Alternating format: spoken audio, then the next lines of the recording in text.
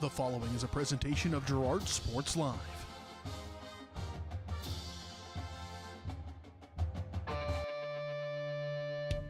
It's time for Girard High School Athletics on Girard Sports Live.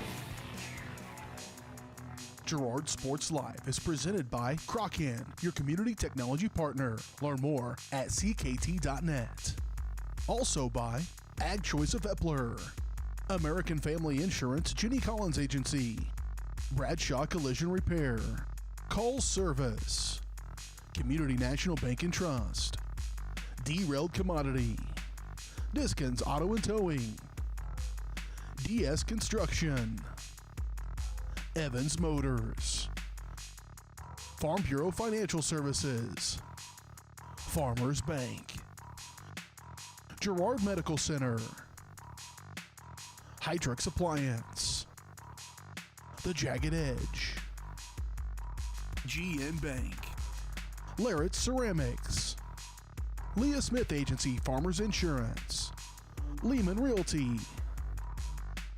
Mathis Drug, McClellan Sanitation, Norris Advertising, Producers Cooperative Association, and Roto-Rooter. 5, 4, 3, 2, 1. It's time for Girard Sports Live. All right, welcome out here to Red Woodkey Ballpark, Girard, Kansas, where your Girard Trojans are going to take on the Galena Bulldogs in a doubleheader varsity baseball showdown. We've got a little abbreviated pregame show here because of technical difficulties on me not knowing how to set this thing up all that well. But we'd love to let you know that Girard Sports Live is presented by Crocan, your community technology partner. Don't get bit by slow speeds and high prices. Get Gigabit, the fastest internet in southeast Kansas with Crocan. To learn more, go to ruralfiber.org or see everything Crocan has to offer at ckt.net. So we're going to step away for a quick break, and we'll come back and have a real short Community National Bank and Trust pregame show when we return. You're watching Girard Sports Live.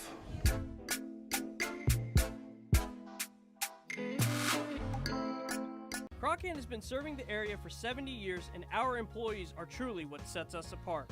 Not only do they provide the best high-speed internet service available, they live and work where you do. They care about the company, our customers, and our community. They donate, they volunteer, and their investment makes us different. When you call, you get a local voice to solve your problems and keep you connected. We could not do it without their passion and hard work. Thank you, Crocan employees, for making us the best. Community National Bank and Trust has been serving the area for more than 30 years with a strong commitment to the highest quality leadership and banking services. Missing that human touch with your bank? Come talk to a real person at Community National Bank and Trust. We're your local bank that's small enough to know you, yet big enough to offer the best products. Community National Bank and Trust, federally insured, locally awesome. Member FDIC. Mathis Drug continues to be the area's choice when it comes to your family's health and wellness. New ownership, but the same commitment to community you've come to expect from Mathis Drug. Now offering medication synchronization. Get all your monthly meds at the same time at the same place. Mathis Drug. Hi, I'm Bria Scheibe, pharmacist and new owner of Mathis Drug Store. Stop in today and ask us about medication synchronization. Mathis Drug, still locally owned and operated. Call 620-724-4313. A partner in your fields and in your success. That's what you get with Murphy Seed. Channel seedsman Matt Murphy knows your fields and can recommend the elite seed products designed to perform in your area, maximizing the profitability of every acre. With Murphy Seed, you'll get year-round, hands-on, customized service. To learn more, call Murphy Seed at 620-249-6419. Your partner at every stage. Matt Murphy and Murphy Seed. Chicken Annie's of Girard is something to crow about. Their family-style restaurant continues a Southeast Kansas tradition with their specialty, fried chicken, plus famous homemade onion rings and a variety of other dishes that would satisfy any cravings, even homemade pie. Besides dine-in and carry-out, Chicken Annie's of Girard also does catering in the area. Stop in on Highway 47 in Girard for a hearty meal, and follow Chicken Annie's of Girard on Facebook for specials. Hello, Four States. This is Jay Hatfield with Jay Hatfield Motorsports. We've been serving the Four States area with motorcycles, ATVs, and side-by-sides, plus offering you parts and service since 2005. We have 2 convenient locations, Pittsburgh and Joplin, selling quality brands such as Polaris, Kawasaki, Yamaha, Can-Am, and Suzuki. Jay Hatfield has a huge inventory available for immediate delivery. We offer financing options and an extensive selection of accessories. Most important, we're making deals. Come in and get your fun started today at Jay Hatfield Motorsports in Pittsburgh or Joplin. Community National Bank and Trust has been serving the area for more than 30 years with a strong commitment to the highest quality leadership and banking services. Missing that human touch with your bank? Come talk to a real person at Community National Bank and Trust. We're your local bank that's small enough to know you, yet big enough to offer the best products. Community National Bank and Trust, federally insured, locally awesome. Member FDIC. Why settle for less than the best? Croccan's gigabit fiber optic internet is now available to Pittsburgh, Frontenac, and Fort Scott, and many rural areas in between. Croccan has the best speeds, the best reliability, the best service, the best support, and is overall the best value on all ultra-high-speed internet. If you want the best home internet connecting as many devices, all without equipment rentals, contracts, or overages, it is the time to switch to the best. It's time to switch to Croccan.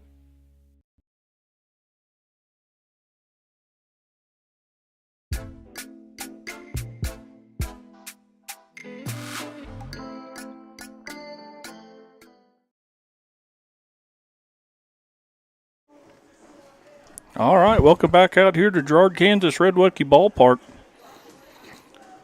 So the pregame is brought to you by Community National Bank and Trust, serving the area for over 30 years. Stop in soon and pick up your very own Girard Trojan instant issue mascot debit card. Community National Bank and Trust is a proud supporter of Girard schools. Learn more online at mycnb.com. As you see, the Trojans are out there getting ready for their first pitch.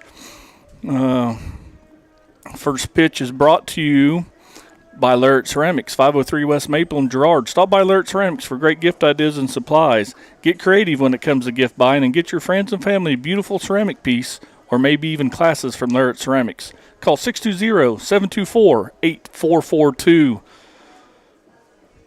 So we'll do a real quick keys to the game by Evans Motors. Get the keys to your next ride with a stop at Evans Motors. Nate and Eddie have decades of experience getting folks in the right vehicle for their family. Stop by and see them at the intersection of Highway 69 and 400, just south of Pittsburgh, or see their full selection online at evansmotors.net. So, don't want to get too fancy here. Keys of the game, it's baseball. We need to throw strikes, command a zone, make the outs when they're given to us. On the offensive side, have some plate discipline, look to move runners, hit the ball where it's pitched. I know that's pretty generic stuff, but that's just how this game of baseball is meant to be played. So as we get ready to go here, Galena's going to lead off their opposing pitchers, Zayd Turner. And Dinger reels off first pitch strike, just like we talked about. Dinger winds up, gives a little off-speed pitch, drove out to left field where it's bobbled a little bit, but no one's in a hurry to get around the bases. So Zane's going to lead off with a clean single. And we're underway. 2 pitches in, Galena's got a base runner.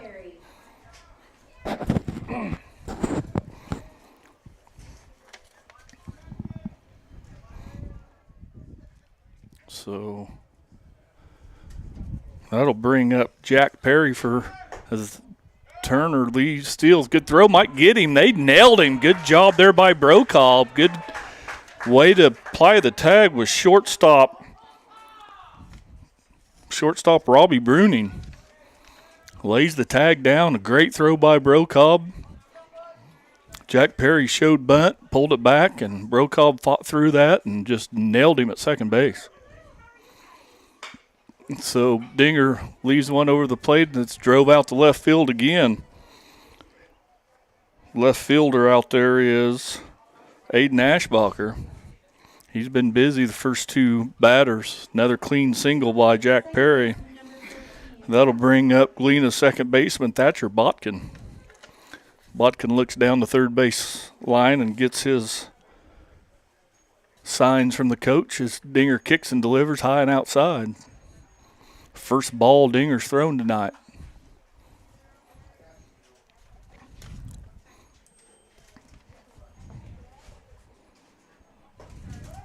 That pitch is over for a strike. Evens the count 1-1.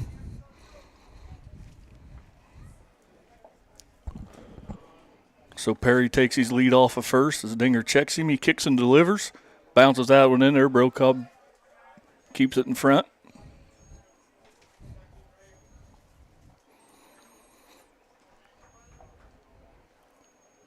Trojan defense playing about as straight up as you can play. Fairly shallow in center. Dinger delivers high and outside. Takes the count 3 balls and 1 strike.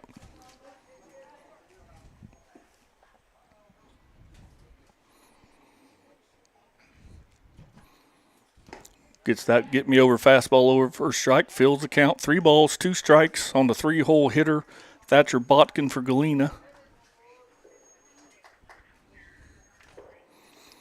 As Perry takes his lead, the payoff pitch is hammered foul. Never was fair.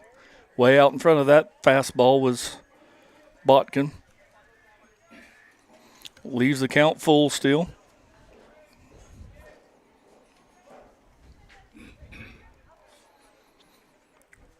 Payoff pitch over but high. So that's going to put 2 on with 1 out here for Galena here in the top of the first. And bring up their 4-hole hitter, their catcher, Jack LaTurner. He's built like a catcher.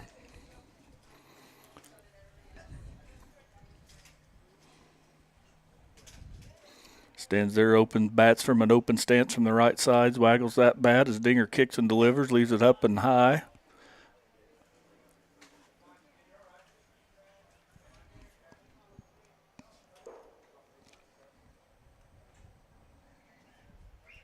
Braden kicks and delivers. That one's over. Swing and a miss by LaTurner. So Jack Perry singled. He's on second. Botkin worked the walk, and that brings up LaTurner with 2 on and 1 out. As the leadoff hitter, Zane Turner, hit a nice little soft liner to left field and was thrown out stealing on the next pitch.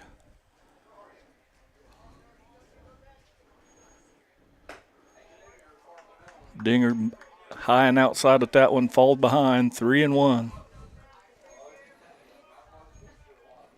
Dinger, 15 pitches already this inning and only recorded 1 out. There he brings that one, just missed up and in. That's going to load the bases for Galena, and their shortstop, Strupp, will be up. Stroop will be batting with the ducks on the pond. Bases loaded here, 1 out. They bring the corners in, leave the middle back, setting up for a double play. Dinger throws high again. He's missed that same spot 5 or 6 times. He needs to fix his mechanics. Probably just push a little harder, finish. There you go. Fouls that one off. Down the first base side. Got him all tied up. Evens the count, 1 ball, 1 strike here with 1 out and the bases jacked.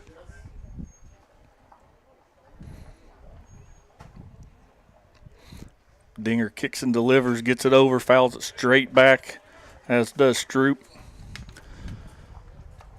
So Dinger working ahead in the count on the 5-hole hitter. Didn't have any place to put him. Pitching out of the full windup. Leaves that one up. Over the plate, just high. Evens the count, 2 balls, 2 strikes. Clear skies, not a cloud in the sky. Nice gentle breeze. That one's high and outside. Full count, nowhere to put him. So if I'm Stroop right here on a full count, you can expect a strike. Good time to pull a string on him if you can trust it. And he does send him a little wrinkle. He fouls it back. We're going to have to do it again.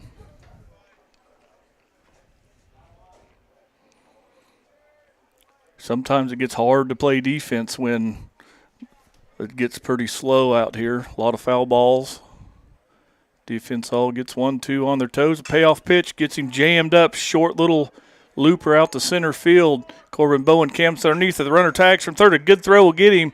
And that was a throw took the runner, the catcher, up third base line just a little bit as Bowen airmails the cutoff, sends it all the way in. But if that's on a line right to the plate, they nail him by 2 steps. So Galena's going to take a quick 1-0 lead with a sac fly there by Stroop. Runner from second base advances. So we got runners at the corner as catcher goes out and gives some signs of what they're going to do defensively if the runner steals here. So that's going to bring up McNamara for Galena. Nobody's advancing. He takes outside, belt high. So Galena's got runners at the corner with 2 outs and 1 in here on 2 hits already. There's a good pitch, but low.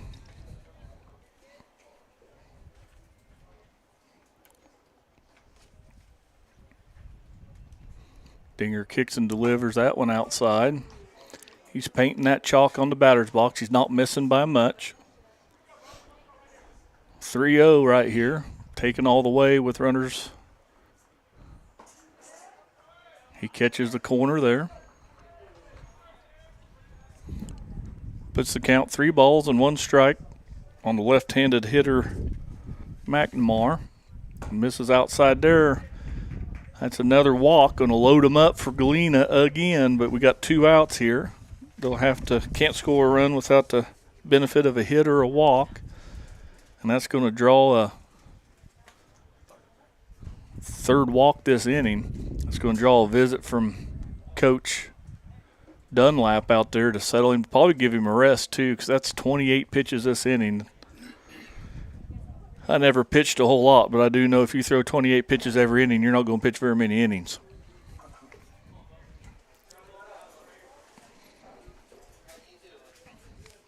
So Dunlap delivers his message, probably just as much as a rest as it was a message. So that'll bring up Bryson Stroop, playing right field.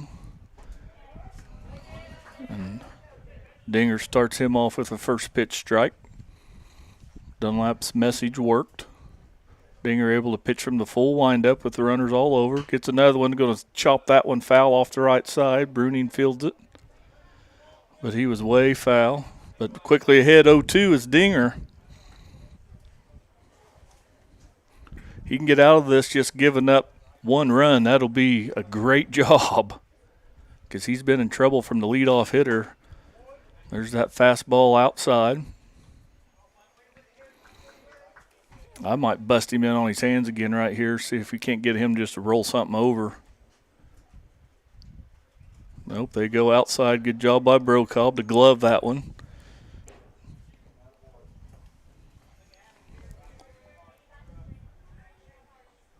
Dinger stares over top of his glove, gets his sign, kicks and delivers. There it is. High fly ball, drifting foul. The wind's going to help it, and it's going to be out of play. 2 balls and 2 strikes. So we've had 3 walks and 2 hits, but they've only in a sac fly to score the run. So a ground ball or a pop-up right here, even a strikeout would be handy. And there's the pay. Lift that one high. That'll take the count full. Nowhere to put him. Dinger needs to come right at him right here. Got a timeout by the batter.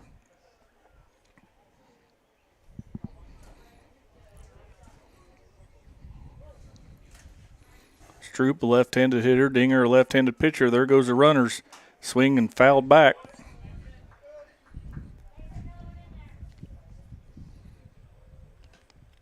So we'll do it all over again. Players are a lot nicer than we used to be, Buckley. Batter picked up the foul ball, and the catcher picked up the batter's bat. All right, here we go. Full count. Runners will go. Swing, hits a little soft liner out to second base. Tyler Salmons snags it off, and Dinger does escape, only allowing one run. Good job by the Trojans defense. We'll have to see if their bats will wake up when we return for the bottom of the first. You're watching Trojan Baseball on Girard Sports Live.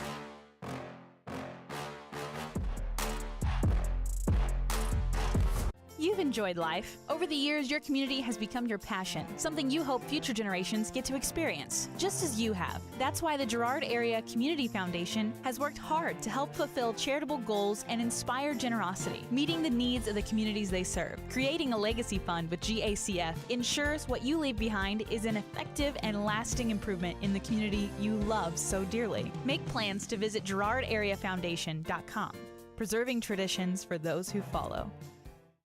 For more than 20 years, Gherkin Rental has been the place to go to get the job done in eastern Kansas and western Missouri. With a huge selection of quality equipment, from roll-offs to trailers, telehandlers to generators, power washers to popcorn makers. Experienced equipment professionals and clean, well-maintained tools to help you get the job done right the first time. Gherkin Rental. Stop by any of their 13 locations across the KC Metro or call 855-GHERKINS. That's 855-437-5367.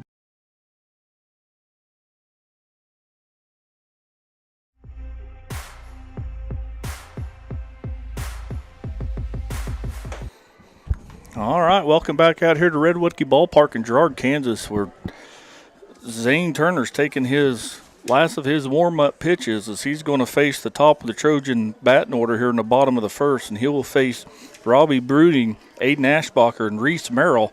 If anybody gets on, Blake Brocob. Trojans escape major danger right there in the top of the first as they face bases loaded twice, give up 2 hits and 3 walks, and Galena's able to hit a little fly ball to center field. And I'm telling you, they could have doubled him up right there, but the throw took catcher Brocob up the third base line just a couple steps to allow Galena to score their 1 run. So see if Trojans can't put a little pressure on Zane Turner. So Robbie Bruning, shortstop for the Trojans. He's first pitch hacking. Going to knock it out of play, first base side.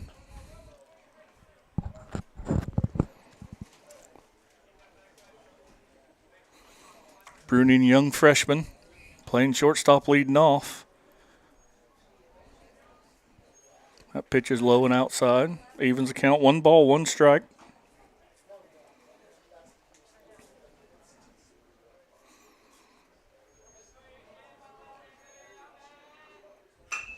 Gets him tied up on the inside, hits a little 3-hopper to the shortstop, and they're able to throw it away. Brunings makes a little turnaround first, but he'll head back to first safe. We'll have to score that in E6.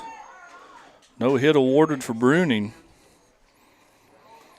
So that'll bring up left fielder Aiden Ashbacher, where Trojan gets their leadoff person on. Let's see if we want to try to put him in motion or bunt. Ashbacher bats out of an open stance from the right side, holds his hands up high. He does show bunt as Turner steps off. Gets the Trojans to tip their hand a little bit right there is what they're wanting to do. But in 1-run ball game, man, you're after runs right here, and you get the leadoff guy over. You got to avoid the double play. Well, that's as close to a balk with not balking as I've ever seen. But he probably broke contact with the rubber off his back foot. In the major leagues now, he would have to get an out, but they haven't implied that rule. They got a straight steal going on. A good throw will nail him, and he is out by 3 steps. As Ashbacher took a ball, pulled back on the bunt, and Bruning was gunned down by a wide margin at second base. So Ashbacher's going to bat with nobody on here. Takes ball 2.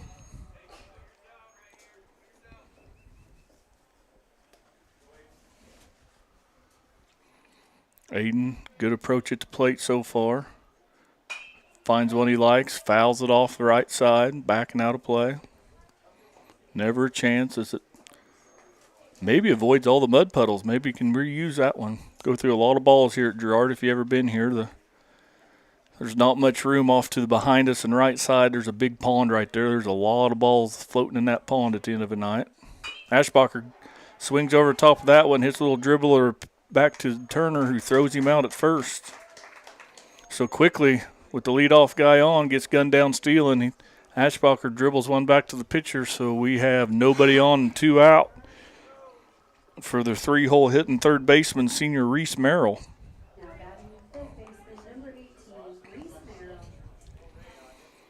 See if we can't get something happening here with 2 outs. Reese bats from an open stance on the right side.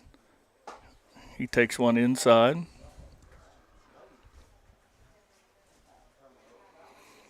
Trojans go with their leadoff guy on, and just like Galena, they try to steal him and gets gunned down. But the difference is Galena rattled off a couple hits and drew a couple walks. So we'll see if the Trojans can't follow suit right here. Merrill pops this one straight up. Catcher's fighting it, pitcher, neither one of them call it, see it. Going to live to fight another day. Reese had major good luck there.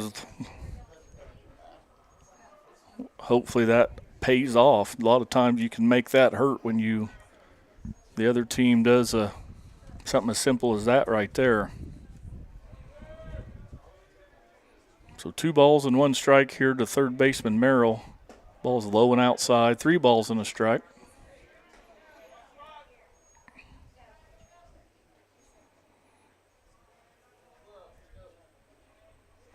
Pitch and delivery. That's high. That's a walk. So Merrill does get on base, and that'll bring up the Trojan catcher, Blake Brocob.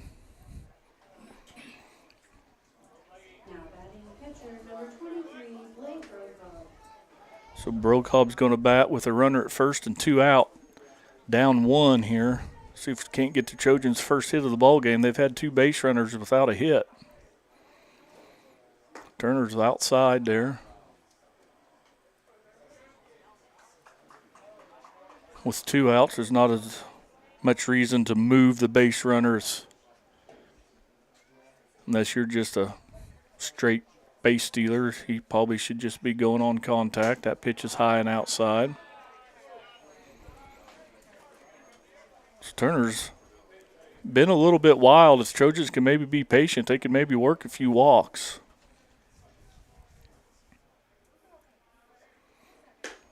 Three and 0 would be taken all the way right here, maybe even taking 2. Cam Leonard waits on deck, Trojans right fielder.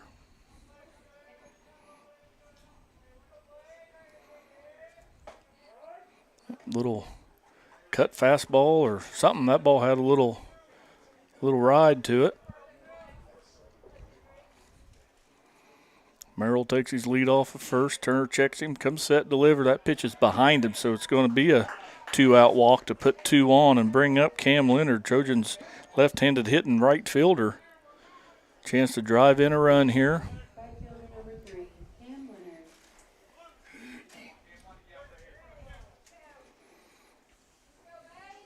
Going to have a courtesy runner for our catcher, Brocob. That is number 7, Mason Crozier. So Crozier in the game is a free substitution.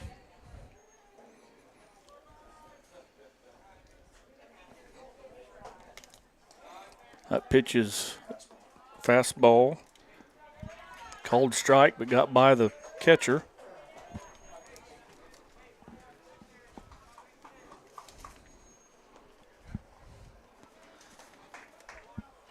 Thank you, Miss Hayden Buckley, for my bottles of water. She's such a nice girl. That pitch is outside. 1 ball, 1 strike on Cam Leonard with the Trojans got 2 in scoring position. A little base hit. Base hit to the gap will score them easy. Their foul ball backing out of play over to the parking lot. Oh, just missed a car.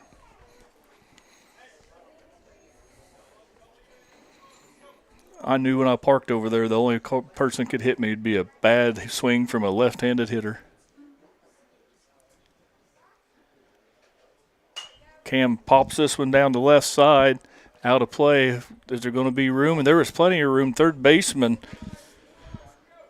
Who's the third baseman? Who's down here? C.J. Palich overran that. He got all the way to the fence.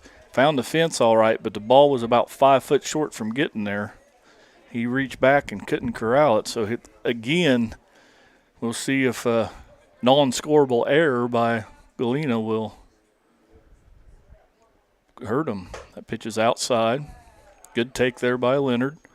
Wasn't out by much. It's going to even the count. 2 balls and 2 strikes.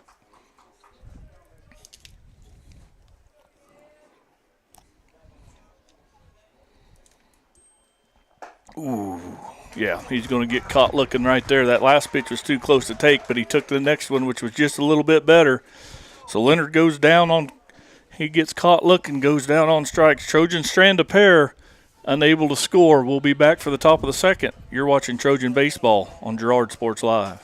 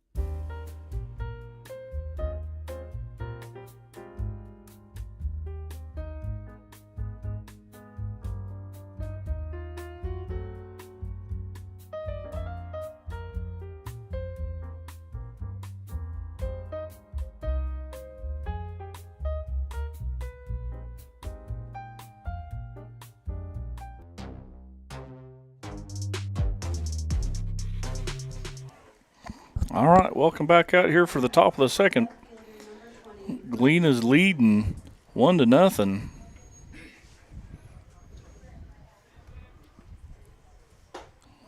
Dinger starts him off, first pitch strike to the left fielder, Lakin Daniels.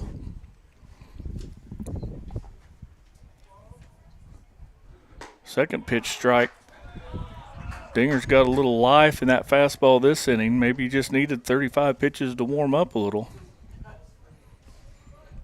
Left-handed pitcher's got a little run on that fastball. See if he can't make it work right here. Comes back off speed. They're going to hit a little one-hopper over to third baseman. Fires it across. Bruning secures it. Play goes 5-3 in your scorebook for the first out. That'll bring up the designated hitter, Max Elston.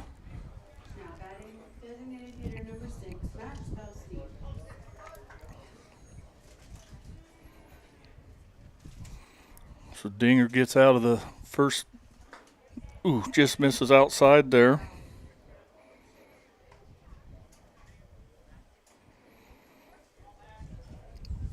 So Dinger's going to kick and deliver, pitching out of the full windup, throws a little, we can call it fastball.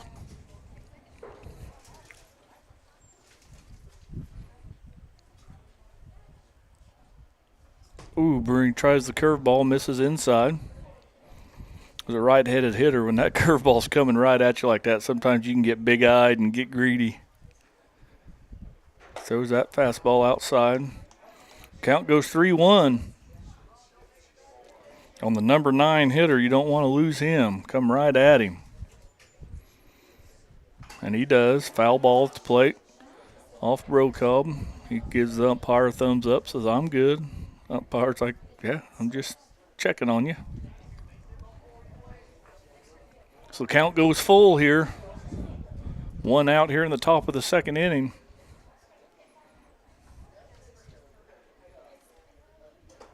But loses him. Somebody go get the ball as he can run to second base. He can't find it. They're not helping. But First base coach is a little irritated with his base runner. If he would have sprinted, he could have been at second base pretty easy there, as Brokaw had no idea where that ball ricocheted to. It was over there by the home team dugout. So that'll roll the lineup over back to Zane Turner. He singled his last time up. Got thrown out stealing.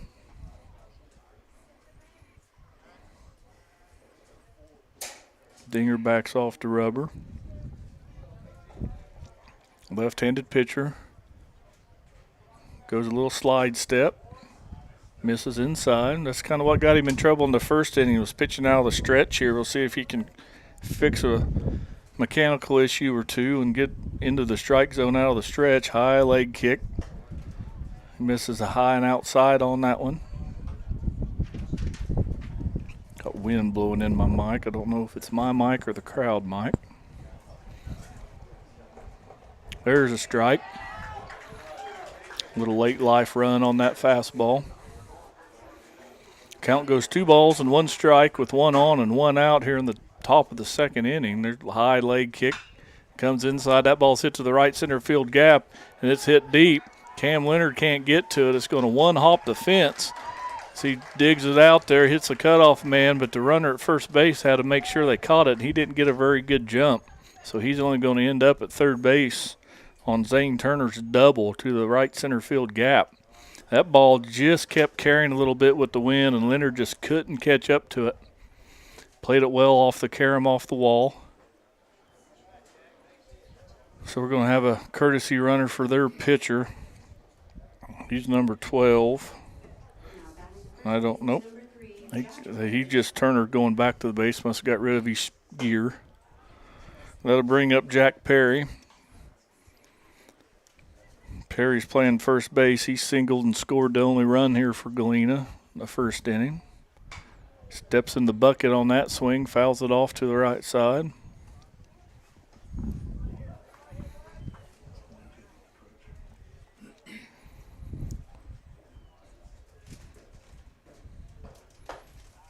That pitch misses outside as well, so count quickly goes 2 balls and 1 strike on Galena's first baseman with 2 on. Runners at second and third here. Dinger's just missing up a little bit, starting to show a little body language. My old buddy Rex Hudler'd say, control your emotions, young man. Misses that one, walks him to load him up. Looks like he tried to take a little bit off and trying to aim the ball now, not trusting these mechanics at all. But that's going to load him up with 1 out here for Thatcher Botkin.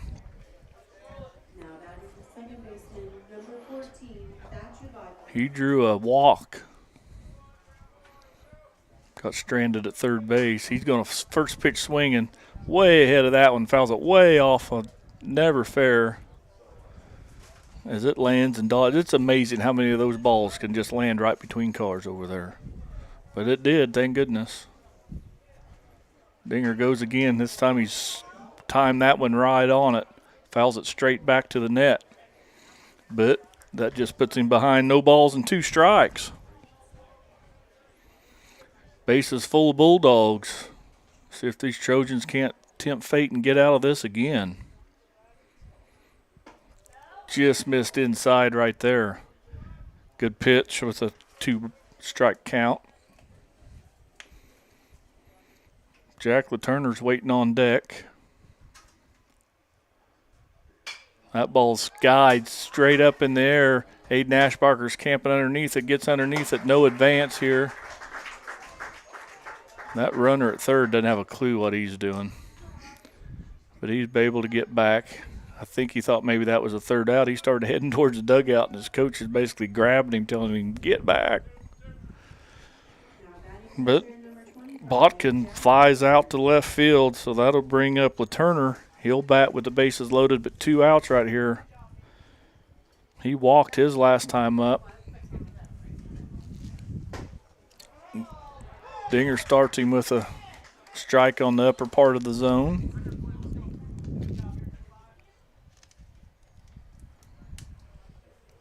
As Braden kicks and delivers, that one's right down the middle.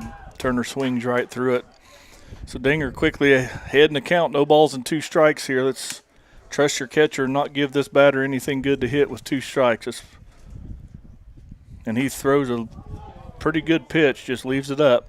I don't know if you can see it on camera. That fastball's got a pretty good little run, little late action tail to it, going away from a right-handed hitter. Catches him looking, throws it right down the old pipe. So the Trojans do get out of it again.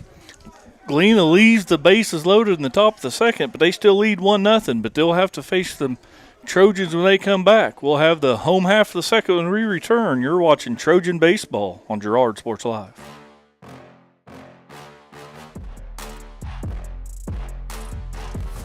Are you in the need of top-notch construction services for your farm or industrial project? Proud Girard High School alumnus Chandler Humble and Humble Construction LLC are here. With 7 years in the business and a lifetime of knowledge, Humble Construction creates top-quality pipe fencing, industrial chain link fencing, metal buildings, water line installation, and a lot more. For your free estimate, call Humble Construction at 620-238-4636. Need land prep? Humble Construction has you covered with skid steer, rock leveling, and laser grader services. Humble Construction LLC.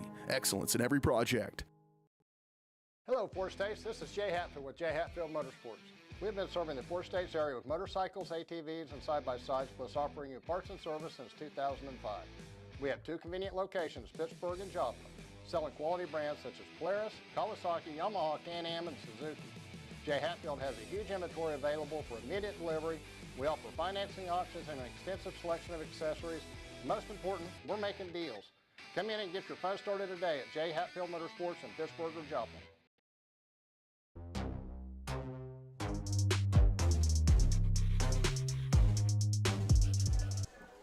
All right, welcome back out here to Red Woodkey Ballpark in a beautiful Girard, Kansas today. I mean, clear skies, cool, 76 degree. You couldn't ask for a better spring day as Zane Turner's finishing up his warm-up pitches.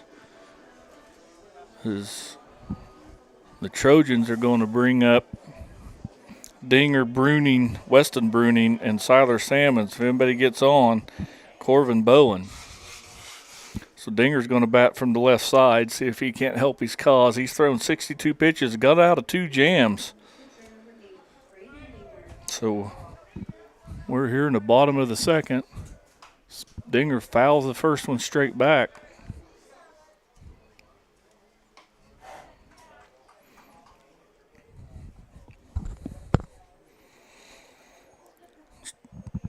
Turner looks over his glove. He kicks and delivers. Leaves that one outside for a strike. I missed that one. Man, I wish Dinger'd get a couple of them calls. That was chalk. That pitch is a little further outside. Didn't get the call on that. There's some sort of breaking ball, curveball there. Turner's none too overpowering here for Galena, as the Trojans should be able to get him timed up. They've had a few good swings. That one's high and outside. So that evens the count. 2 balls and 2 strikes on the Trojan pitcher. Their number 6-hole hitter, Braden Dinger. Swings through that one. So that's Trojans are going to bat 3 left-handed hitters right in a row here. So that's going to bring up first baseman Weston Bruning.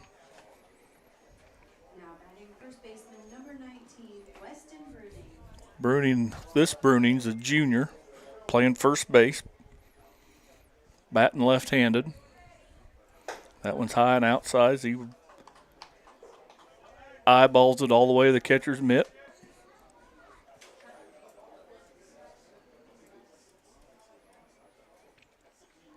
Turner kicks and delivers. Same pitch, same spot, same result. 2 balls, no strikes.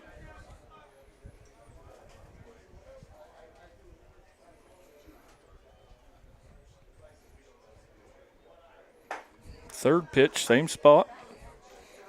If I'm Bruning here, I'm taking a pitch. He hasn't. That or I'm looking for it about letter high out over the plate, one or the other.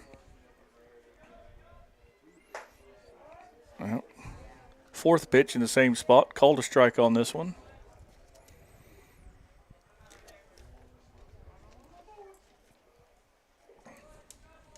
Turner kicks and delivers, brings that one inside, ball 4. Bruning works a walk. 5 pitch walk, and Trojans get another base runner here. That's going to bring up their number 8 hole hitter, second baseman Siler Salmons. Now batting second baseman number 2, Siler Salmons. I don't think Bruning's too much of a threat to straight steal, so they're going to have to put a hit and run or do something to. Salmons first pitch hack and pops it straight up. And yep, they're going to give him the out as catcher did a good job of basket catching that. I might argue that he trapped it against the net, but I don't think he did. But Salmon goes down on first pitch hacking after the lead off there a walk. And that'll bring up center fielder Corvin Bowen. See if he can't get something going here with 2 outs. Trojans threatened last inning with 2 outs, just couldn't get anything across. That pitch is high.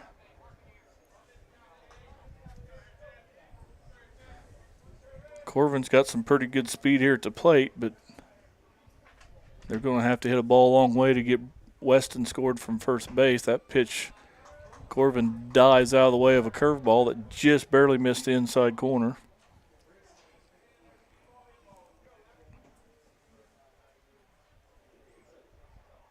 Outfield, right field's playing really deep, and that's with that wind blowing that way. That pitch misses outside. It's 3 balls and no strikes here. See if Bowen's going to take a pitch or two.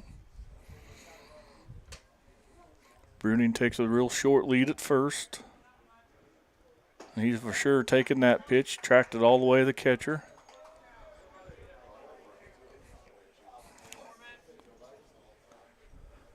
Bowen might be taking another one right here as well. And he does, and that pitch is high and outside. Oh, called strike 2. I've missed 2 of them this inning, Buckley. Not very good with the strike zone yet. So that's going to get Bruning in motion with the full count and 2 out. Bruning's taking off at the pitch, and that one over the top of Bowen's head for a walk, and that'll roll the lineup over to leadoff hitter Robbie Bruning. He reached via the error in the first inning, but was quickly thrown out stealing. So we'll see if the young Bruning kid can get things going here with 2 out and 2 on. Down 1. That pitch is over, but evidently low.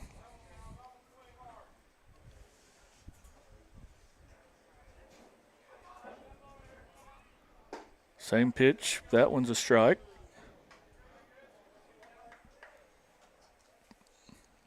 So that evens the count. 1 ball, 1 strike here with 2 on and 2 out in the bottom of the second inning. Pitch. Bruning drives it straight away center field. That ball's going to carry over the center fielder's head. We'll see if these Trojans can run.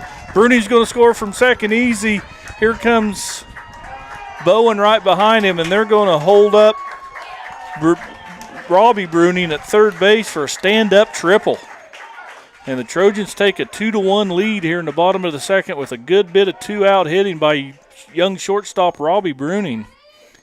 Just got that one. Good hard hit to center field and got up in that jet stream and carried over the center fielder's head, and that's going to pull the Galena coach, and he's going to ask for the ball.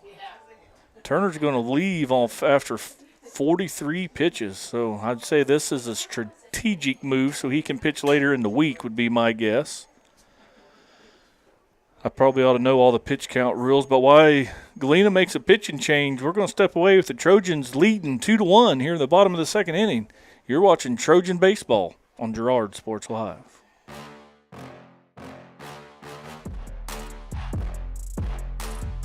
Crocan has been serving the area for 70 years, and our employees are truly what sets us apart.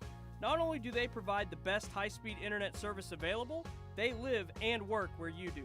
They care about the company, our customers, and our community. They donate, they volunteer, and their investment makes us different. When you call, you get a local voice to solve your problems and keep you connected.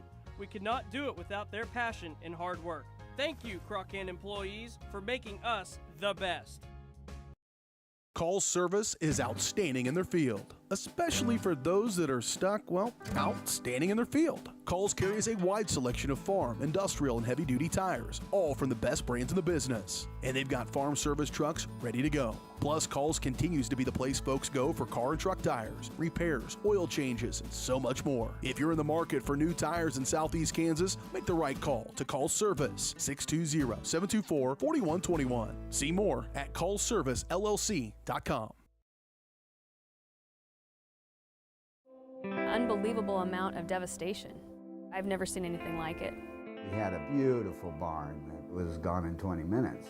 Farm Bureau stepped up right away and said, hey, we got you and we'll be there for you. We were taken care of. Now we could get on to repairing and rebuilding. I tell everybody about Farm Bureau. We're fortunate to say we have good coverage with good people doing it. Contact Judd, Lori, Lisa, or Amber in Girard for all your insurance needs.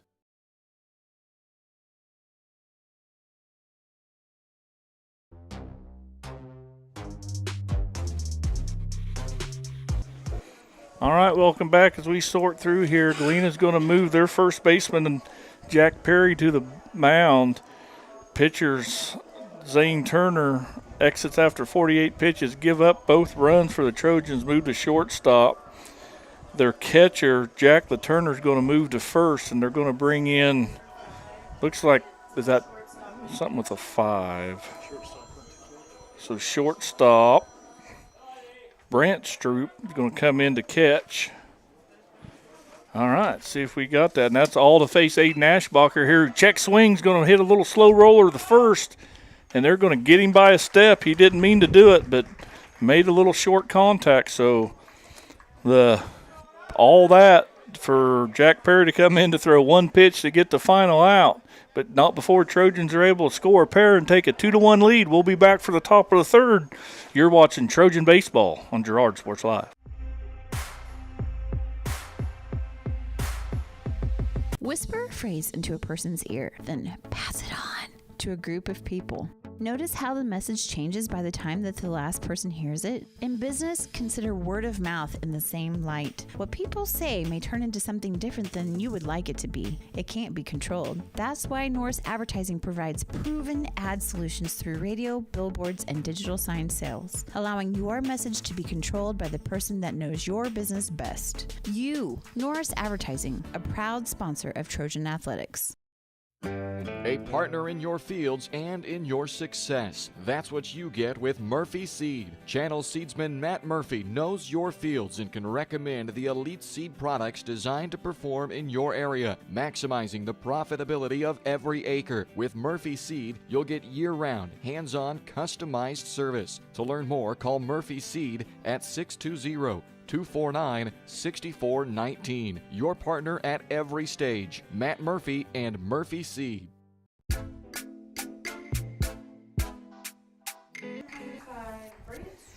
All right, so Galena's new catcher is going to step in. Brant Stroop to face Braden Dingersteel. Stroop's the one that hit the sac fly RBI for Galena, as he's going to hit this one sky high. Someone called pitcher off. Dinger doesn't get called off, and he crosses the foul line, able to secure it as he tosses it over to throw it around the horn like no big deal. So Dinger records the first out. It used to be a cardinal sin back in the day, Buckley, to let that pitcher catch a ball, but he was pointing, but no one was heading there, so he went and got it himself as he kicks and delivers to McNamara, fouls it off. And that one did catch a car.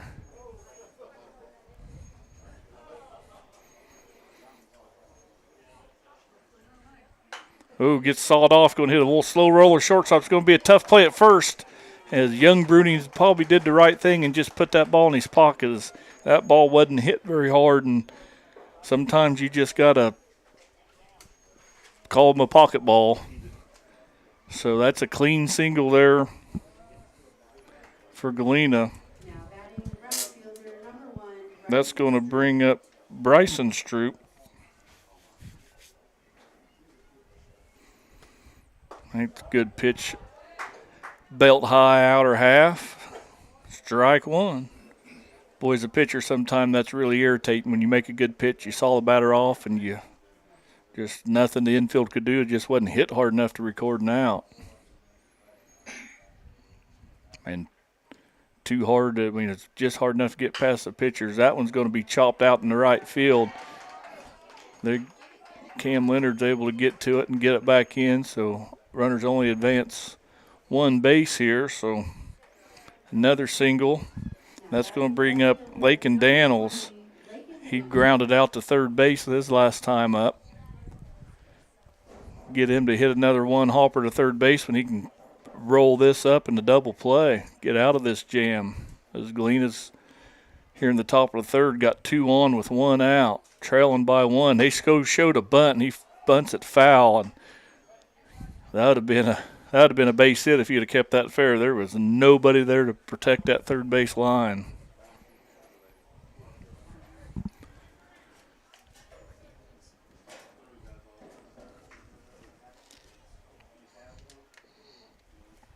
This all comes set again. Dinger checks the runner, high leg kick. They're going to show bunt again. This time he does get it down, and it is going to be a beauty. And it's going to be everybody's going to be safe. So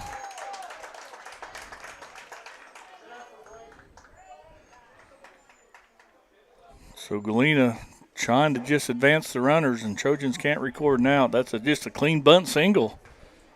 That's going to load them up for Mac Elston. Now the Trojans all come in, and Elston takes a little half-hearted swing at that inside fastball.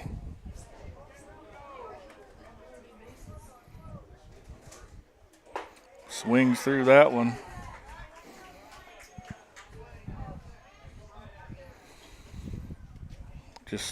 I wouldn't change anything here, Dinger. Go right at him, hard and high. There you go. And he lines that thing foul. He took 2 of the ugliest swings I ever did see, and then just ropes one foul down the third base line.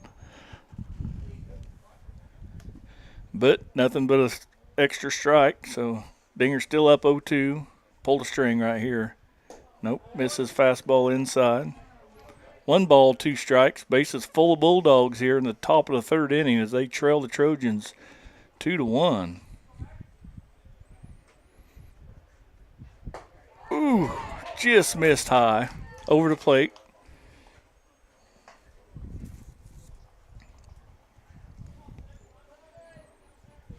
Dinger comes set, pitches out of the full windup. Trojans are in for a play at the plate, and that ball's foul ball. Merrill snags it in foul territory. Count's going to remain 2-2. He pulled string right here, Buckley. Get him off speed. He got his bat sped up right here.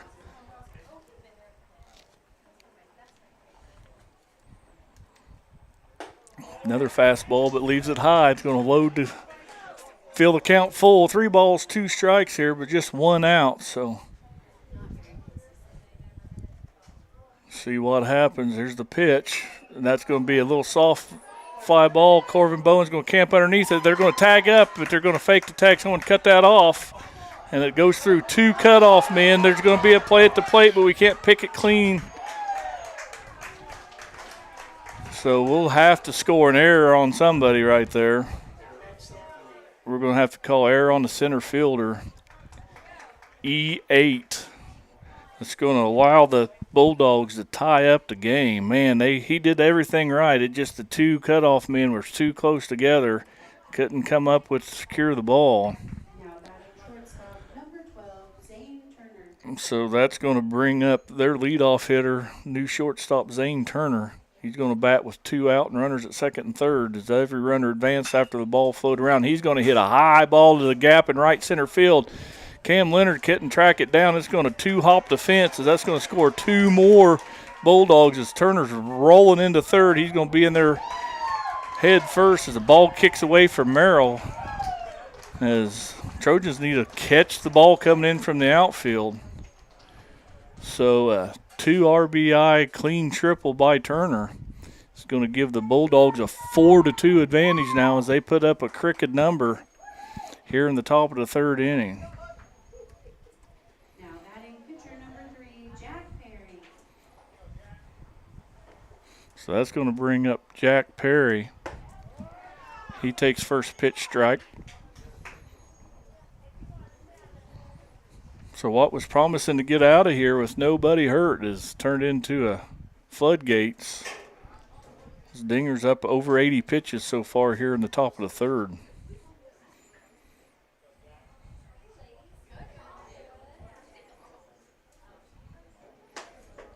Just miss outside there.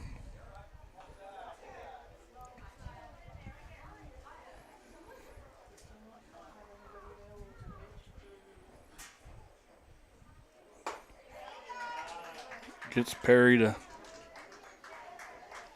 swing and miss that one. Count goes 2 balls, 2 strikes with 2 out and a runner at third base. After they've already plated 3. Inside, that ball's ripped down the third base line. That's going to, Ashbacher cuts it off. He'll score the run, no problem, as Ashbacher gets it back into the cutoff to hold him to a easy single. So Perry drives in Turner for the 5th run of the ball game for Galena, who now leads 5-2. And that'll bring up Thatcher Botkin. Pick off play at first, back easy.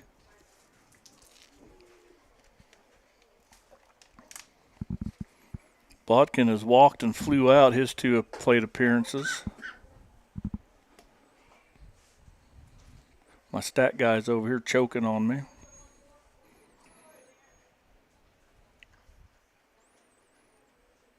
High leg kick, delivers home, pops it straight up, backing out of play over our heads. Boom, there it was. Didn't quite get all the way over our heads, did it? That's going to even the count. 1 ball, 1 strike with 2 outs and a runner at first base, with Galena leading 5-2. High foul ball, backing out of play. Rolls across the gravel parking lot.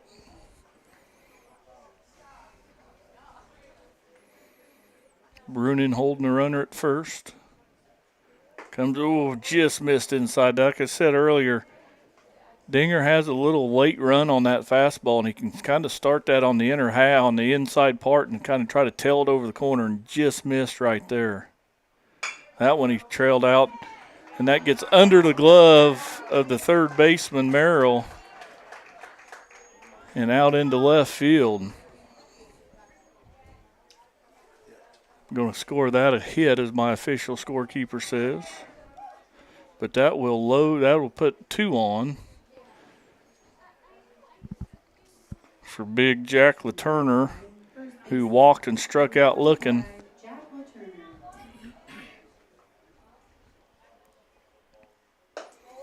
Dinger misses high. As this is the 9th batter of the inning, as the Bulldogs have batted around here, plated 4. He fouls this one off and out of play.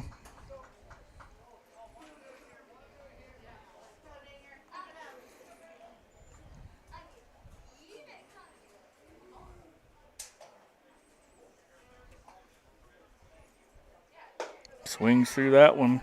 Dinger ahead in the count, 1 ball and 2 strike, which was likely going to be about his last inning, as he's up over 90 pitches here in 3 innings.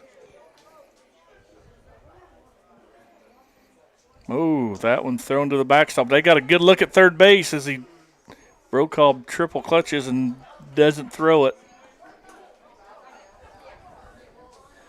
So the runners advance on a wild pitch. Takes the count, 2 balls, 2 strikes with 2 out and 2 on here in the top of the third. Swings through that one. Dinger gets him on a high cheese, but not before Bulldogs are able to plate 4 runs to take a 5-2 lead going into the bottom of the third. And we'll have the bottom of the third for you when we come back. You're watching Trojan Baseball on Girard Sports Live.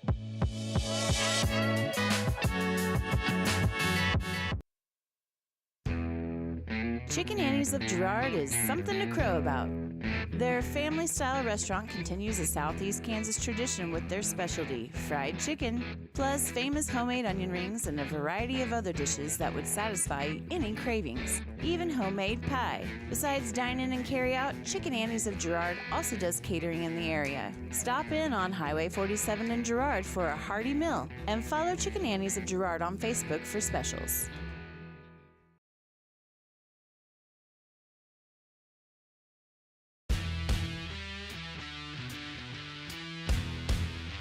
The 15-10, 5, Colt McCann, his third touchdown of the game.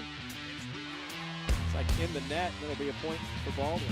A first touch volley, the substituted freshman. Fights forward, across the goal line, touchdown Trojans.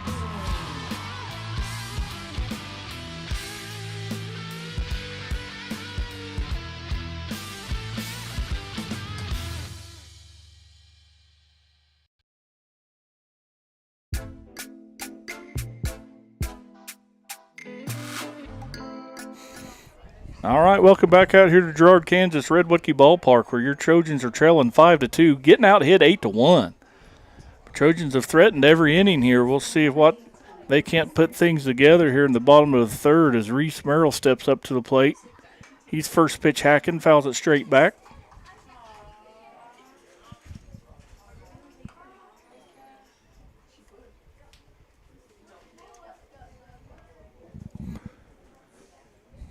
So Merrill walked his last time up. He hits a sky-high, shallow left field. Shortstop's out there. Left fielder calls him off and loses his hat and catches it kind of over his head all at the same time. Wasn't pretty, but it was effective.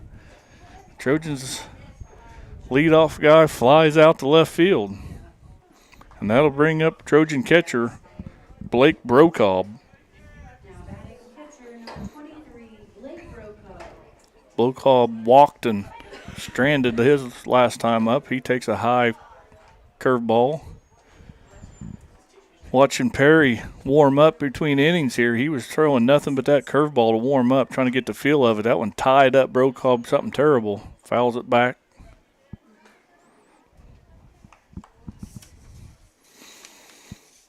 Cam Leonard on deck. That curveball stays high. You can tell Perry was trying to get a feel of this curveball. Wants to command it. He leaves that one up over the plate. Brokaw drives it out to center field. Takes 3 steps over, does the center fielder for Galena to secure the catch. Brody McNamara.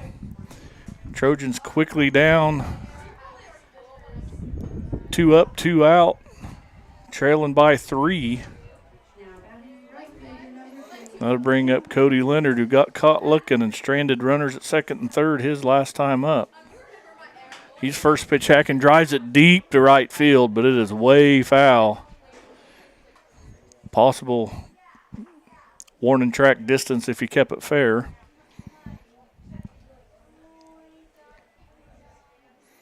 Cam takes that one low.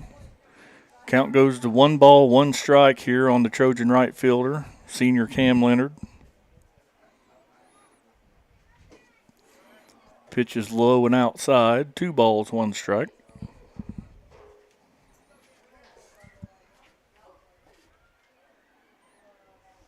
Pitch is left outside. 3 balls, 1 strike.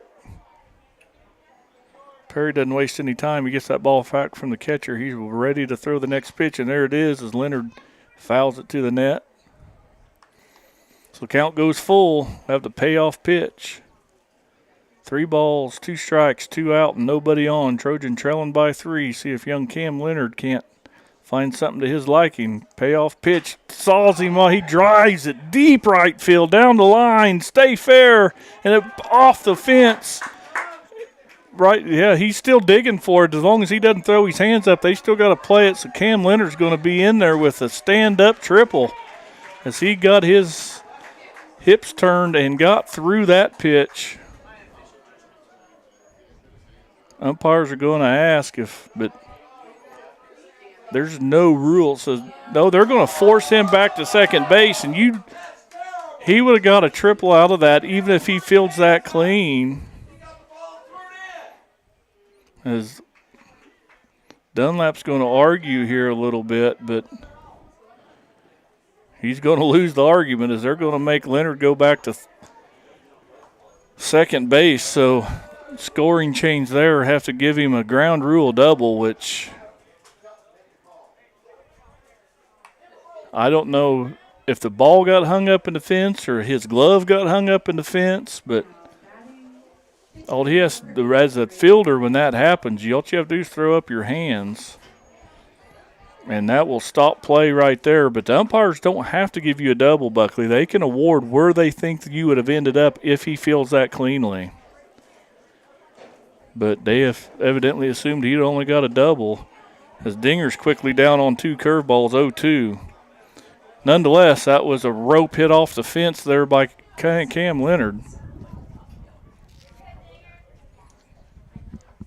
So Dinger backs out of the box, catches his breath as he's quickly down 0-2. Expect curveball here. He's got you. And there it is. He left that one high.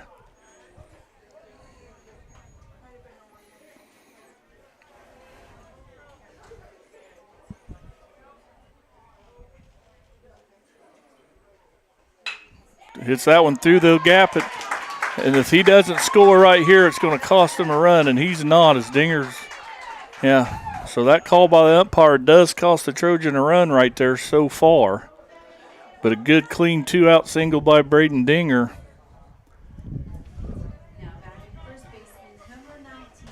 But he needs, Cam Leonard maybe was a little late jump right there.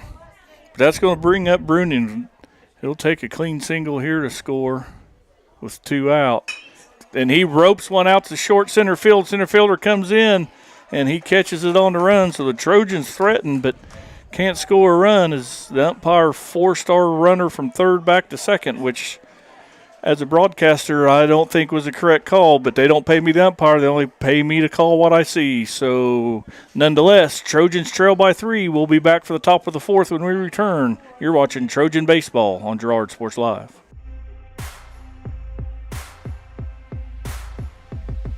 If you're in the market to buy or sell a house, land, or commercial space, look no further than Lehman Realty. Locally owned and operated, Jason Lehman and his staff are ready to meet the needs of every client. When it comes to your listing, you can trust that Lehman Realty will take the time to get to know you and your property. Lehman Realty is a proud supporter of Girard Trojan Athletics. Learn more at www.lehmanrealty.net.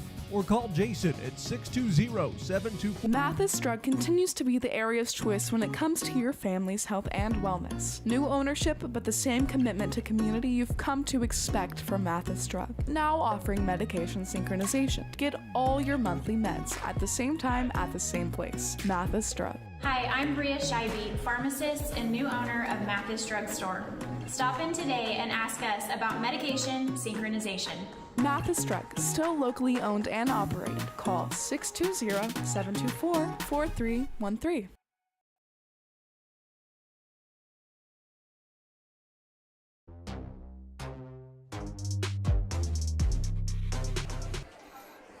All right, welcome back out here to Red Woodkey Ballpark.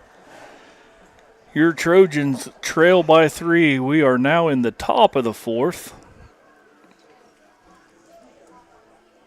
Top of 4 right there. So they're going to bring left fielder Aiden Ashbacher in to finish the pitch as Dinger give up 5 runs. I don't think all of them were earned. Yep, my scorekeeper saying, yep, all earned runs. So he gives up 8 hits, 5 runs, 4 or 5 walks. So Ashbacher's going to face Brant Stroop. First pitch swinging, little ground ball out to shortstop. Man, that kid can run. He's there. He outrun that as young Bruning just took a little too long. He circled the ball, played it correctly, but young Brant Stroop, he just flew down that first base line and beat him by half a step. Little Robbie Bruning played it correctly. Maybe could have attacked the ball a little harder, but he circled around it to get a clean hop. So Ashbacher induces a first pitch ground ball as they're waiting on Stroop about run out of his shoes there. You got to retie him. So that's going to bring up Brody McNamara.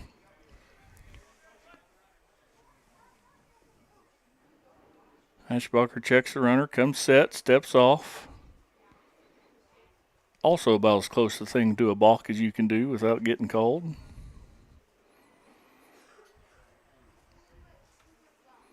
Pitch and delivered. They got a good shot at him with a good throw, and they got nope. Shortstop Robbie Bruning couldn't handle the long hop. It's going to be a close play as the ball runner and everybody was getting there at one time, but nonetheless, Stroop's in with a stolen base. Pitch was high for a ball.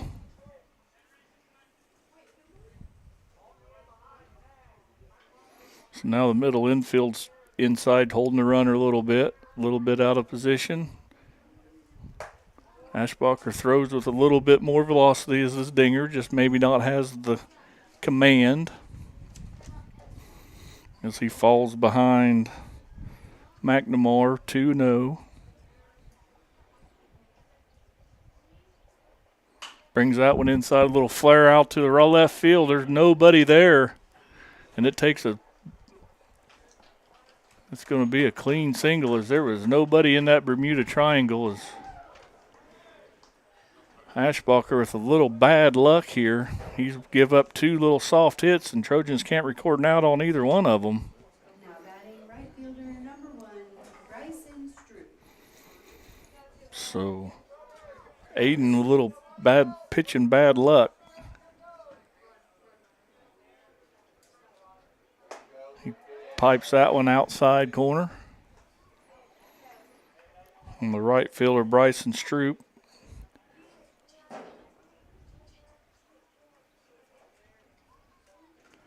Ashbacher gets his sign, checks the runners, comes set, kicks and delivers. Swing and a miss. Quickly ahead 0-2.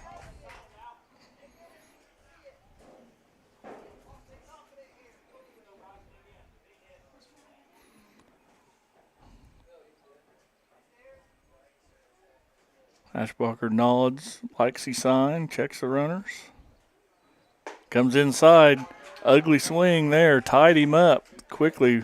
3-pitch strikeout.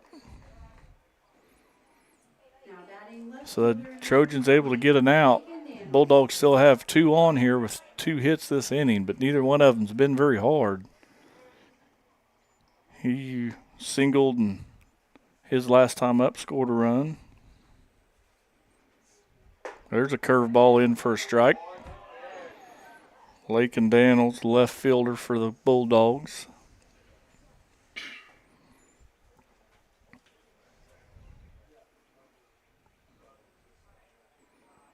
Runner goes to third. He swings and misses. Got him. Oh, missed the tag or something. I thought that throw was there in plenty of time. Good slide there by the Bulldog as they steal third base, able to advance the runners without putting the ball in play. And both of those runners are on by the via of just little soft hits. Ashbacher blows that one past him. Second strikeout of the inning.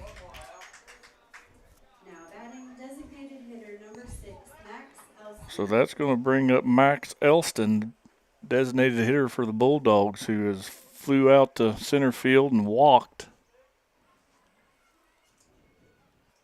Oh, and he's going to wear one in the hip pocket. And that'll load him up. Man, that's not what you want to do if you're a Trojan fan. Hate to hit the 9-hole hitter to get up to the top.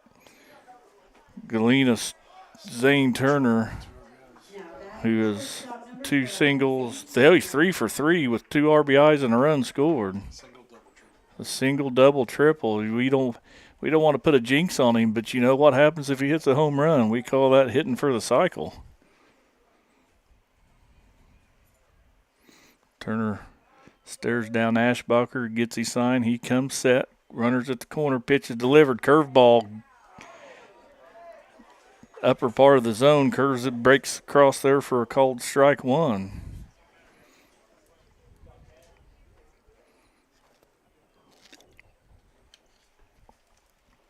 Ashbacher, bases loaded, I guess. Misses just low and outside. Evens the count 1-1. He needs a out right here to get out of this. He's pitched a good inning. I'd hate to see him.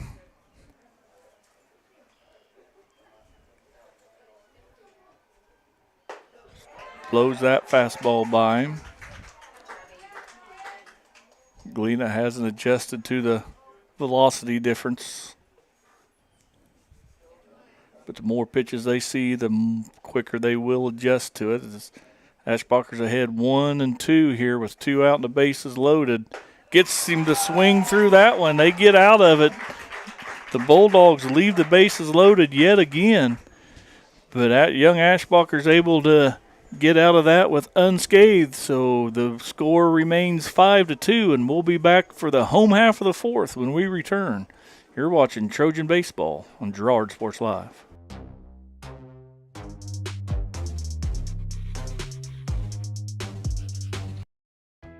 Hydrix, your dependable independent. Depend on us for service, for selection, for price. Get huge Samsung savings. Leave notes, sync calendars, and display your photos on the new Samsung Family Hub refrigerator. Plus, get free same-day delivery. Why shop for appliances where the motto is do it yourself when you can depend on the know-how of people who live appliances every day? The only thing better than our price is our service. Hydrix, Fort Scott, and Girard.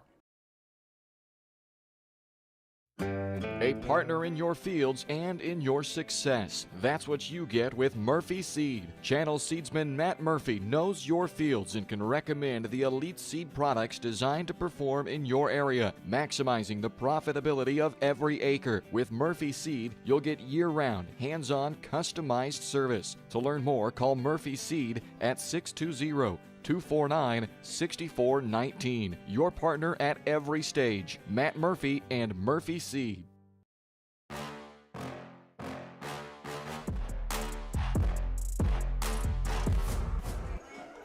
All right, welcome back out here to Red Wetke Ballpark in Girard, Kansas. Your Trojans are trailing 5-2 in the bottom of the fourth.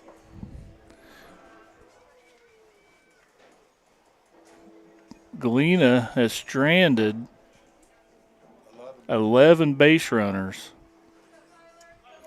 So it could be a lot worse. So hats off to the Trojan pitchers who have worked out of some jams today. But Siler Salmons will step to the plate as he takes inside.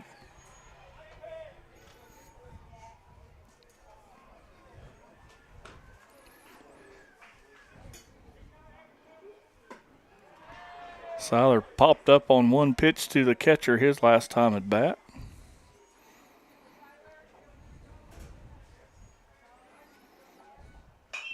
And he hits this one a mile high on the infield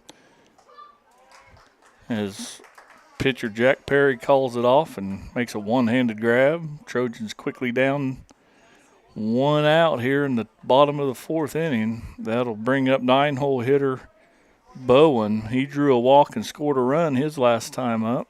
Now batting center fielder number 10, Corbin Bowen. Corbin first pitch swinging out of his shoes right there. He must have liked that one out of the hand, but that ball kind of died off at the plate and swings over the top of it. Then he's going to ground this one down the third base line, but it'll be foul. So Bowen quickly down the count, no balls and 2 strikes.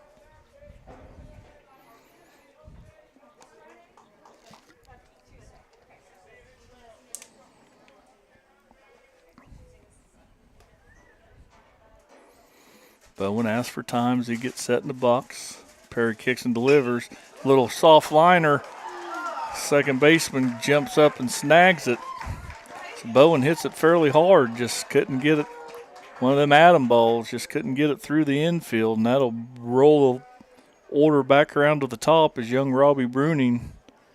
He hit the 2 RBI triple his last time up, reached via an error his first time up. He takes ball 1. Grounds this one. Third baseman plays it on a long hop, fires it across. Trojans quickly down in order, 1, 2, 3. We'll be back for the top of the fifth when we return. You're watching Trojan Baseball on Girard Sports Live.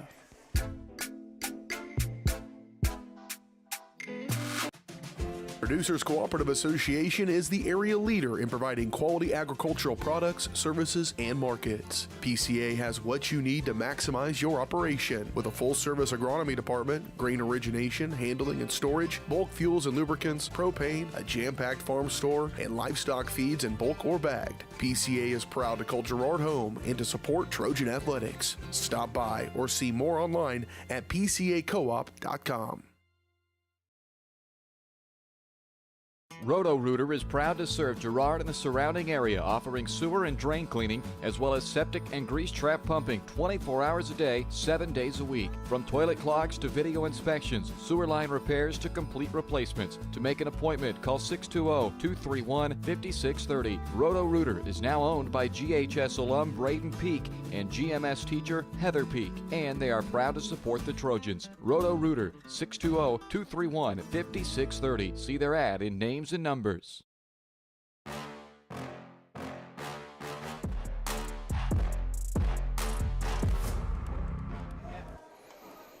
Ashbacher finishing up his warm-up tosses here as we get ready to see the top of the fifth inning here at Red Woodkey Ballpark, Girard, Kansas. Your Trojans are trailing 5-2.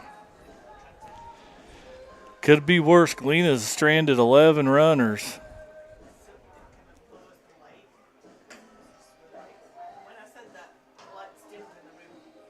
As they're going to bring up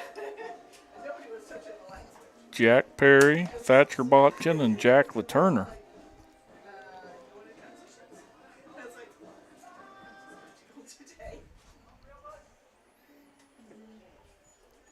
Ashbacher give up a couple weak CNI singles, but end up with the strike out the side, but get out of it. First pitch curveball, fouled off and out of play, off the first base dugout roof. Not a very pretty swing here. Ashbacher's, he's got a few ugly swings by Galena. There's a little weak fly ball, shallow center field. Bruning calls everybody off from shortstop as he flips the ball around the horn. One up, one down. That'll bring up Thatcher Botkin, second baseman for the.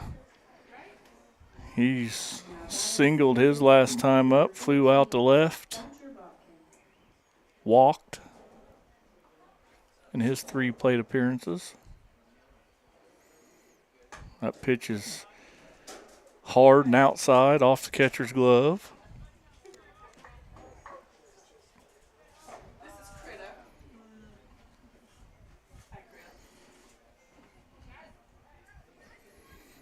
Ashbacher, nobody on, pitching out of the windup.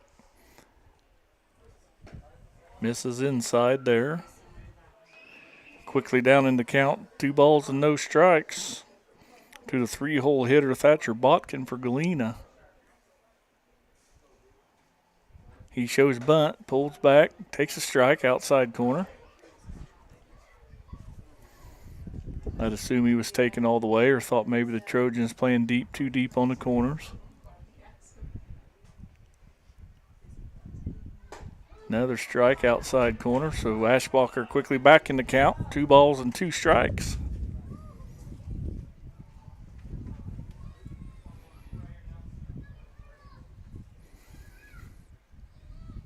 Gets a little harder ground ball. Bruning fields it at short, fires it across to his brother, and they get him by a step. 6-3 in your scorebook. Trojans get the first 2 batters. That's going to bring up Jack Laturner. He has struck out twice and walked. One looking, one swinging.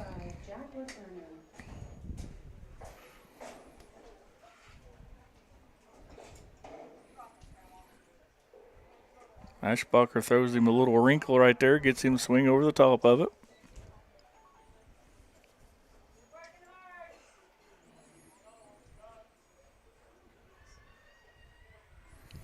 Ashbacher nods, kicks, delivers. Fastball outside, just missed. Count evens up at 1-1. Nobody on and 2 out here in the top of the 5th. Galena leading 5-2.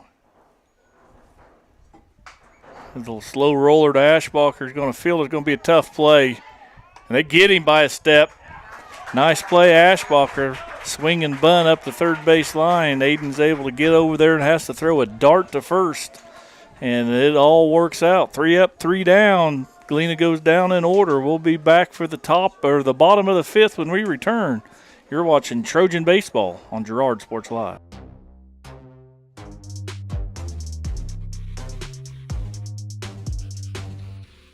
Farmers Bank is a proud supporter of Girard schools. For generations, Farmers Bank has worked with local leaders, businesses, and residents to help shape the future of Southeast Kansas. Farmers Bank is proud to have helped with the growth and development of the communities we serve. As partners in business and friends in life, Farmers Bank is looking forward to a brighter tomorrow. Farmers Bank, with locations in Hepler, Walnut, St. Paul, and Girard. Equal housing lender, member FDIC.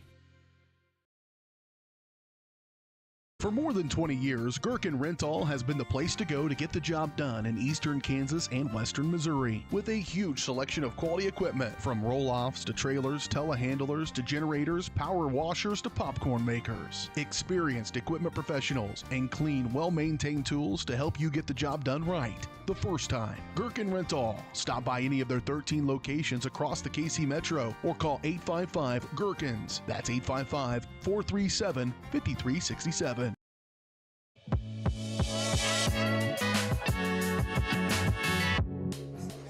All right, welcome back out here to Redwood Key Ballpark. Your home of the Girard Trojans, trailing 5-2. Aiden Ashbacher's grounded out to the pitcher both times up. He's first pitch swinging. That's no. He called that foul as that thing landed.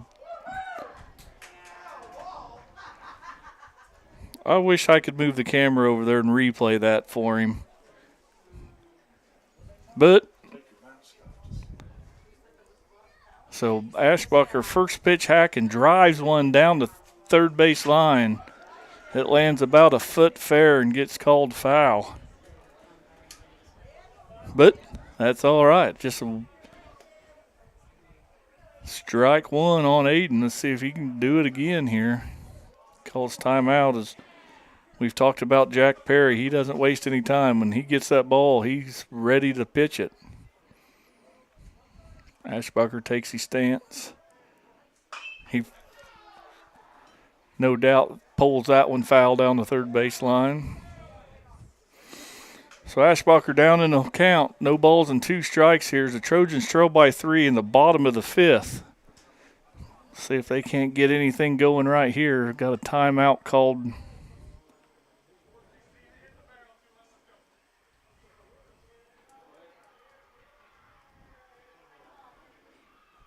Kicks, delivers, curveball down in the dirt. Good job by Eden to spit on that one.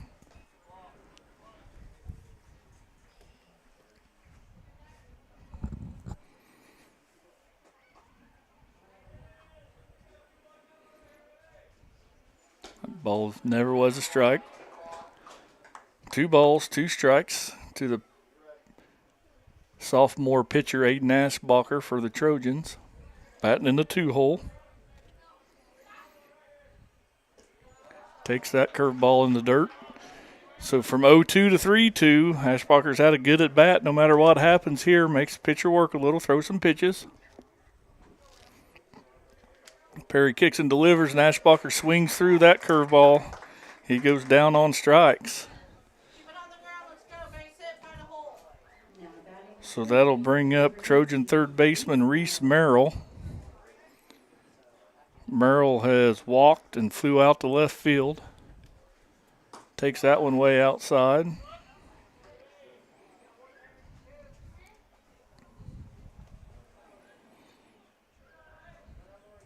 That one's high, so Merrill quickly ahead in the count. 2 balls and no strikes. Jack Perry wants to come over the plate here. Expect it. There it is. Merrill hits a 3-hopper Third baseman throws from his knees.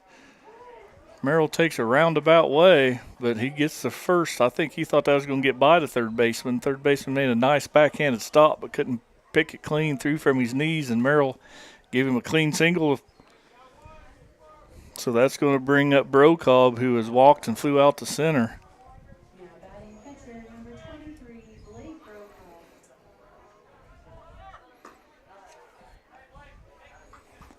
Takes outside, ball one. So Trojans has had some base runners, just only able to plate a pair there in the second inning. Brocobb hits a little routine sixth, but no, everybody's they're going to call him out, say gain control of it. They're going to call Merrill out, fielder's choice. It was a little bobble at second base, but he ended up securing it with his foot on the base. So the force out at second base, they force Merrill out. Brocobb grounds into a 6-4 fielder's choice. So they're going to courtesy run for the catcher. Let's see who pops out of the Trojan dugout.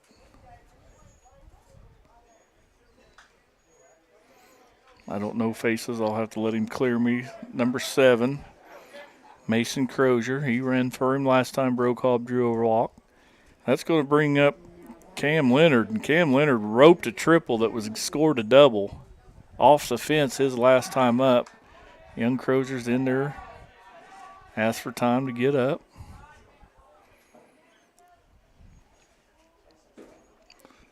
See if Cam can't find the one he likes, right-handed off-speed pitcher to a left-handed batter. And he gets called strike.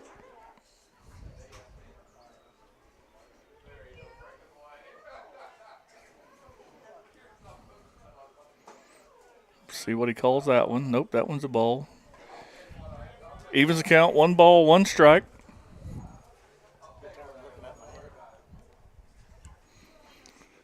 Young Cam Leonard, see if he can't square this one up right on time. Just missed it, fouls it straight back and off the screen, but he's behind in the count. 1 ball and 2 strikes with 2 out and 1 on as the Trojan trail by 3 here in the bottom of the 5th inning.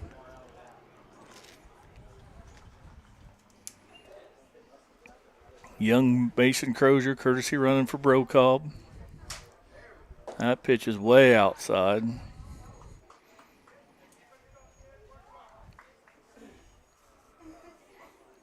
Trojans need a base hit here, keep this passing this baton back. Kick delivered inside. This count goes full, nowhere to put him. Runner can leave with the pitch here. Get a good jump. He ball to the gap. He can score from first. And pitcher knew it as well. Good job, Young, by Crozier to wait for, make sure to see the ball out of the pitcher's hand.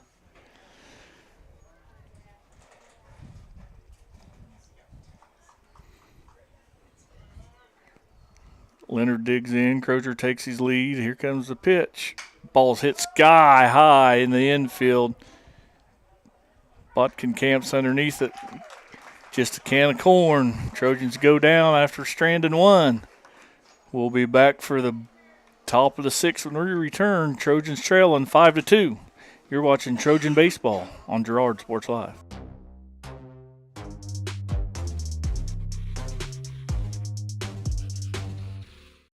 Mathis Drug continues to be the area's choice when it comes to your family's health and wellness. New ownership, but the same commitment to community you've come to expect from Mathis Drug. Now offering medication synchronization. Get all your monthly meds at the same time at the same place. Mathis Drug. Hi, I'm Bria Scheibe, pharmacist and new owner of Mathis Drug Store.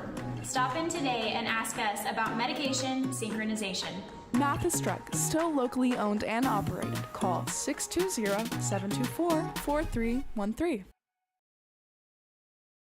If you're in the market to buy or sell a house, land, or commercial space, look no further than Lehman Realty. Locally owned and operated, Jason Lehman and his staff are ready to meet the needs of every client. When it comes to your listing, you can trust that Lehman Realty will take the time to get to know you and your property. Lehman Realty is a proud supporter of Girard Trojan Athletics. Learn more at www.lehmanrealty.net or call Jason at 620-724-8020.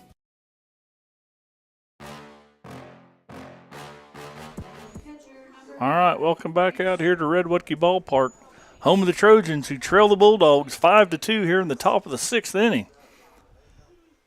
Ashbacher delivers that pitch outside. I'm telling you, I can't type and talk at the same time. So there we go. Over but low. Brent Stroop's batting. He walked his last time up. Singled, I get told. He swings and fouls that one off. Count goes 2 balls, 1 strike. They have them in backwards order.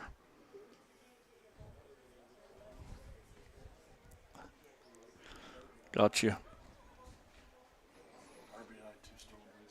RBI, 2 stolen bases. He's had a nice game. Dribbles this one. Going to have to just let that one go foul. There you go. Good job there by Merrill. As soon as that ball crossed the line, he touches it for a foul ball. Makes the count 2 balls, 2 strikes.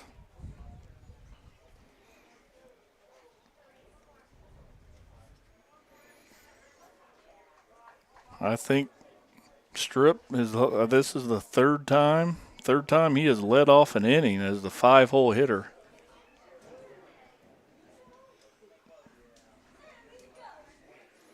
Boom! Ring him up as they catch him looking. Fastball outside corner. Good pitch, Ashbacher.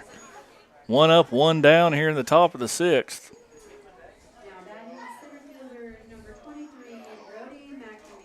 That brings up 32, Brody McNamara. He singled his last 2 plate appearances and walked his first one. Scored a run, stolen base. Fouls this one off to the left side.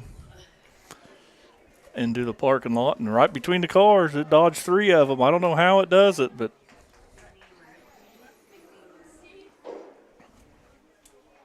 he's quickly down in the count, no balls and 1 strike. Ashbacher's thrown a pretty good game here. Ooh, brings this one, puts it in his hip pocket. That might have been more of the front pocket as he walks it off. Yep, tough kid. He says, I'm not going to rub it. So, yeah, McNamara been on all 4 times. That's going to bring up young Bryson Stroop, who's lined out, singled, and struck out. Scored a run. Put him in the lane here. Let's roll up a double play right here. What do you say? They showed a bunt. Foul ball as they was running.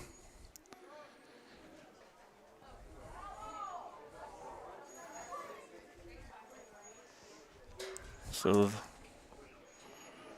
Bryson Stroop shows bunt. McNamara probably straight stole that. Galena's not afraid to put the boys in motion, try to force some pressure on the Trojan defense. Right-handed pitcher, left-handed batter. He steps off, holds the runner.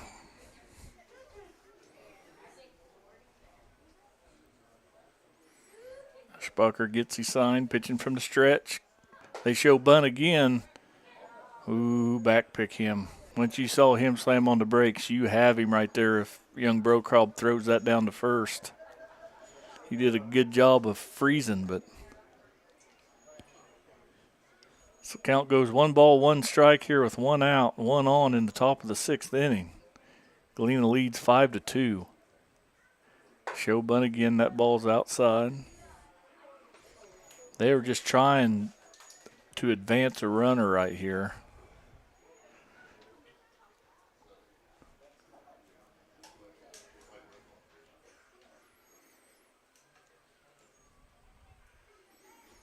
Ashbacher gets his sign, kicks and delivers. This time he bunts it foul.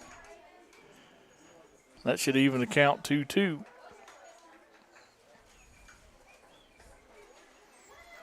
That should be able to back the corners up a little bit. Seldom do you see anybody try to bunt with 2 strikes because you foul that one off, you're out. But has been known to be done.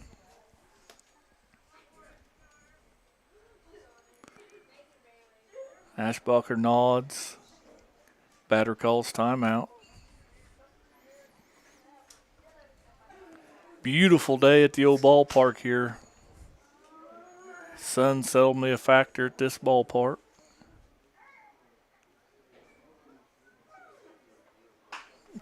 Line drive foul off the third base side.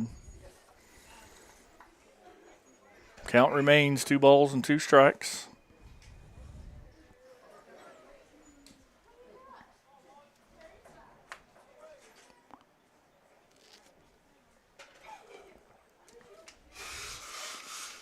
Ashbacher comes set, kicks, delivers, curveball just leaves it up. It's a good take right there. You see that curveball up at your eyes. Sometimes it is hard to lay off as a hitter. So that makes the count full.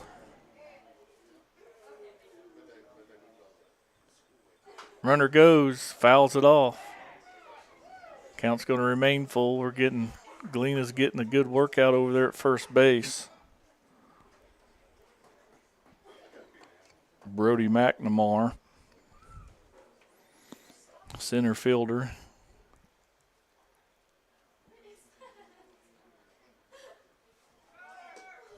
Ball 4.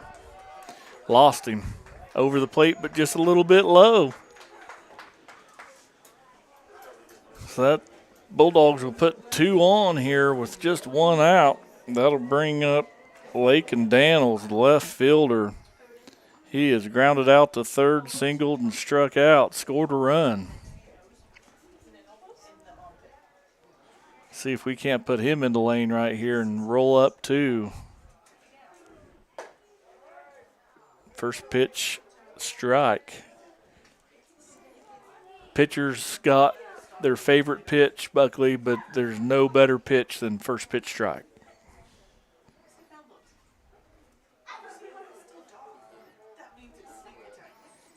They're showing bunt, and they're going to bunt it. Ashbacher, no one's a little bit late covering third was the shortstop as he was playing more double play depth as the wheel play, and they're going to bunt for another clean single.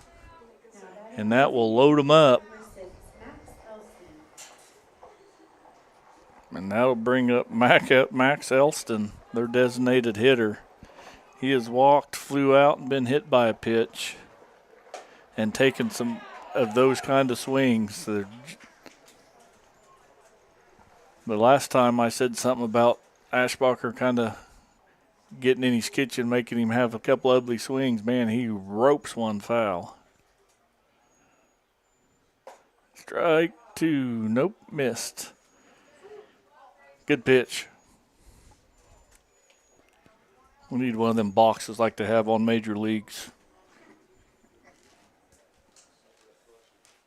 That one might have hit one of the lines on the box. Fat ball's popped back, now to play. Off the bleachers. 1 ball, 2 strikes here to the number 9 hitter in their order. Their designated hitter, Max Elston, but the bases are full of Bulldogs.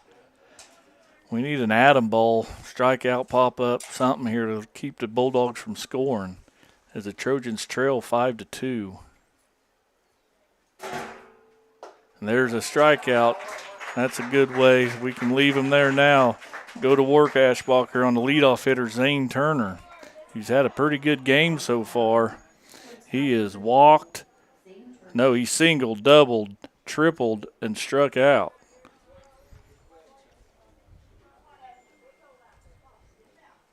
But he faces Ashbacher here. The ball's hit past the third baseman. They're trying to score. Dinger, here's the throw in. Late, they got him at third with a good throw. And it is not. So Galena's going to score a pair on a clean single by Turner. And with the throw back all the way home, allows all the runners to take another base. So Galena now leads 7-2. So what was once a 2-1 lead by the Trojans is now a 7-2 deficit. As Galena still threatening with 2 in scoring position on 2 outs. And that ball's hit down the line at third. Good play, Merrill. Long throw. Merrill's able to backhand that on the foul side of third base.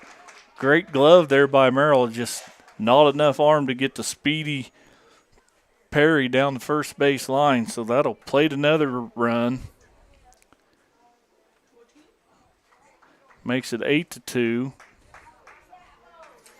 And bring up Thatcher Botkin, 3-hole hitter for Galena. Should be 8 runs.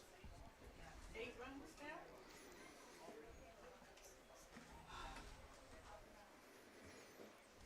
So the wheels may be starting to come unbuckled off the bus here for the Trojans. Foul ball, check swing over the top of the dugout.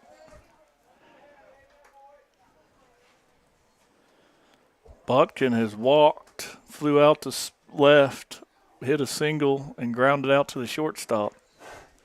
In that order.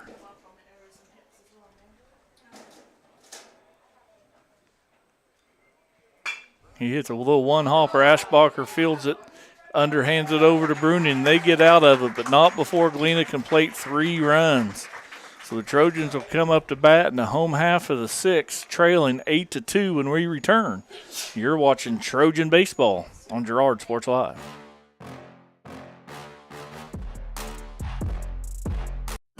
A partner in your fields and in your success. That's what you get with Murphy Seed. Channel seedsman Matt Murphy knows your fields and can recommend the elite seed products designed to perform in your area, maximizing the profitability of every acre. With Murphy Seed, you'll get year-round, hands-on, customized service. To learn more, call Murphy Seed at 620-249-6419. Your partner at every stage. Matt Murphy and Murphy Seed.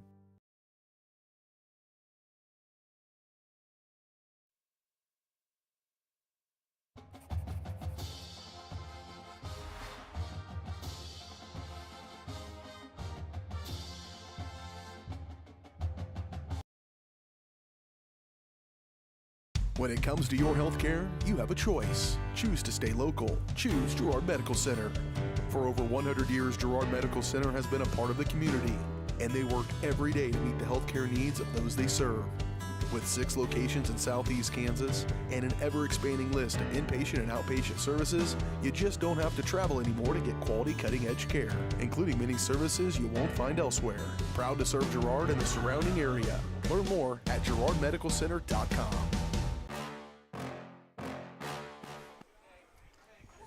All right, welcome back out here to Red Whitkey Ballpark. Your Trojans trail 8-2 here in the bottom of the 6th inning.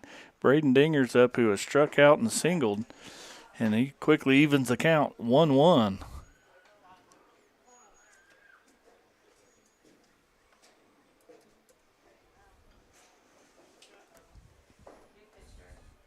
And we got to that 45 pitch mark, so we're going to switch pitchers. So, yep, we will step away and get it all squared out. You're watching Trojan Baseball on Girard Sports Live.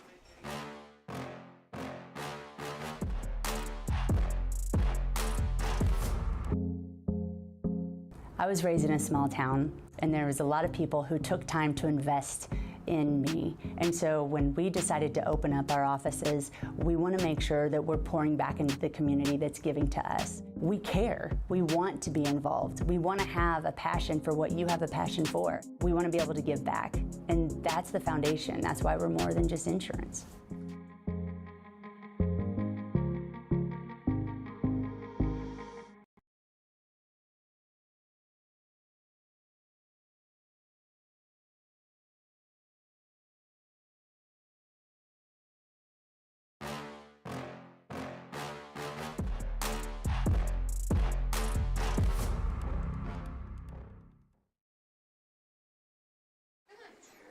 All right, welcome back out here to Red Wutke Ballpark.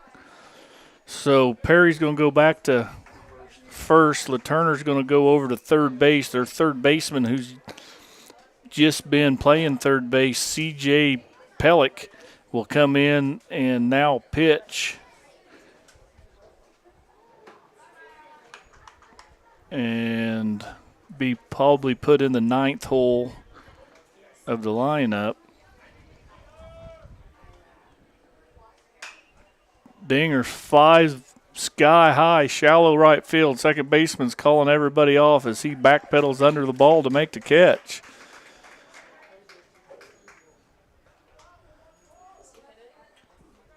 So quickly, 2 pitches and 1 out. So that's going to bring up Weston Bruning, who has walked and flew out to center field. He did score one of the 2 Trojan runs. That ball's way high and outside.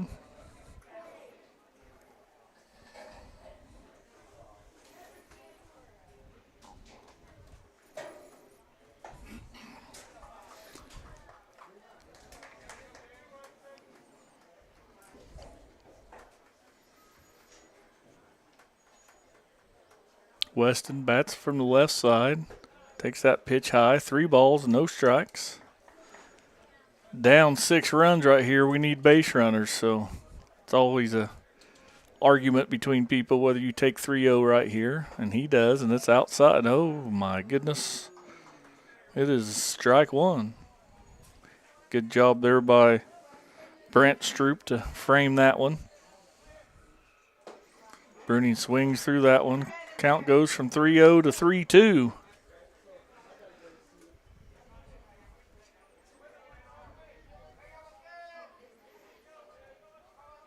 Here's the kick and the delivery. Bruning hits a little 2-hopper to shortstop. Turner takes his time. Good scoop over there by Jack Perry. Ball's in the dirt. Perry did a good job of getting low. He's, as a first baseman, he scooped down and got low with it and scooped it right up to put Bruning out 6-3, and that's going to bring up second baseman for the Trojans, Siler Salmons.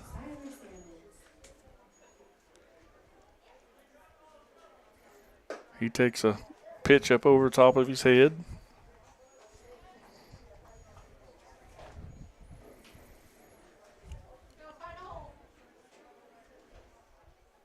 That pitch is high, ball 2.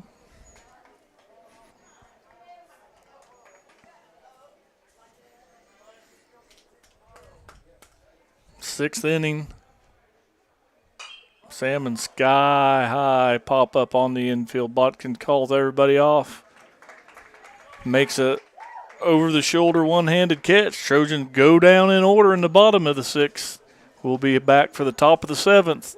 Galena's leading 8-2 when we return. You're watching Trojan Baseball, Girard Sports Live.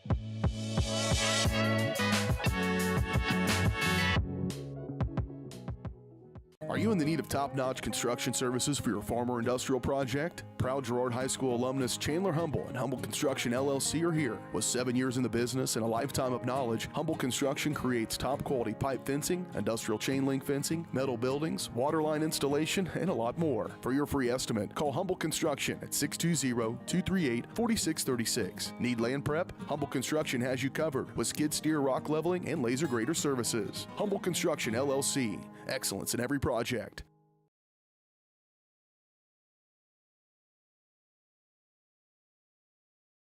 Thanks to your support, Canara Eye Care has expanded. With double the space, they offer more exam rooms, larger optical selection, and extended hours to fit your schedule. And with the latest technology, they can quickly diagnose any eye-related issues. All patients are welcome at Canara Eye Care, the clear choice for your family's vision.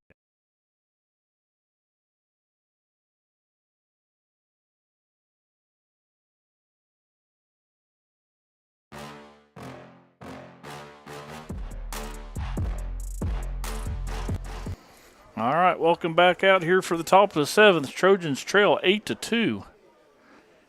They need to hold him right here and get some offense going.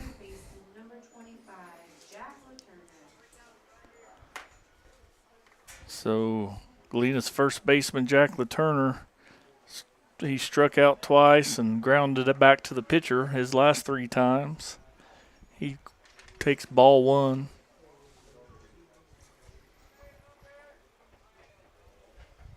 Big right-handed hitter. Takes a curveball in the dirt. 2 balls, no strikes.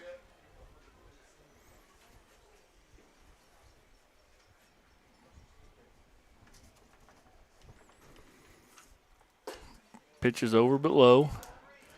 3-0's the count to the 4-hole hitter. Thing about it, he's ended the inning 3 times. He can't end it here. Ball 4. 4-pitch walk. That'll bring up Brant Stroop. Now batting pitcher number 5, Brant Stroop.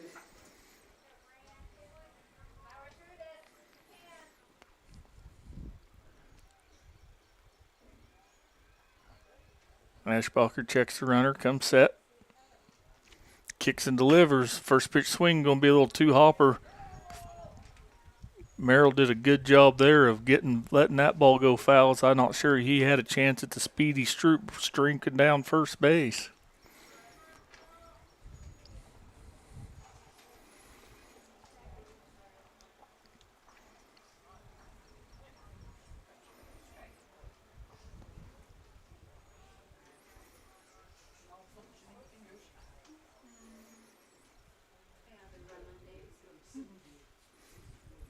He shows bunt. It's going to bunt it pretty hard to Ashbacher, who fumbles it. Going to have to put it in his pocket. So there's another time Galena trying to get an out, and Trojans just can't take one. Ashbacher probably just hurried that one a little too much. That bunt was bunted plenty hard enough for he just feels that clean. He's got a shot at him at first for the sacrifice, but probably have to score that E1.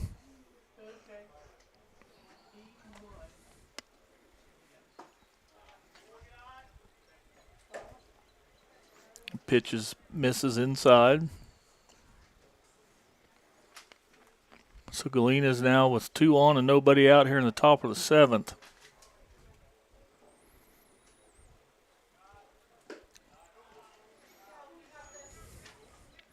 Like Ashbacher's forcing the issue a little bit. He come in and shut the door on him for a couple innings and then give up a crooked number last inning on just some bad luck.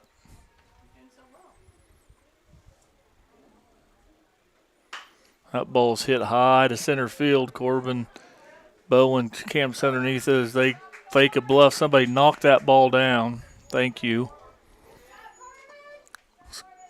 Bowen records it out to center field. Throws it through the cutoff man all the way into third, but no advancement by the Bulldog runners. Now batting right fielder number 1, Bryson Stroop. So that'll bring up right fielder Bryson Stroop for the Bulldogs with 2 on and 1 out here in the top of the 7th inning. He shows bunt. He attempts no contact. So Galena does not sure 8's enough. They're still trying to play a couple more runs here. Bunting up 6 in the 7th inning.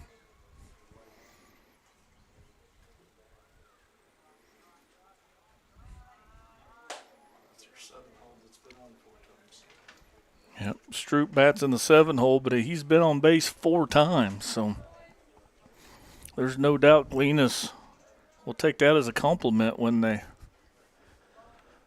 up 6 with an inning to go. Not sure it's enough. They're still wanting to score a couple more, but that's always the object in any sport, score more runs than the other teams. He still squares the bunt. Ashbacher delivers that one high. He's down in the count, 2 balls and 1 strike.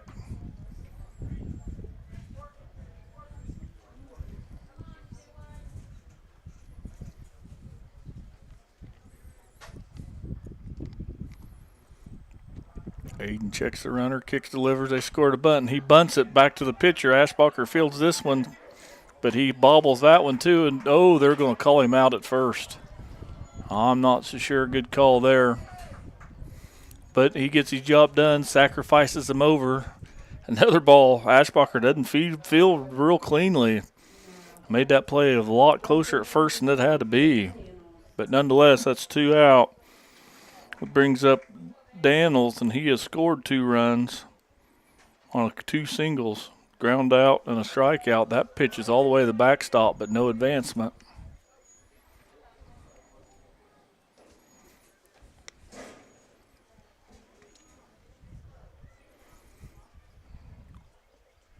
So 2 out with runners in scoring position. Many a ways to score from third base. That pitch is over but high.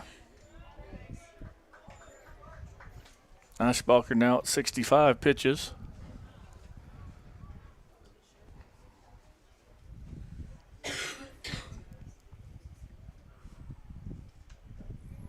Throws that one behind the batter.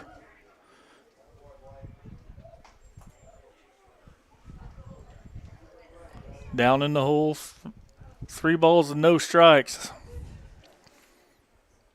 I'd give him a green light up 6. If he pipes one down the middle, you better be swinging right here.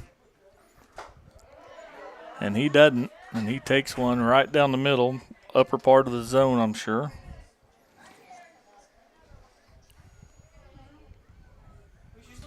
Give him another one right there, Aiden. Comes set, and he does, but that ball's a little low. That's going to load the bases back up.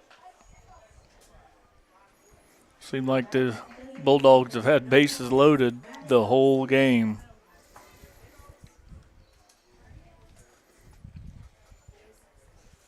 So we're going to have a pinch hitter, number 21. So Gannon Scarrow.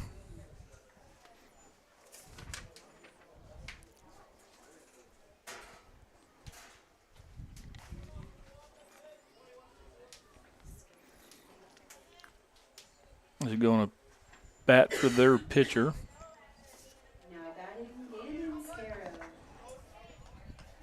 I'm sure they'll re-enter Pellick back in the game to pitch would be my guess. I don't know what they've got planned, of course, but just assuming.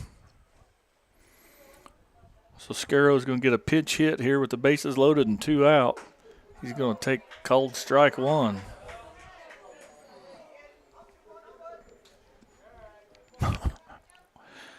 Umpire's starting to get it from both crowds now.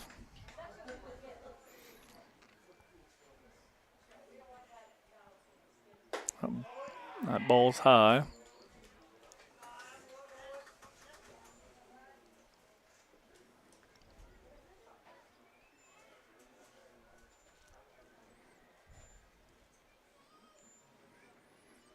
Eschbacher kicks and delivers. That ball's fouled off the third base line, out of play. Never was fair. So Scarrow's quickly down in the count. 1 ball and 2 strikes. See little Jimmy Murphy over there in the batting cage taking some rips.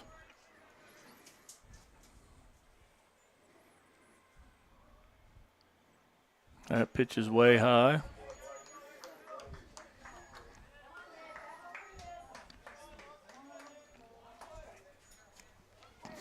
Count evens up, 2 balls, 2 strikes, 2 outs with the bases full of Bulldogs here in the top of the 7th. Ground ball, and we booted at third, but we got a chance. Nope. Good thing that ball hits the runner, but that's going to score at least 2 Bulldogs. We'll have to score that in E5.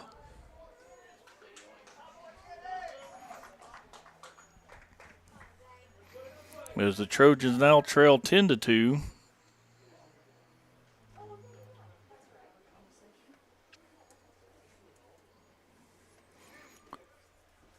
Dunlap's going to make a pitching change, and we'll take a short break with them.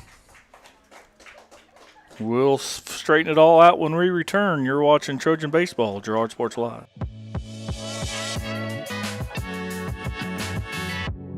Whether you're trying to make the most of the next harvest, navigating a changing business landscape, or planning for the next chapter in your life, The professionals at Prime Accounting Solutions are here to help. With 10 locations, Prime Accounting offers convenient, friendly accounting and tax services at a fair price. Payroll, bookkeeping, business planning, personal tax filing, and more. And now Prime is the place to go for insurance. Trojan fans can find us at 408B North Grand in Pittsburgh or call 620-232-7305. To find a location near you, go to primeaccounting.net.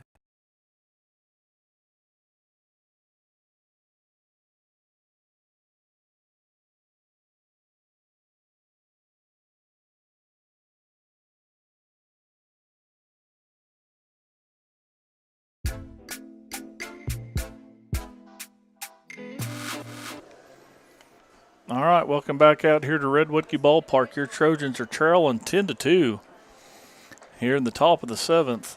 Ashbacher is going to go out to right field, and they're going to bring Cam Leonard in to try to close the doors. Galena will have runners at the corners with 2 out.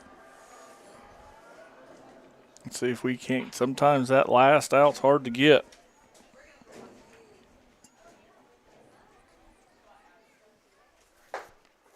So Leonard finishing up his warm-up pitches. Umpire's explaining the situation to him.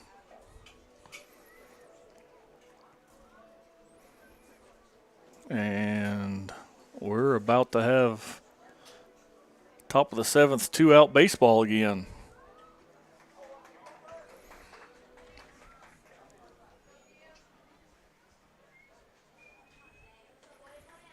Brokaub's going to go give some signs with the runners at the corners. Little defensive indifference here. I guess would be if they try to steal, they're just going to let him have second. Unless you think you can get him. Cam comes set. Catches the outside corner, strike 1.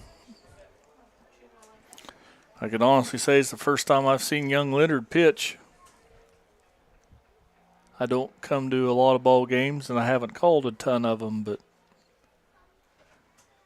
he's pretty straightforward, basic wind-up, kick right over the top, right-handed pitcher. With 2 outs, Trojan defense is straight up as they can be, holding the runner at first. Cam gets him to swing through that one. Leonard quickly ahead in the count. 1 ball and 2 strikes.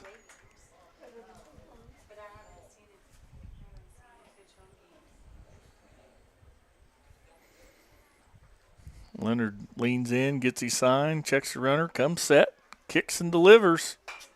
Foul ball out of play.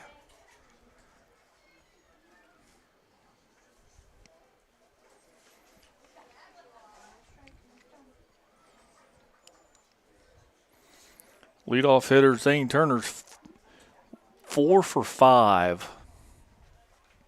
He's had himself quite the game. See if we can't get him to make the last out. Sky high pop up. Is it going to hang in? Nope. It's going to land on top of the first base dugout. Out of play. Count's going to remain 1 ball and 2 strikes. For all you Trojan faithful out there still watching, we'll have another one after this game is over, so don't go anywhere. We'll have a halftime show in between games. Leonard comes set, delivers. Ground ball to third baseman, and underneath the third baseman's glove it goes out. They're going to throw the ball back behind the runner. It's going to get by everybody. And that ball's going to trail over the corner. It's quite the snowball fight. Bruning's just going to run it in here. E5, E7. So we'll score 2 more errors to the Trojans.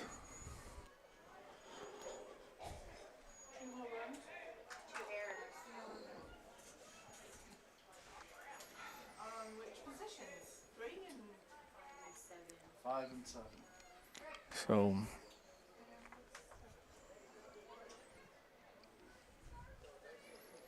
that's going to bring up Jack Perry. Leonard did his job, induced an inning ground ball that scoots underneath the third baseman's glove out into left field, and the left fielder decides to try to throw behind a runner and throws it to right field. And that ball skied to medium deep left center field. Left fielder Braden Dinger's in there to secure the catch.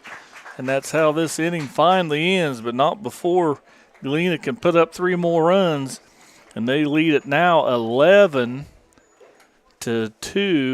and we'll be back for the home half of the Trojans when we return. You're watching Girard Sports Live.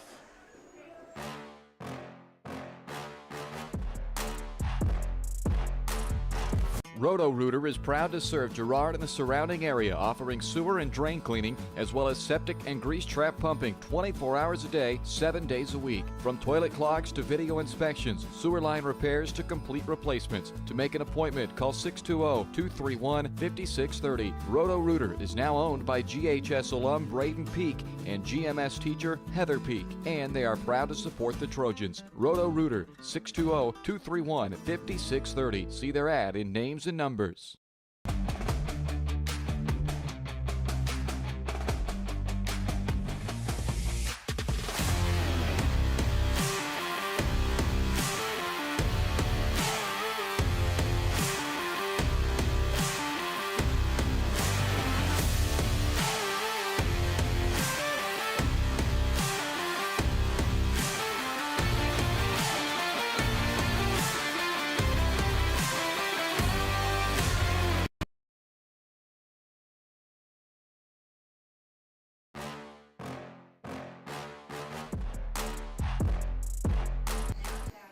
All right, welcome back out here to Redwood Ballpark, home of the Trojans, who trail 11-2.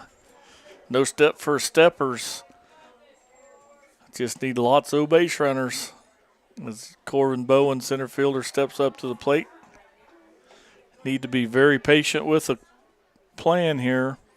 Corbin has walked, scored a run, lined out to the second baseman on a sharp line drive. He skies this one a mile high. Catcher gets behind it, but he did the cardinal sin. He's chasing it, running with his glove up in the air. And as a old player, that ball will always land about 3 foot behind you when you're chasing it. Stay behind it, get your back to the infield. But nonetheless, Trojans maintain life here with a 1-1 count on the young center fielder Corbin Bowen.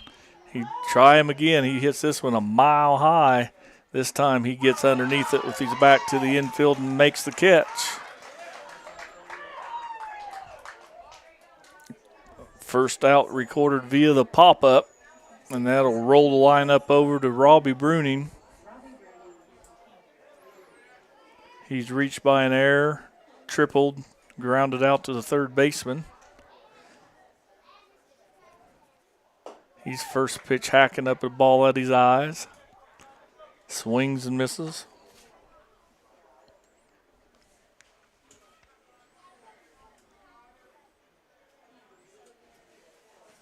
Curveball in the dirt. Count evens 1-1.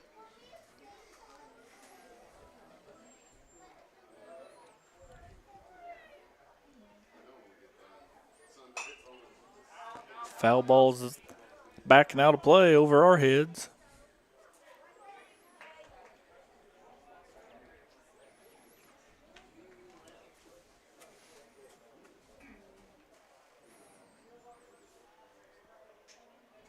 Here, kicks, deliver, curveball. Bruning waits on it, but fouls it out of play. He's going to land in the mud puddle. Oh. Yeah. Give the error to the Galena parent who couldn't barehand it. So the count remains 1-2 strikes to the Trojan shortstop, Robbie Bruning. Another curveball. Good job just to waste that one.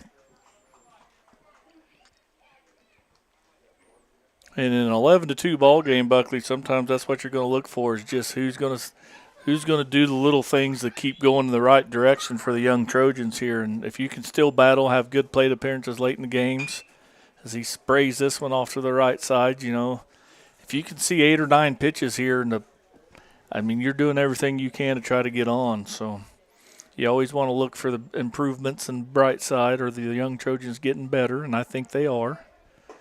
Takes that pitch high, evens the count 2-2.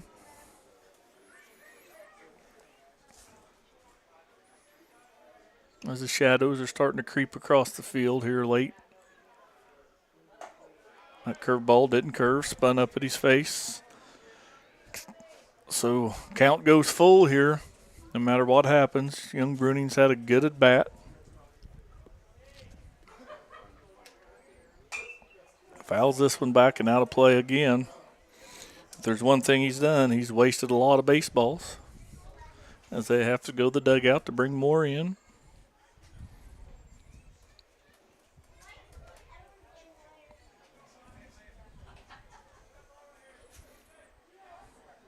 Drew a walk. Great at bat, young Robbie Bruning, Trojan shortstop. You can't ask for anything better than that. Fouled off a lot of tough pitches and ends up drawing a walk. So pass the baton on down. Now we're going to have sophomore Aiden Ashbacher, who's played both corner outfield spots and pitched. His line score is not going to be very good on his pitching stats, but he actually, I thought, threw the ball pretty well. Just was dealt some bad luck on some CNI stuff, and he takes outside for strike one.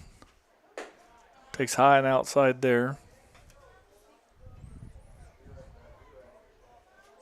That evens the count 1-1.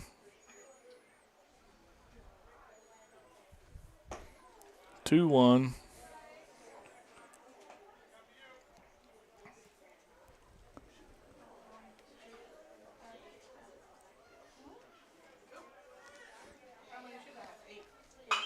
Ground ball to third base. The Turner knocks it down, throws it high. It's going to be safe as the throw pulls Perry off of first. So E5 to get 2 Trojans on without a hit. And that'll bring up Reese Merrill. He needs to redeem himself after a couple errors in the field here. See if he can't swing a hot bat. And he's first pitch hacking and hits it straight up in the air. Catcher's tracking it down, and there again he catches it about a foot behind him. He's learning. So that's how out number 2 it happens.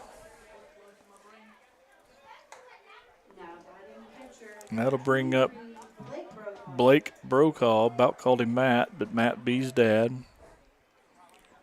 Brokaw's walked, flew out to center, and grounded into a fielder's choice. Controversial fielder's choice. Been a couple controversial calls, but it ends up being an 11-2 ball game. Those calls don't normally matter. Swings it one up over his eyeballs. Evens the count 1-1. Can't hit a 9-run home run right here. Just need base runners. Swings through a curveball. Down in the count, 1 ball and 2 strikes. We're down to our final strike right here in the first half of a doubleheader. Waits back on that curveball. Fouls it back and out of play.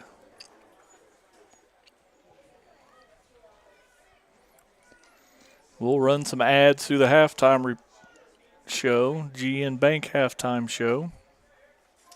Give you some stats from the first game. That pitch is outside, good take. And then we'll be back. But this one's not over yet, so you never know. Brokaw hits a line drive out to left field. Left fielder fields it on a hop. We're going to have to hold the runners. But a clean single there by Brokaw is going to load them up for Cam Leonard. Leonard's hit the hardest ball of the ball game tonight. Hits the ball down the line in right field. Ball gets stuck in the fence, and as he's rounding second base before the right fielder gets there, and they still made him go back. He takes ball one.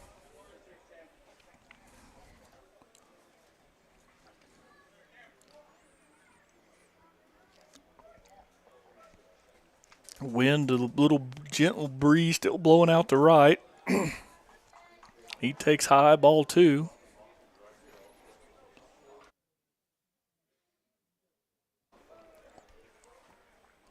High, ball three. There's nowhere to put him. Take two right here, Leonard.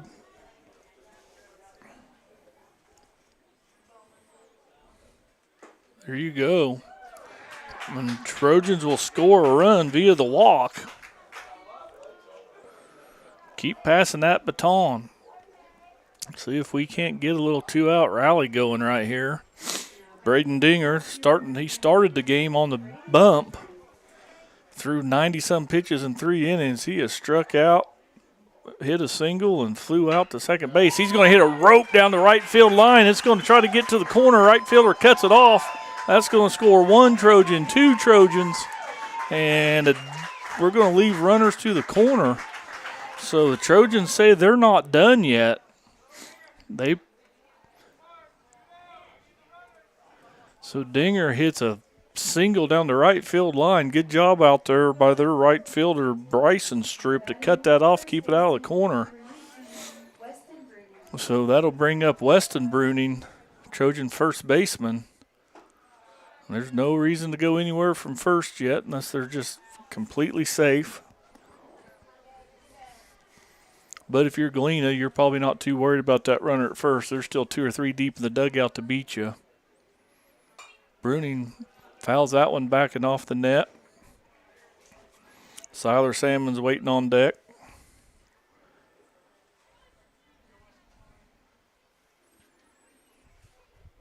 So you're saying there's a chance.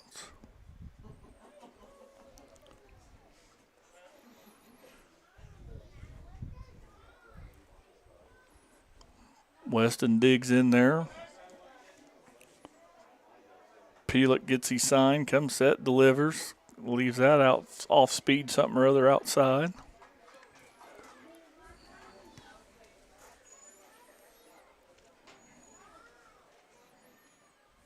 Oh, swings through that one, got in on his kitchen there. Not the swing you want there with 1 strike. Now you got to get in protect mode, get a good 2-strike approach right here if you're Weston Bruning. Spread your feet, slow it down, just put this in play, and that he does. He hits a little 3-hopper out to the second baseman. Botkin fields it clean, and he pulled his foot. Now we're going to call, he say he recovered just fine. It pulled the throw off a little bit, but Jack Perry, with his good footwork around first, was able to find it as he reached back.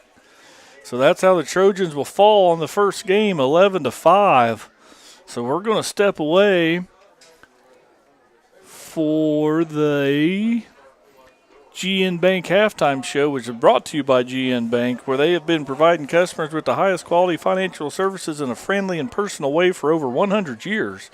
Personal, business, or agricultural needs, turn to GN Bank. Learn more at gn-bank.com.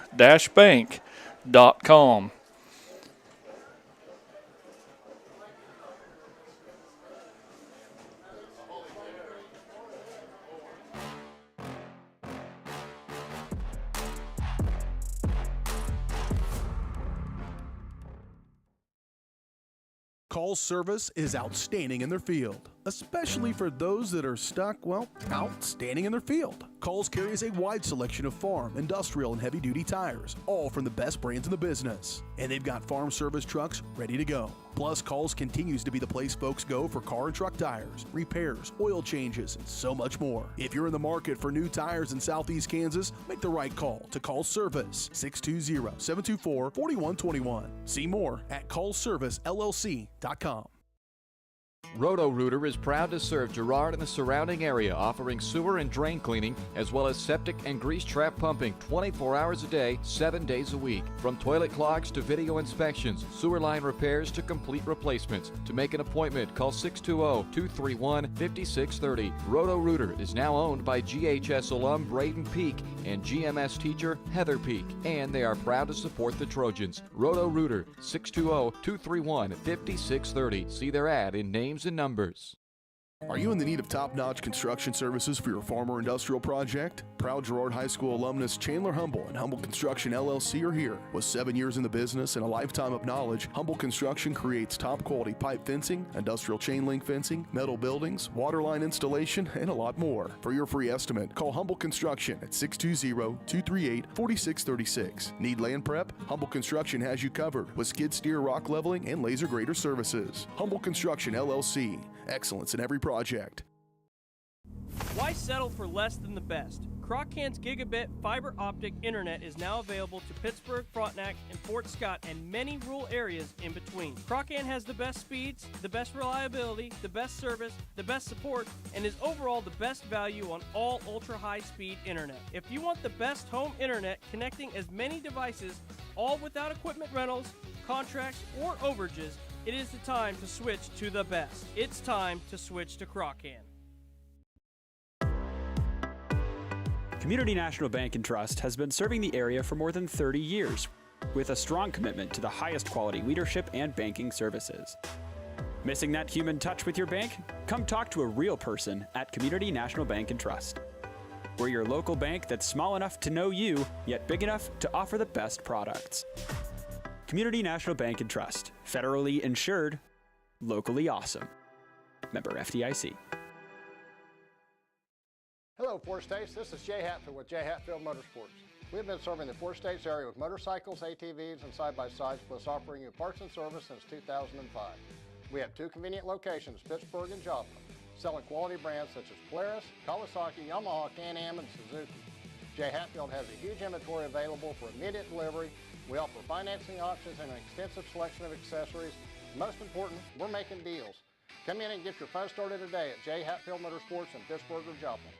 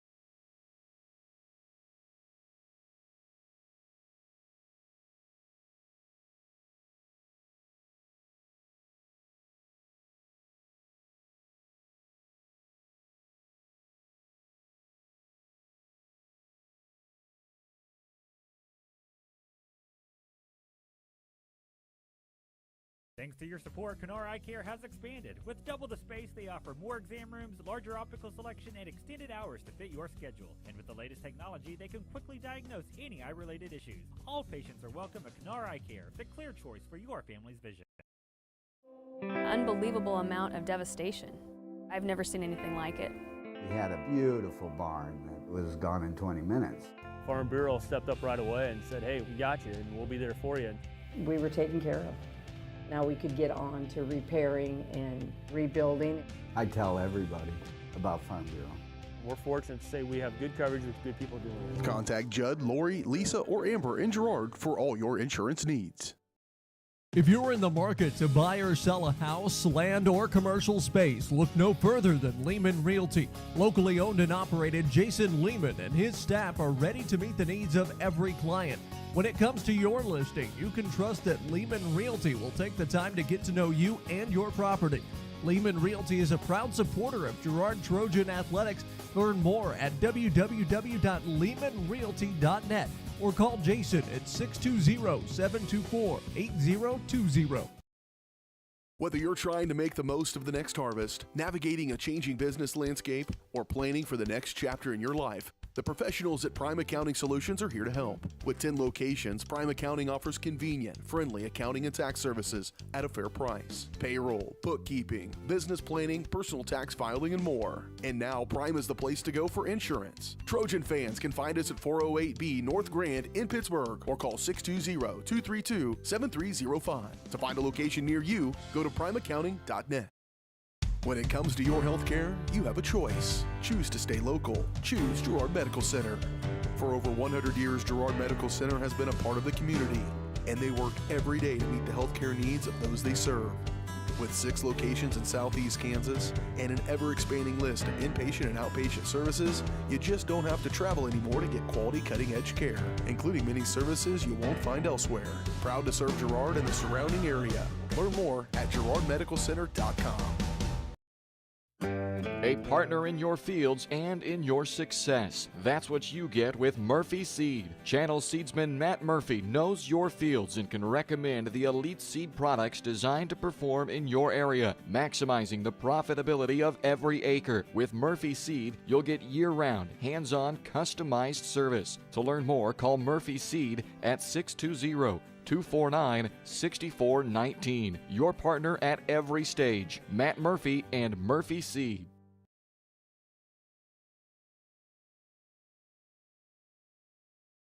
Unbelievable amount of devastation.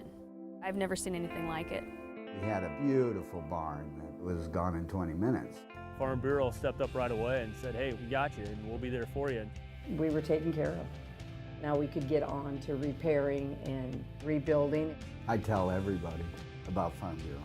We're fortunate to say we have good coverage with good people doing it. Contact Judd, Lori, Lisa, or Amber in Girard for all your insurance needs. If you're in the market to buy or sell a house, land, or commercial space, look no further than Lehman Realty. Locally owned and operated, Jason Lehman and his staff are ready to meet the needs of every client. When it comes to your listing, you can trust that Lehman Realty will take the time to get to know you and your property. Lehman Realty is a proud supporter of Girard Trojan Athletics. Learn more at www.lehmanrealty.net or call Jason at 620-724-8020.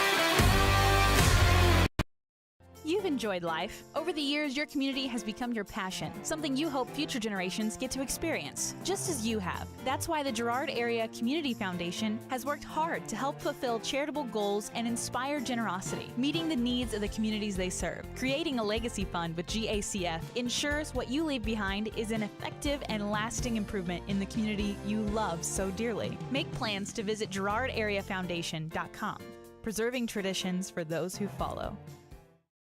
Farmers Bank is a proud supporter of Girard schools. For generations, Farmers Bank has worked with local leaders, businesses, and residents to help shape the future of Southeast Kansas. Farmers Bank is proud to have helped with the growth and development of the communities we serve. As partners in business and friends in life, Farmers Bank is looking forward to a brighter tomorrow. Farmers Bank, with locations in Hepler, Walnut, St. Paul, and Girard. Equal housing lender, member FDIC.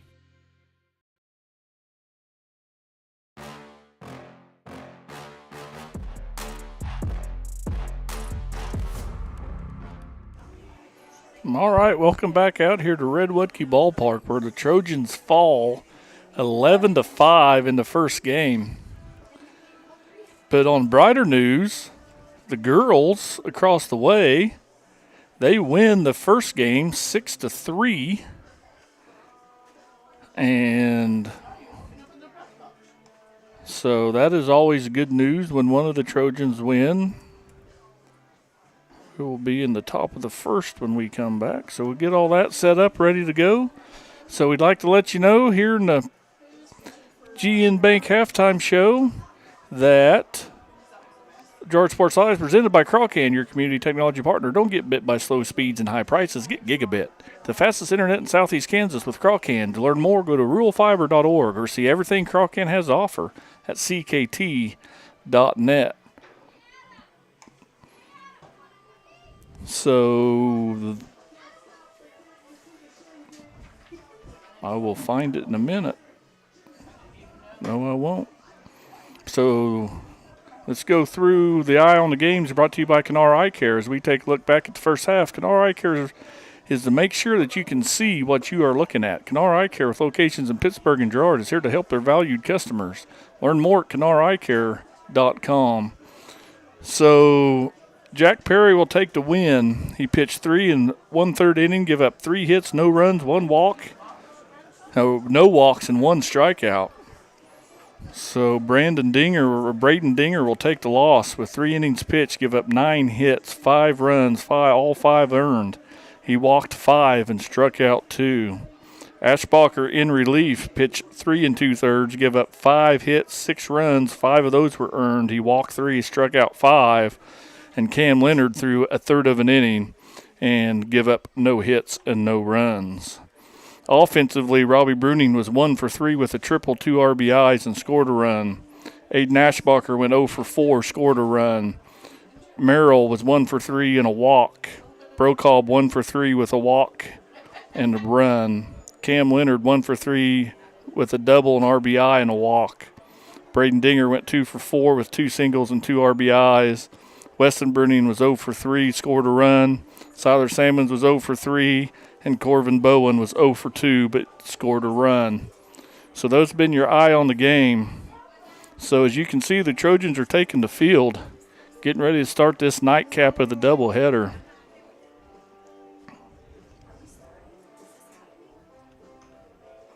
So it looks like young Robbie Bruning, last game shortstop, is going to start the Trojans out on the bump as Brokaw fires one down, and we're about to get underway.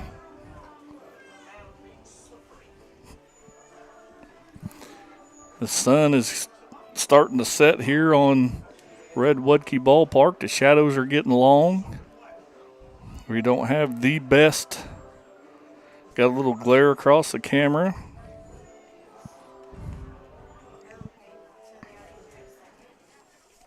So the Trojans, Jack Perry's Zane Turner's gonna lead it off against young Robbie Bruning, and we are underway. First pitch strike, curveball.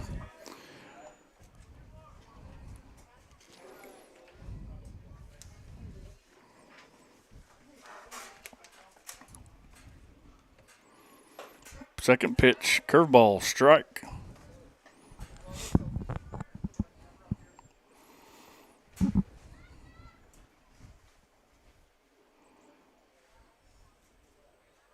Bruning kicks and delivers again, gets him to swing. He's going to hit a little soft foul ball off the netting over by the first base dugout. Count remains no balls and 2 strikes.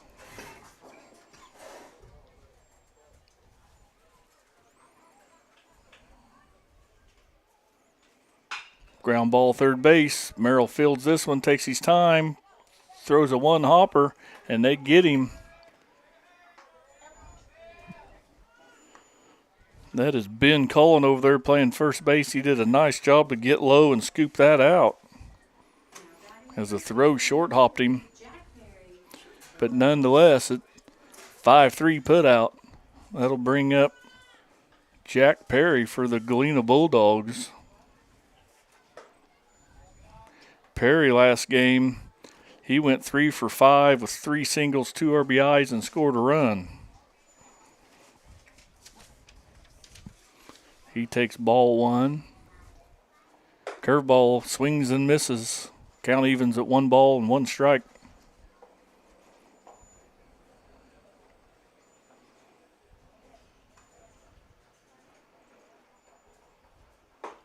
Good pitch at the knees. Takes the count 1 ball, 2 strikes with 1 out here in the top of the first inning. Good pitch, just missed outside, maybe a touch low.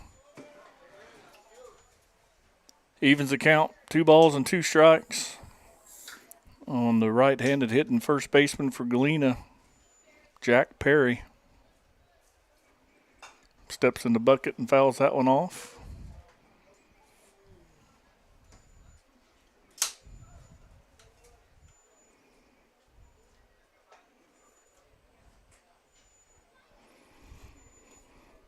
Crowd's kind of quieted down here. Start the second game. No one to be mad at quite yet. Good curveball, pops him up. Pops him up on the infield. Second baseman calls for it. Makes a can of corn catch. That is Aiden Ashbacher out there playing second base in the second game. Now batting second baseman number 14, Dr. Bodkin.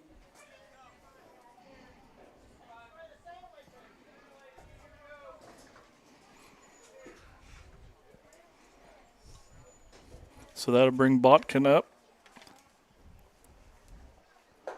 That's a, gets umpire to flinch a little, but high and tight. Good pitch there by Young Bruning.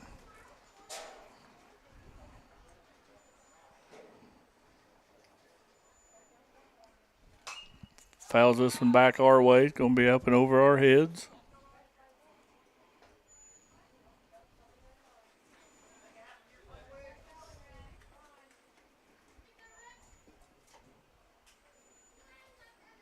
Botkin comes in the box. Bruning comes set, and he's going to hit a little soft liner out to center field. Corvin's going to have to play it on a bounce as Bowen, he gets it back into the cutoff man.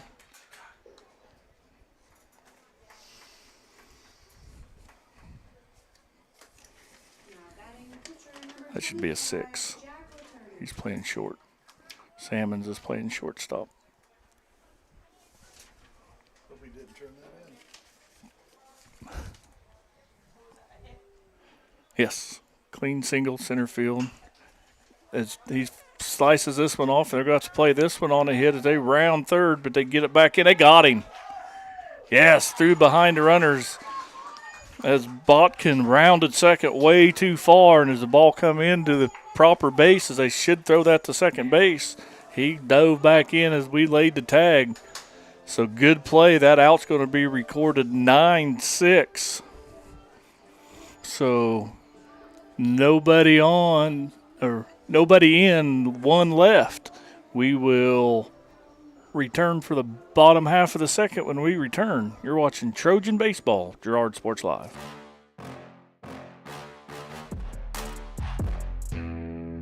Chicken Annie's of Girard is something to crow about. Their family-style restaurant continues a Southeast Kansas tradition with their specialty, fried chicken, plus famous homemade onion rings and a variety of other dishes that would satisfy any cravings, even homemade pie. Besides dine-in and carry-out, Chicken Annie's of Girard also does catering in the area. Stop in on Highway 47 in Girard for a hearty meal, and follow Chicken Annie's of Girard on Facebook for specials.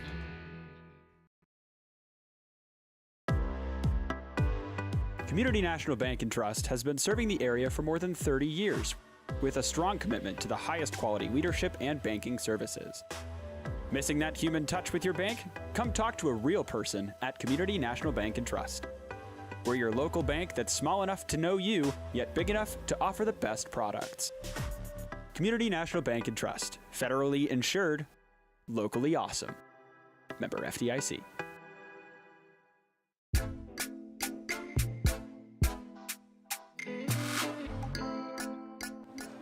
All right, welcome back out here to Red Wutke Ballpark, home of your Girard Trojans, as they get ready for the bottom half of the first inning. They held Galena to 2 hits.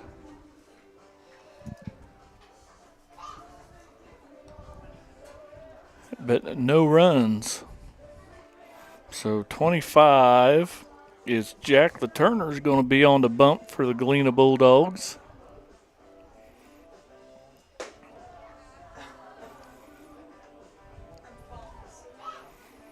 So Trojans are going to bring up Robbie Bruni, Nate Nashbacher, and Reese Merrill. If anybody gets on, Blake Brocobb.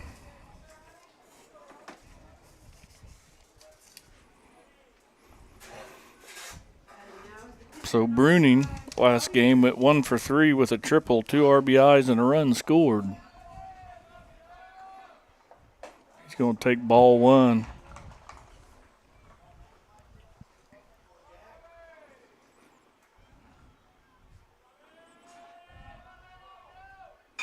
Bruning swings at this pitch, skies it shallow right field. And right fielder, get my papers in order, right fielder Bryson Strupp makes the catch as he comes screaming in, calling off the second baseman. So 2 pitches, 1 out. That'll bring up Aiden Ashbacher, second baseman for the Trojans.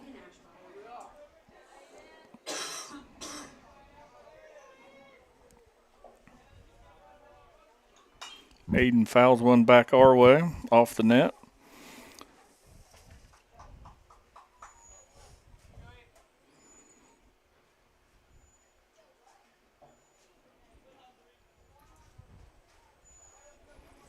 Aiden digs in, gets set, but Turner gets his sign. He kicks, and here comes the pitch. Curveball bends in there, must stayed high.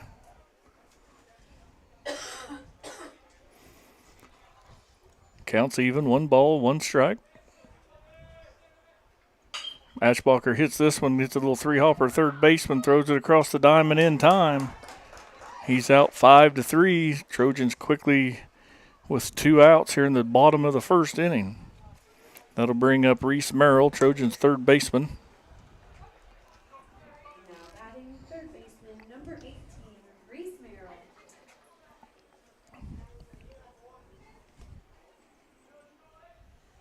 Reese reaches out, fouls one off.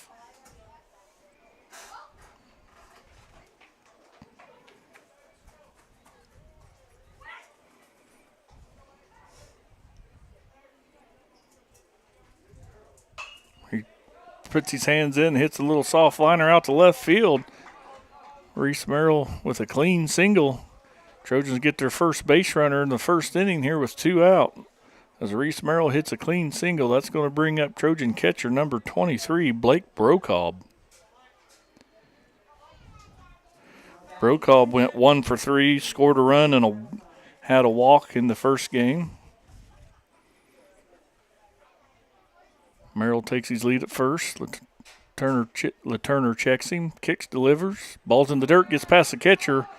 Merrill takes second base standing up. I think he was going with the pitch anyway.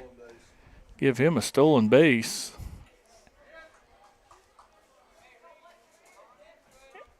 It's going to be non-influential, but probably could still score that a pass ball. So Brokaw lines one to the gap. It's going to be tracked down by the center fielder, Brody McNamara, and nothing but allowed out. He roped that one to the gap, but McNamara, right? Yeah, I'm saying it wrong. So Brody McNamara tracks that down in the gap. Trojans make a little noise, but come out scoreless. We'll be back for the top of the second when we return. You're watching Trojan Baseball on Girard Sports Live.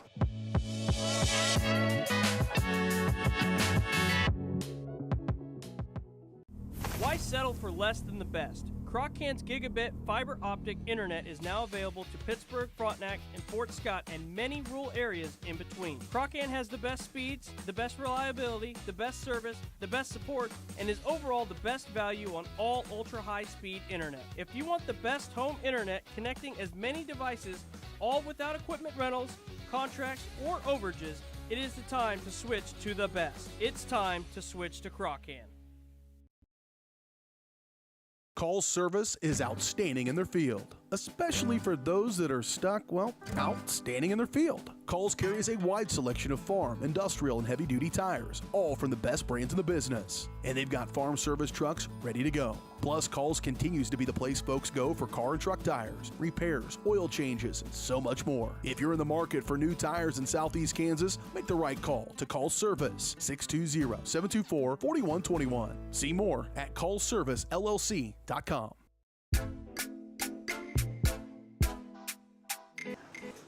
All right, welcome back out, you Trojan fans, here to Redwoodkey Ballpark. It is now the top of the second inning.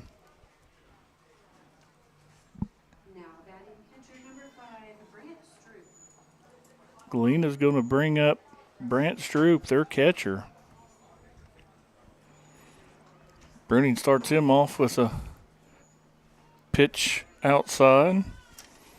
Brant Stroop was 1 for 4 with a sacrifice, an RBI, a run scored, and 2 stolen bases. He was busy that first game. Maybe he run his gas tank a little low and be a little tired this game as that pitch comes in high.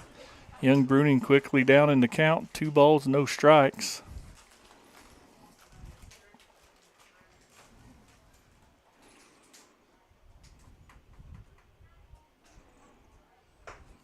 Pitch over top of his head, 3-0. Bruning threw a pretty clean first inning here. He's struggling with his command coming out of the dugout.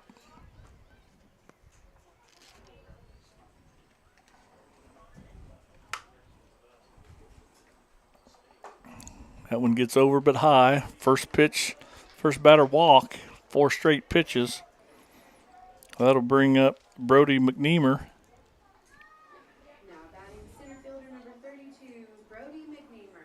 McNeamer tracked down the third out in the left center field gap. Center fielder just got on his horse and tracked that ball down. There he's bunting. Colin can't scoop the ball. Ball goes up the right field line. They need to get the ball in as they hold the runner at third. So a sacrifice bunt turns into a 2-base error by the pitcher, E1. And here comes the Galena Bulldogs. See if they can't capitalize on a couple fielding errors by the Trojans. I think we watched this game last time. First pitch over, but a little bit high. On the right fielder, Bryson Stroop. Bryson Stroop was 1 for 3, 2 runs scored with a sacrifice.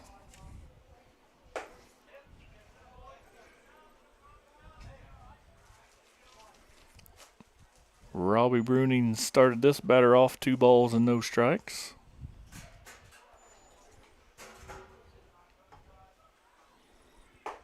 There's a pitch right down the middle as Galena's taken all the way.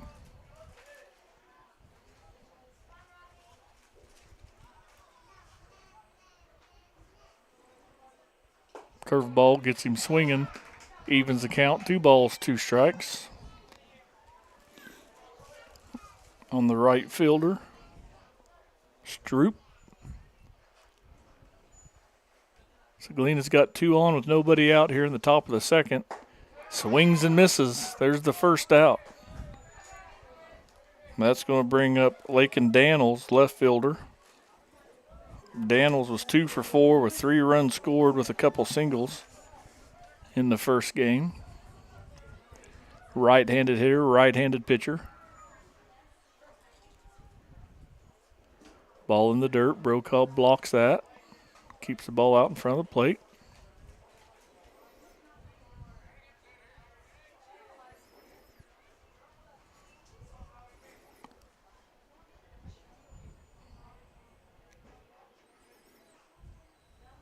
They go to bunt. Bunt's out in front of the plate. No one wants it.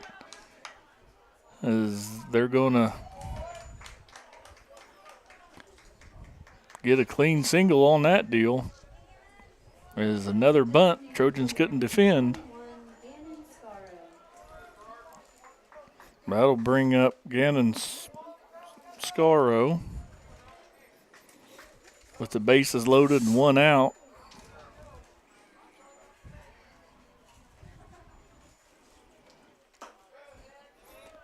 Bruning paints the outside corner for strike one.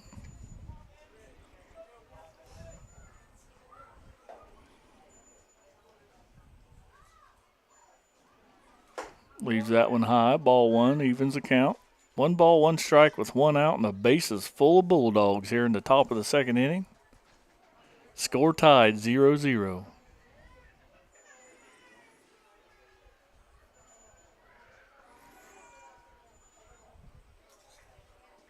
That one gets away from Brokaw, kicks all the way to the on-deck circle. It's going to move the runners all up 90 feet.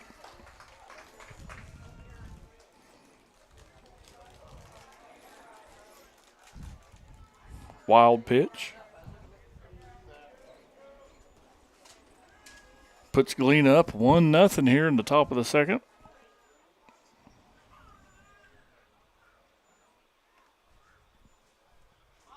There's show bunt he offered. Count goes 2 balls and 2 strikes. And why wouldn't you bunt, Buckley? About every time that seems to be working.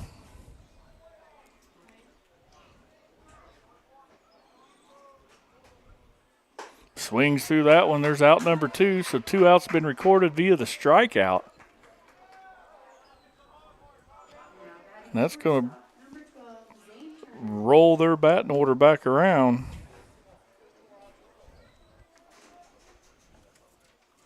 To the top, Zane Turner, who had a heck of a game in first game. That ball's in the dirt.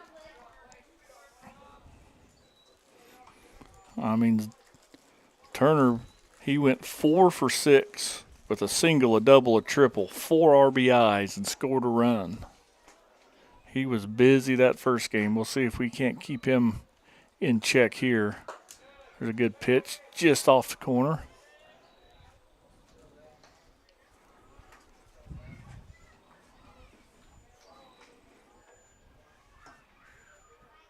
Counts 2 balls and no strikes. 2 on, 1 in, and 2 outs. There's a foul ball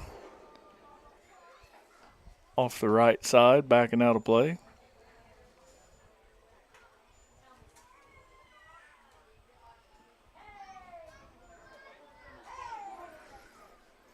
Bruning back on the bump, looks in, gets his sign, comes set. Here's the pitch.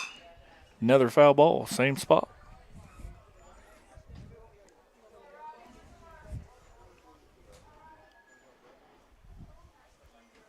As the sun's setting here in Crawford County.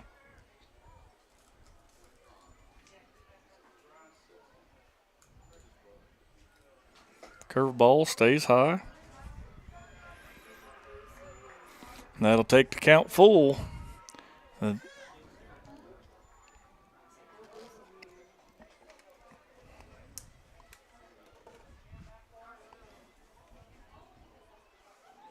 There's a ground ball hit to the third baseman who fields it on a hop, throws it across. Colin secures it.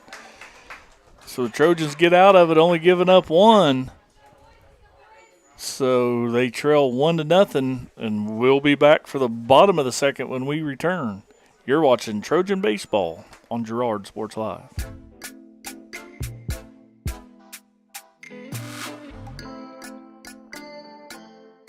Croccan has been serving the area for 70 years, and our employees are truly what sets us apart. Not only do they provide the best high-speed internet service available, they live and work where you do. They care about the company, our customers, and our community.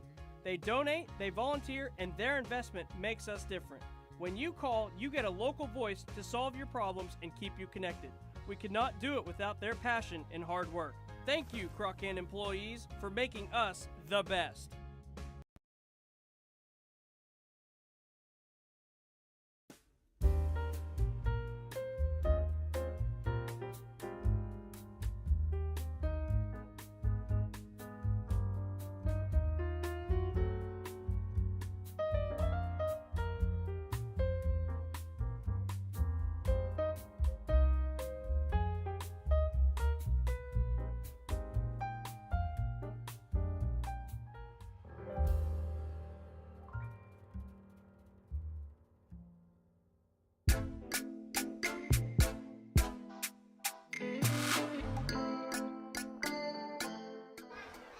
All right, we're back out here.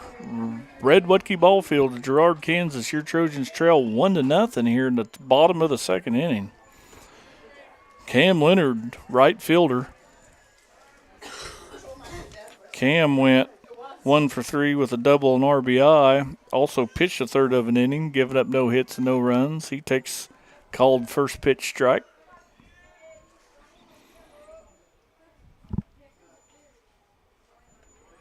Pitches in. He whacks that to the 3-hole. They set on it, and they were going to get to him unassisted. Trojan leadoff batters grounds out to the first baseman. That'll bring up left fielder Braden Dinger. Dinger had a decent ball game first game. He went 2 for 4 with 2 singles, a couple RBIs. He also pitched 3 innings. Takes that pitch high and outside. He did take the loss in game 1 as a starting pitcher.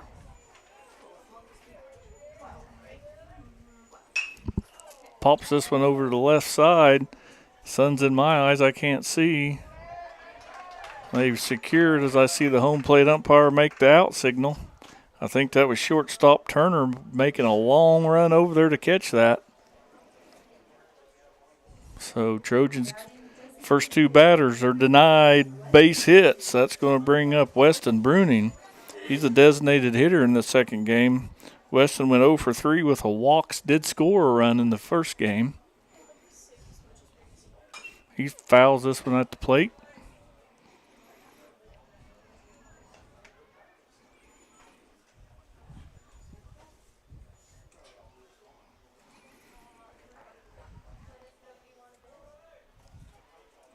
Curveball stays high.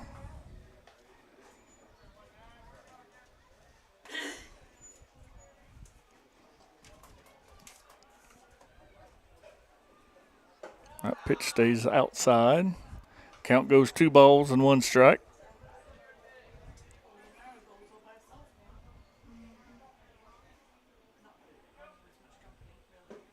Pitch is low. 3 balls, 1 strike.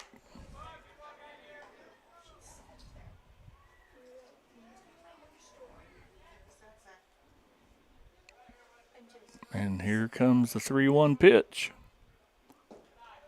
That's low. Bruning draws a walk. So we get a 2-out base runner. That's going to bring up Trojan first baseman Ben Colon.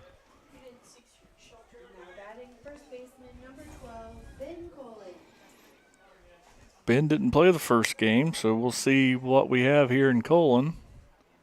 He's going to slice one down the first base line, but Jack Perry says, looky what I found, as he throws a glove at it and secures it. So there again, Trojans get a 2-out base runner and put the second ball hard hit in play, but just can't seem to get anything going. So we'll be back for the top of the third when we return. You're watching Trojan Baseball on Girard Sports Live.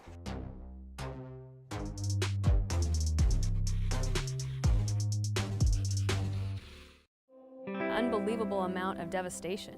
I've never seen anything like it. We had a beautiful barn that was gone in 20 minutes. Farm Bureau stepped up right away and said, hey, we got you and we'll be there for you. We were taken care of. Now we could get on to repairing and rebuilding. I tell everybody about Farm Bureau. we're fortunate to say we have good coverage with good people doing it. Contact Judd, Lori, Lisa, or Amber in Girard for all your insurance needs. Farmers Bank is a proud supporter of Girard schools. For generations, Farmers Bank has worked with local leaders, businesses, and residents to help shape the future of Southeast Kansas. Farmers Bank is proud to have helped with the growth and development of the communities we serve. As partners in business and friends in life, Farmers Bank is looking forward to a brighter tomorrow. Farmers Bank, with locations in Hepler, Walnut, St. Paul, and Girard. Equal housing lender, member FDIC.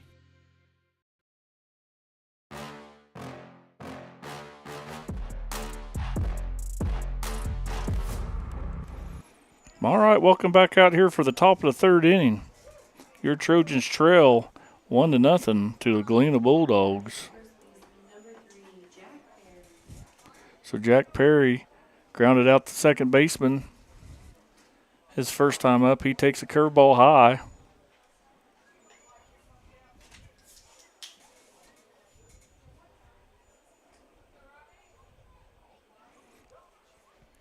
Bruning's next pitch comes in there, high again.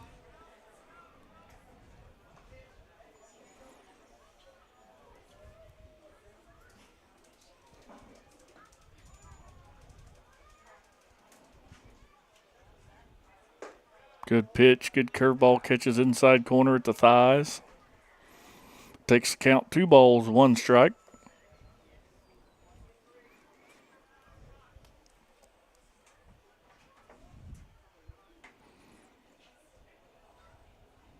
Well, that pitch comes inside. Moves Perry off his spot. 3 balls, 1 strike.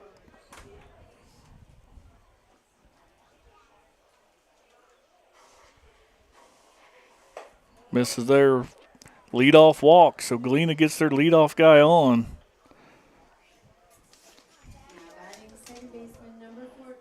Trojans has only had their leadoff hitter on in 1 inning so far this whole night. That's a big difference. That's going to bring up second baseman Thatcher Botkin. See if he's buttoned to move a runner. Galena's been doing it all night. They're not. He's first pitch swinging. They're going to hit a fly ball out to medium deep left field. Plays made out there by Dinger. Throws it back into the cutoff. And that's how out number 1's recorded. F7. Runner stays at first base. That's going to bring up number 25, Jack LaTurner, Galena's pitcher this second game. Well, let's put him in the lane, but shortstop's nowhere near double play depth over there. There's a line drive out to left field.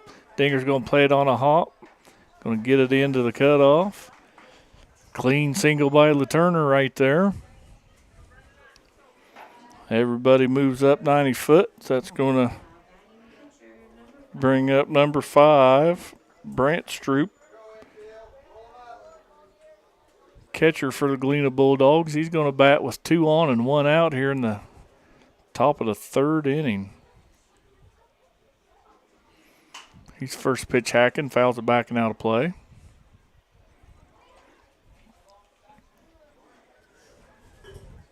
Couple of things you can't defend on a baseball field. That's a walk and a home run, and you have to command your pitches. And young Bruning's done a decent job of that so far. Misses there. Of course he does, as I'm talking about that. Evens the count, 1 ball, 1 strike.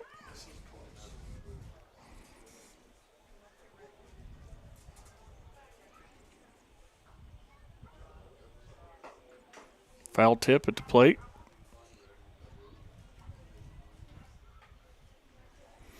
One ball, 2 strikes. Galena's got 2 on with 1 out, leading 1-0. Eerily similar to how the last game started.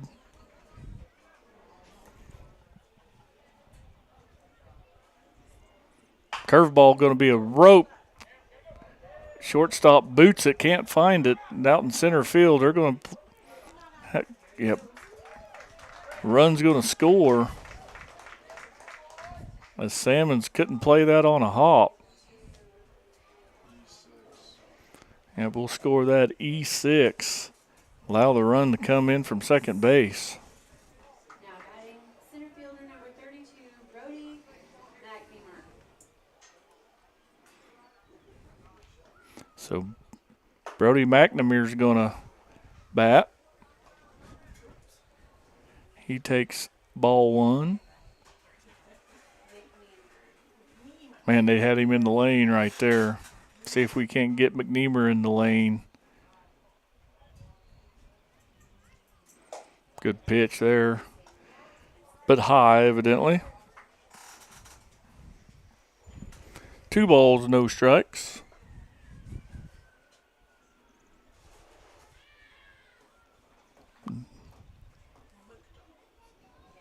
There's a curveball going to catch outside part of the plate.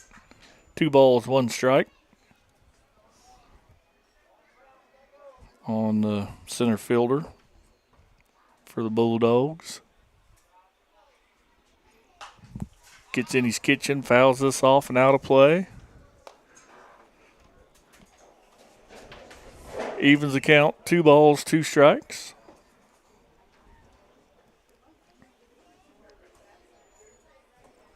Two on with 1 out here in the top of the third. Galena leading 2-0 here. Need an out, need a double play. Swing and a miss. Gets him swinging. There's out number 2. That's going to bring up Bryson Stroop, the right fielder.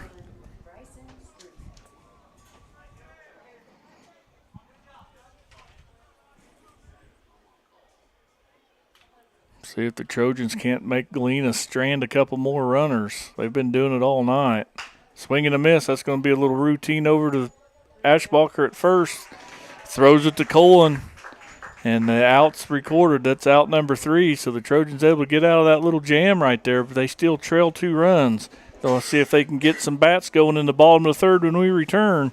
You're watching Trojan Baseball on Girard Sports Live.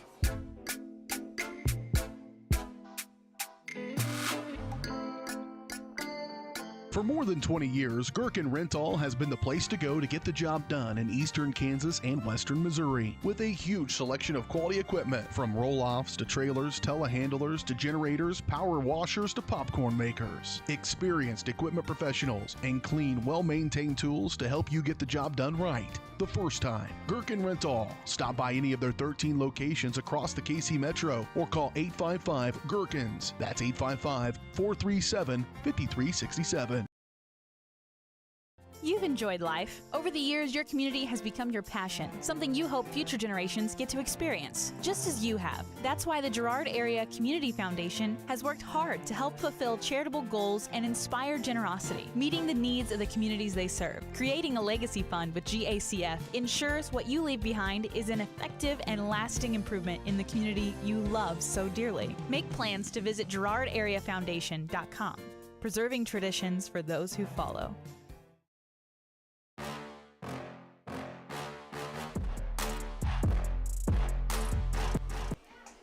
Welcome back out here. Girard, Kansas, Redwood Key Ballpark, as the sun is about to set and get out of our eyes as it's down below the trees. But it's going to leave maybe the pitcher kind of in the bright and the batter in the shadow. Sometimes it's a little harder to pick up the ball as it's leaving that bright and trailing into the shadows. But they should all be shadowed by the end of this inning. So the Turner takes his final warm-ups. Trojans are going to bring up their number 9 hitter, Corvin Bowen.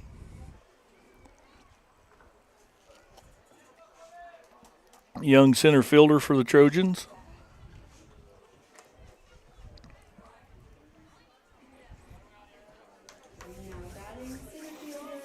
As they're trailing by 2 here in the bottom of the third.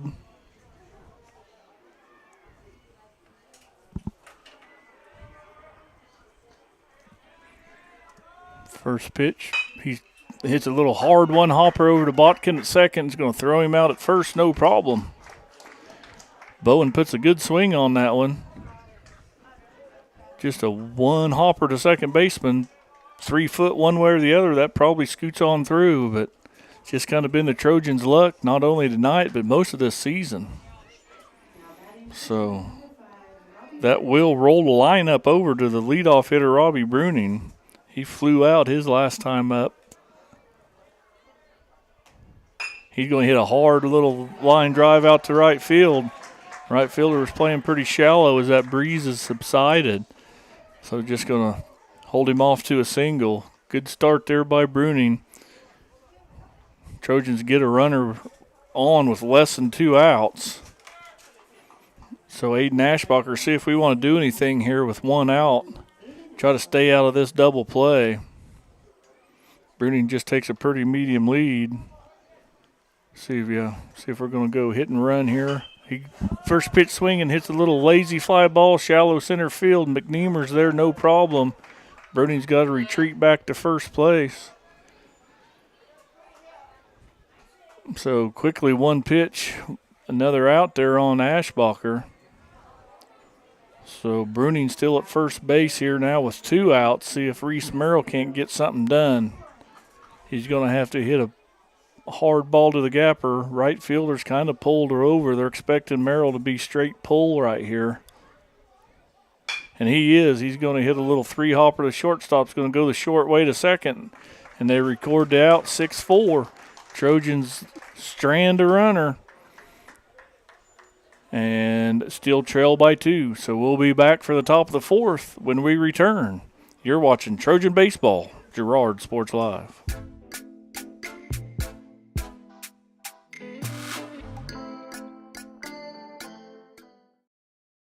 When it comes to your health care, you have a choice. Choose to stay local. Choose Girard Medical Center. For over 100 years, Girard Medical Center has been a part of the community, and they work every day to meet the healthcare needs of those they serve. With 6 locations in southeast Kansas and an ever-expanding list of inpatient and outpatient services, you just don't have to travel anymore to get quality cutting-edge care, including many services you won't find elsewhere. Proud to serve Girard and the surrounding area. Learn more at girardmedicalcenter.com. Family owned and operated, GN Bank has been providing customers with the highest quality of financial services in a friendly and personal way for over 100 years. Whether you have personal, business, or agricultural needs, GN Bank is big enough to handle all of your banking needs, yet small enough to provide you with that personal touch you've grown to expect from a community bank. GN Bank, a proud supporter of the Girard Trojans. Equal housing lender, member FDIC. Learn more at gn-bank.com.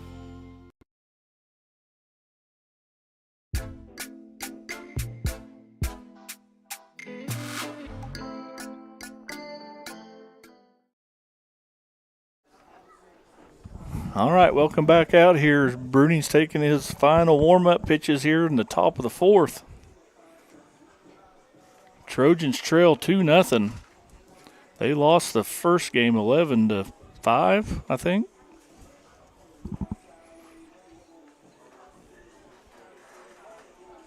In a game that they had to lead 2-1 in early, and just too many defensive errors.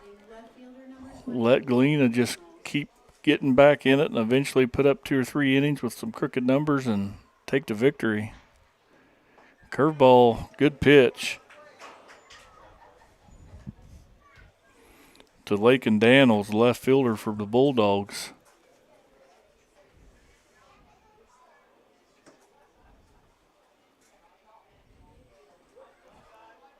Spikes a fastball.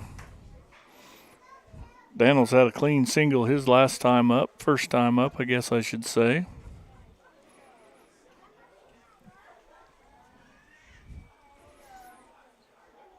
Umpire gives Brocobb a little break as he ate that fastball. Bruning misses up and away. 2 balls and 1 strike to the left fielder for the Bulldogs.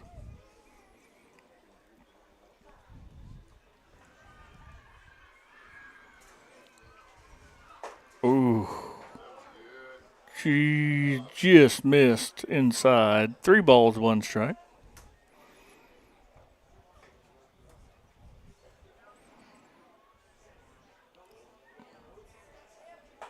Swings through that one, makes the count full.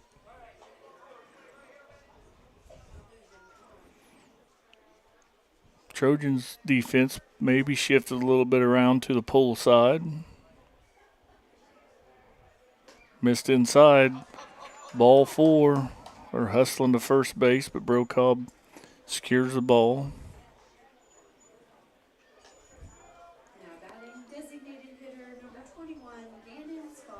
So that'll bring up Gannon Scaro as Galena gets another yet leadoff hitter on as they throw a pickoff at first base. Back no problem.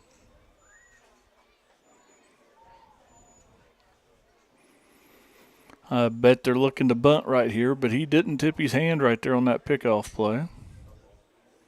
As he does square the bunt, and he lays it down. This time they're going to have it out. They tag out the runner going down the first base line, as does Bruning. But job well done by Galena as it sacrifices him to second base.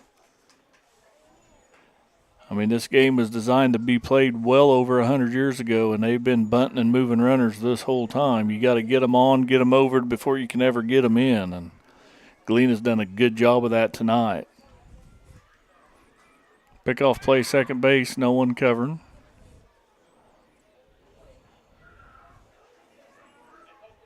I wouldn't be too surprised if Galena don't lay down another bunt right here. However, that is Zane Turner, maybe their best hitter. Bruning has got him to ground out to third base, his 2 at-bats. Pickoff play second base. Wonder if that's the old glove drop play. I think the catcher just drops his glove when they're ready right there.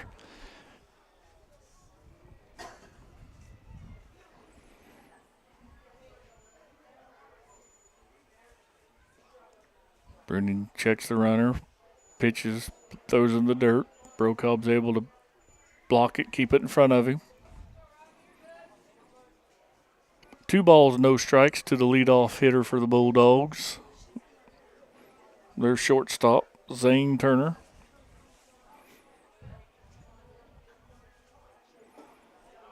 Three-0.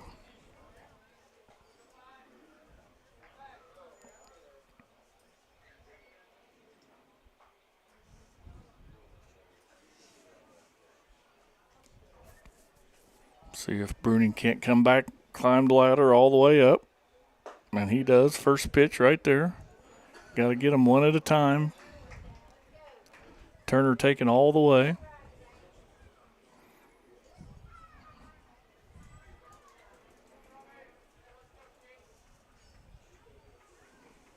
He's going to hit a little soft liner. He's going to get past Ashbacher out in the left field. Cam Leonard tracks it down. He's going to get it to Cola at the cutoff. Nope, eat that.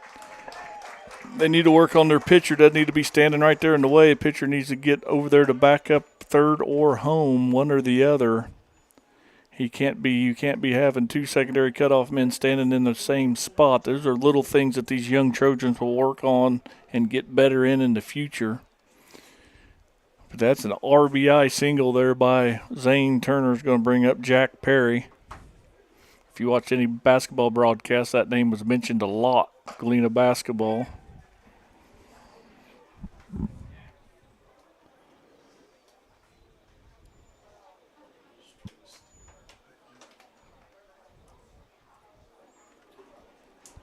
So Galena leading 3-0 now. Runner goes, pitches outside. The ball throw's going to be a little late as he slides head first under the tag. Pretty good throw there by Brokob on a pitch low and away.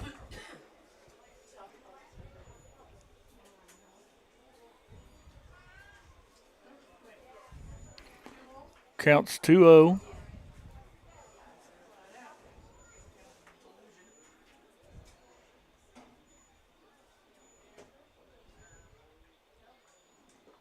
Another ball in the dirt. Brokob blocks that one. Kind of quiet out here at the old ballpark tonight. Not much noise coming from the stands. Need maybe some artificial crowd noise in the speakers. Rah, rah, yay. There's a strike. As Perry's taken all the way.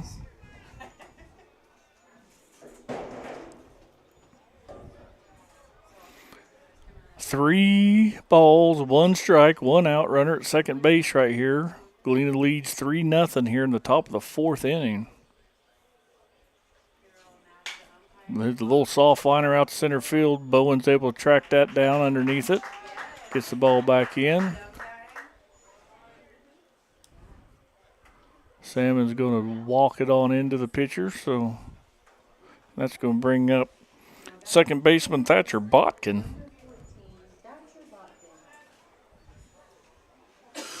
Botkin singled and flew out to left field.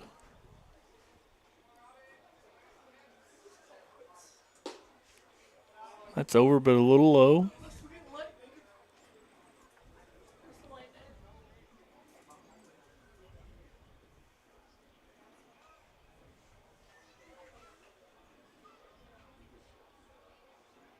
That one's ripped to shortstop. Oh, just over the top of Salmon's gloves as he. And they're going to throw this into second base to hold the runner at first. But, man, Salmon's just over the top of his glove as he stretched as high as he could reach. But that will plate yet another run for Galena. But outfielder went to the right spot, knew he didn't have a chance at the plate instead of throwing it all the way through to hold the runner at first base. Little things, Buckley. That's the little things we're going to work on. Is we're going to make a pitching change right here at 73 pitches. So they're going to bring Cam Leonard, who pitched in the first game. So we're going to take a short break while Leonard gets his warm-up throws in. You're watching Girard Baseball on Girard Sports Live.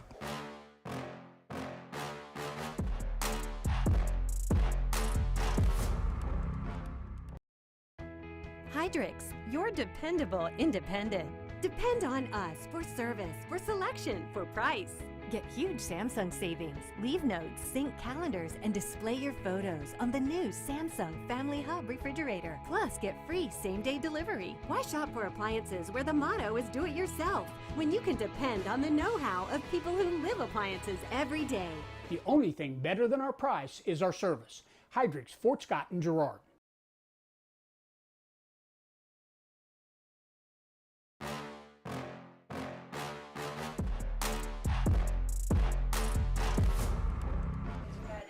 All right, welcome back out here as Cam Leonard's taking some warm-up pitches. Cam comes in from right field. We'll see what the Trojans do defensively. It looks like Robbie Bruning will leave the mound and go play short. Salmons is going to go to second base, so I'd say Ashbacher moved out to right field.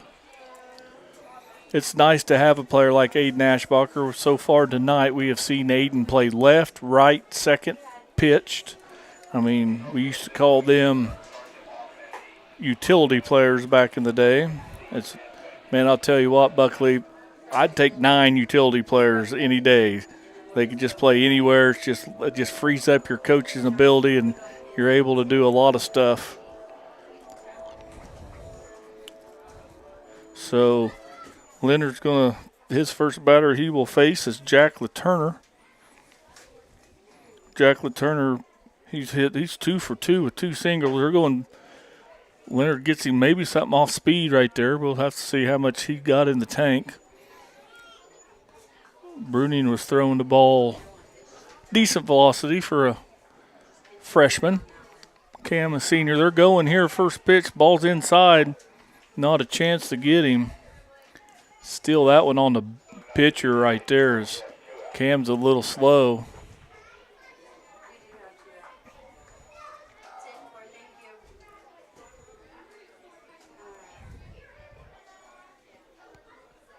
Cam comes set, checks the runner, picks his knee up, throws it. Good pitch, but misses. Dang it. Count 2 balls and 1 strike.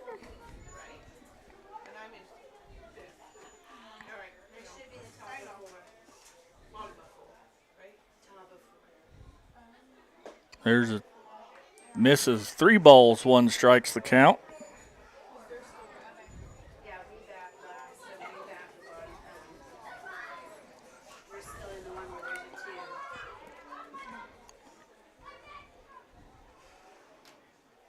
That ball's hit the third baseman. Merrill knocks it down, checks the runner. Now they get him in a pickle. Throw back hits the base runner. Shorten that distance, boys. Good base running there as he got him to throw the ball. Merrill picks that clean. There's always an out at first base with 2 outs, but he bobbled it a little bit and tried to back pick, and they ended up on the relay throw back. Hits the runner. E4. He's moved to second base. So that'll bring up their catcher, Brant Stroop, with runners at the corner and 2 outs. Still 4-0. If they can get out of this right here and deuce another ground ball, there's a little pop-up foul fly ball. See, the Galena girls are over. I'll try to text. Girard ends up winning both games. They take the sweep on the girl side. They're trying to avoid the sweep over here on the boys side. Runner goes from first base, swing and miss into the 5-6 hole all the way out to the left field. That'll score another run.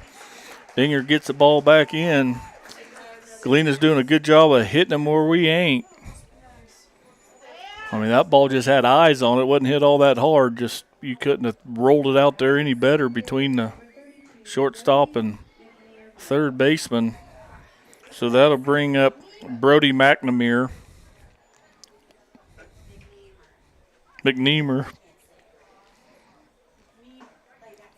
He takes strike one.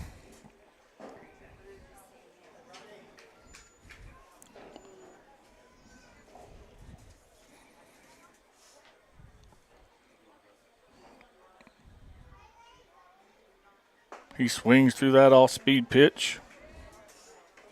Galena now leads 5-0.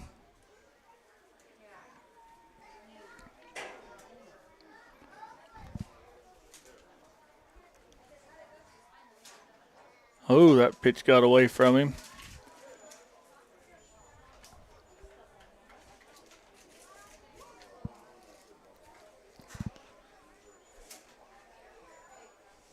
So Bulldogs on first and second with 2 out here, leading 5-0.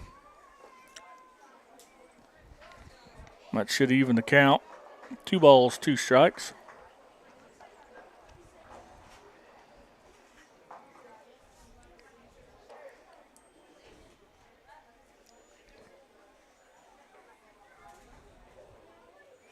Gets that one over. They foul it back and out of play.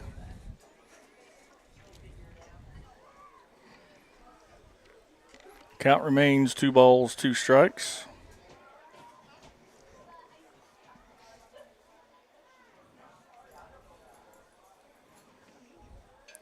Just missed inside corner.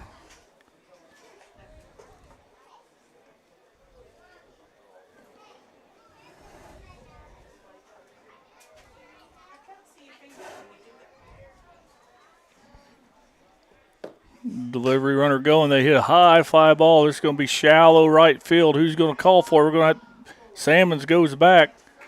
Ashbacher bowed, had a collision, but nonetheless, Salmons secures the catch for out number 3. Trojans give up 3. They trail now by 5. It's 5-0. We'll be back for the home half of the 4th when we return. You're watching Girard Trojan Baseball on Girard Sports Live.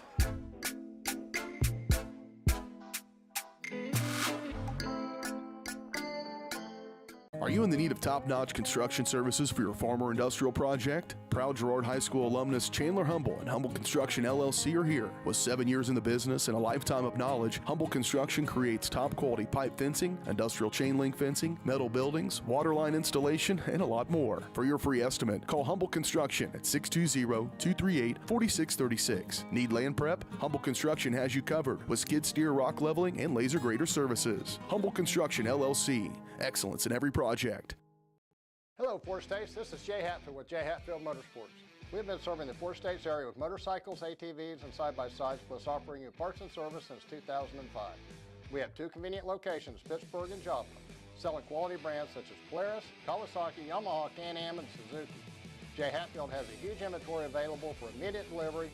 We offer financing options and an extensive selection of accessories. Most important, we're making deals. Come in and get your fun started today at J. Hatfield Motorsports in Pittsburgh or Joplin.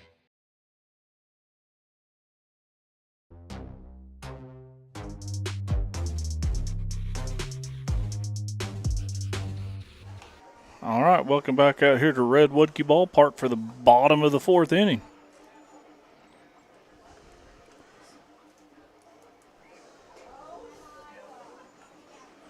Trojans trail 5-0. The Turners just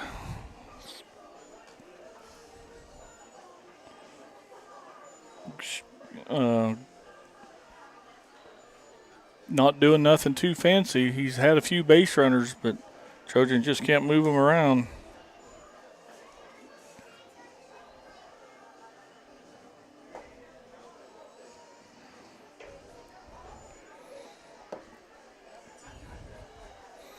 So the Trojans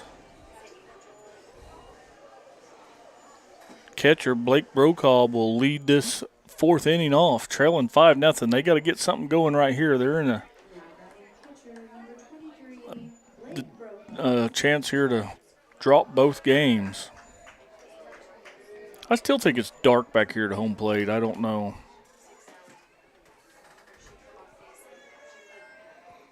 Brokaw hits a little three-hopper. Third baseman's going to throw from his knees. It's going to get past. Brokaw's going to hold up at first base as he rounds and takes a look. Jack Perry's able to recover. Give that an E5. It would have been a heck of a play, but he probably had time to get to his feet and make a good throw.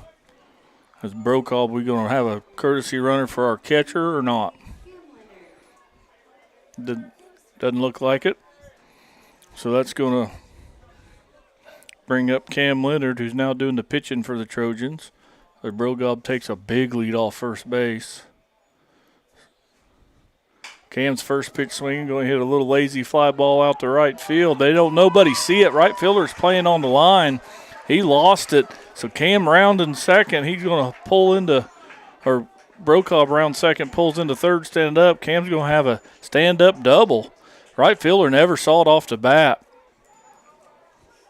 He was really playing on the right field line, and he was just never did see it looking straight up into the twilight. Sometimes the ball in this twilight sky kind of blends together. So that's going to bring up Dinger here. Now Trojans got something happening. We got 2 on with nobody out this time. Dinger takes first pitch strike. High and outside for strike 1.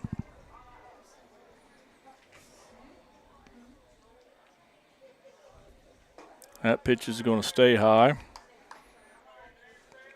The Turner's not throwing a whole lot of heat, just kind of throwing, mixing balls, curve balls, off-speed pitches, in and out, up and down. There's one. Dinger squares it up, going to hit it straight away center field, but McNemer's there, McNemer, but it's going to be deep enough for a sac fly to put, it's going to score Brokaw, so credit Dinger with a sacrifice fly to center field, and that's what we talk about by getting them on and moving them over to third base. Less than 2 outs, you can score runs right there.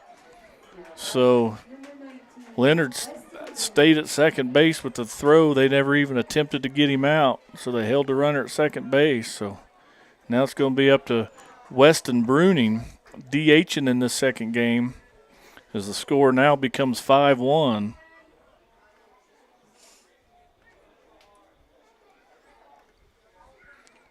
Pitch is way outside. 2 balls and no strikes. Little things, just doing the little things in a baseball game can sure help score runs, limit runs. 3-0. Now you kind of get the off the snide. You can hear the Trojan dugout kind of getting back into this game. Crowds maybe stirring around a little bit better. There's strike 1, 3-0. Bruning taking all the way right there on a 3-0 count.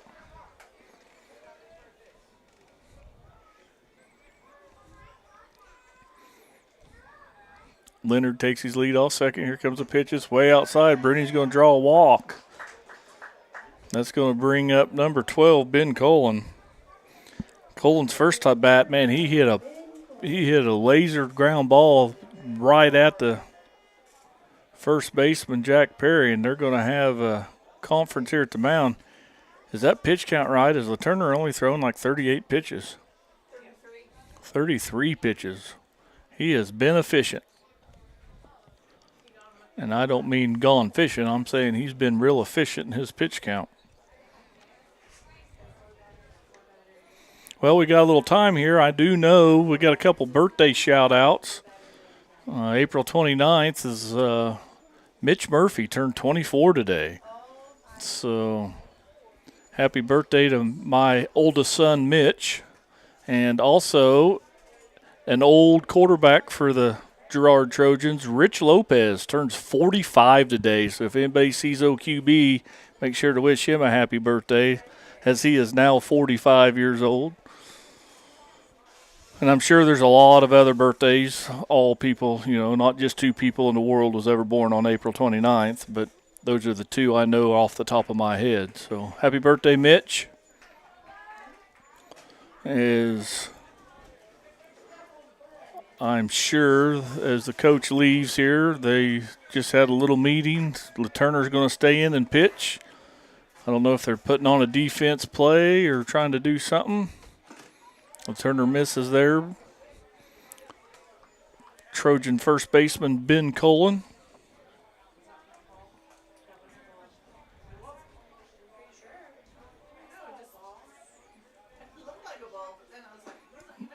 He takes that one at the knees, outside corner. Evens the count. 1 ball, 1 strike. We got 2 on and 1 out. We trail by 4 here, but we can cut that deficit with a couple more runs. A base hit will go a long way right here.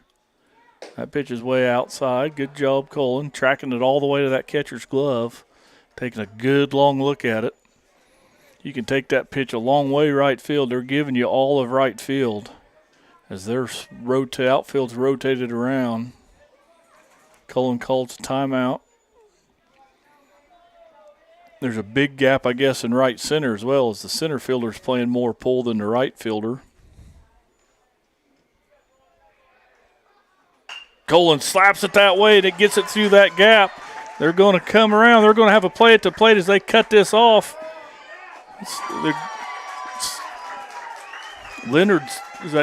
Cam Leonard slides across the plate to score the second run.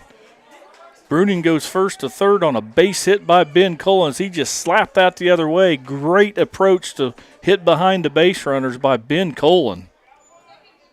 Great job. That's something that we haven't seen a lot of the first couple games we broadcasted, Buckley, is having an approach at the plate and understanding, man, wait for that outside pitch to go the other way to hit behind some base runners. So Trojans making a little noise right here.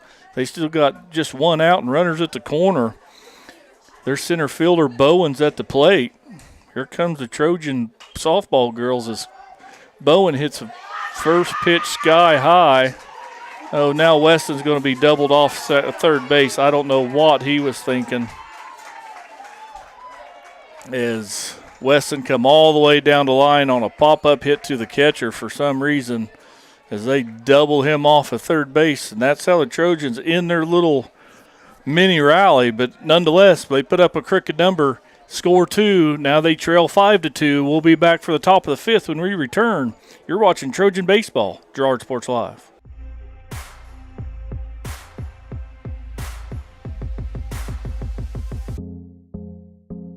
I was raised in a small town, and there was a lot of people who took time to invest in me. And so when we decided to open up our offices, we want to make sure that we're pouring back into the community that's giving to us. We care. We want to be involved. We want to have a passion for what you have a passion for. We want to be able to give back.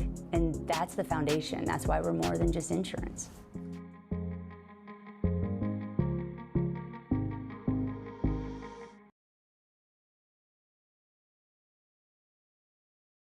If you're in the market to buy or sell a house, land, or commercial space, look no further than Lehman Realty. Locally owned and operated, Jason Lehman and his staff are ready to meet the needs of every client.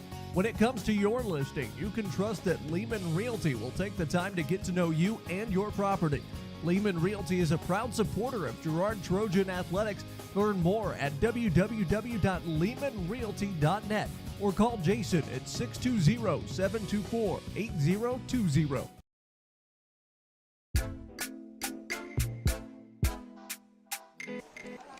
Welcome back out here to Red Wetke Ballpark, home of your Trojans, who trail the Galena Bulldogs 5-2. As you see Leonard taking up his final warm-up pitches, we'll close the door on young Robbie Bruning. He goes 3 2/3, giving up. He gave 3 strikeouts, 2 walks, 6 hits, 5 runs, but only 2 of those runs were earned. So we'll see if Cam Leonard here can keep the door shut a little bit. They show bunt. They take outside corner, strike 1.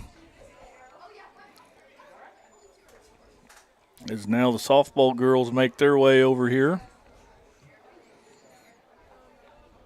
after a sweep of the Bulldogs on the softball side. Swing and a miss off speed, had him way out in front off his front foot. Is Bryson Stroop, the right fielder. He is struck out and grounded out to the second baseman.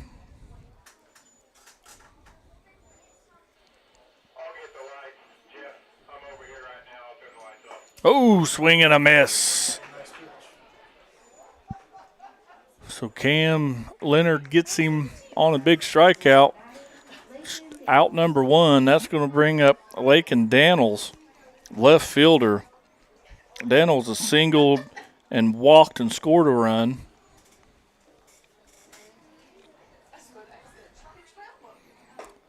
He takes ball high for ball 1.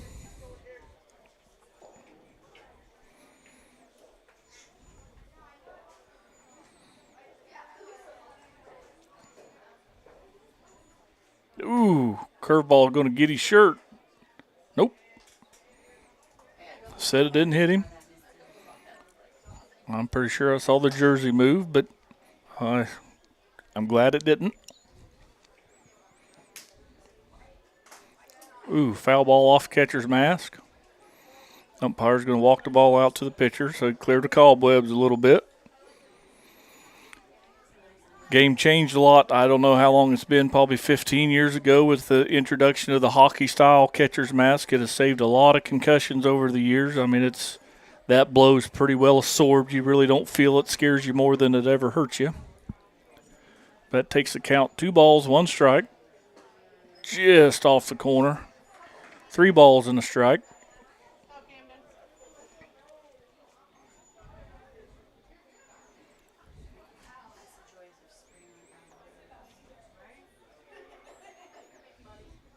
And bounces that one in there for ball 4. So after a leadoff strikeout, Leonard walks the next one.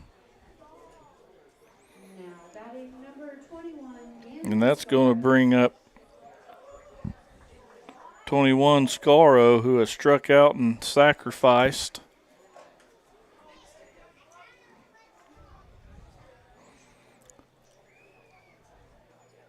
So Daniels takes his lead off at first. Leonard throws strike. First pitch strikes. Can't preach it enough. It's so easy. It's not so easy. So easy would be a bad word. Make me think pitching's easy, but it's easier when you throw first pitch strike. Runners going, a little hit and run, a little soft liner. They pick it off. Now they're going to throw over to first. Just catch the ball, step on your base. We're going to have him doubled off. Nice play there by Robbie Bruning to understand that he was in no hurry to make a nice, easy throw back to first on a hit and run.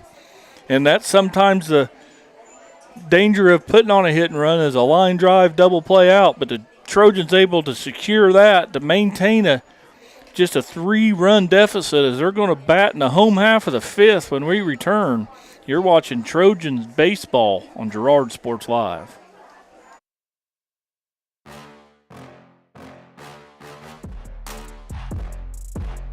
Mathis Drug continues to be the area's choice when it comes to your family's health and wellness. New ownership, but the same commitment to community you've come to expect from Mathis Drug. Now offering medication synchronization. Get all your monthly meds at the same time at the same place. Mathis Drug. Hi, I'm Bria Scheibe, pharmacist and new owner of Mathis Drug Store. Stop in today and ask us about medication synchronization. Mathis Drug, still locally owned and operated. Call 620-724-4313. A partner in your fields and in your success. That's what you get with Murphy Seed. Channel seedsman Matt Murphy knows your fields and can recommend the elite seed products designed to perform in your area, maximizing the profitability of every acre. With Murphy Seed, you'll get year-round, hands-on, customized service. To learn more, call Murphy Seed at 620-249-6419. Your partner at every stage. Matt Murphy and Murphy Seed.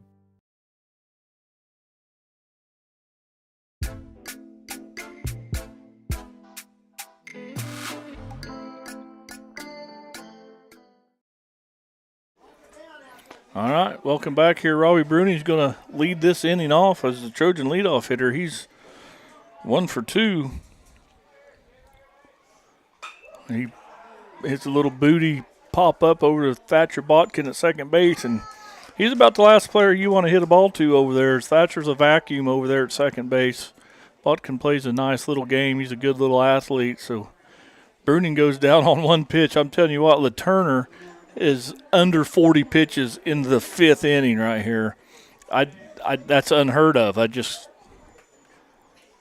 I can't fathom how easy he's getting outs on just those kind of pitches. But take nothing away from Jack LaTurner. I mean, he's been very efficient and getting a lot of outs. Throwing a good ball game. They rip that one foul just off the third base line is Aiden Ashbacher.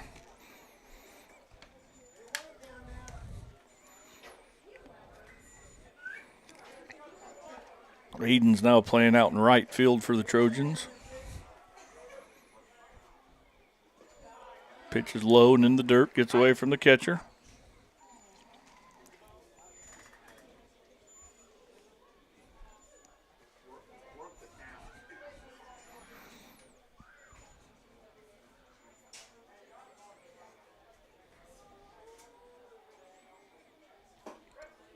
Outside corner evens the count. 2 balls, 2 strikes.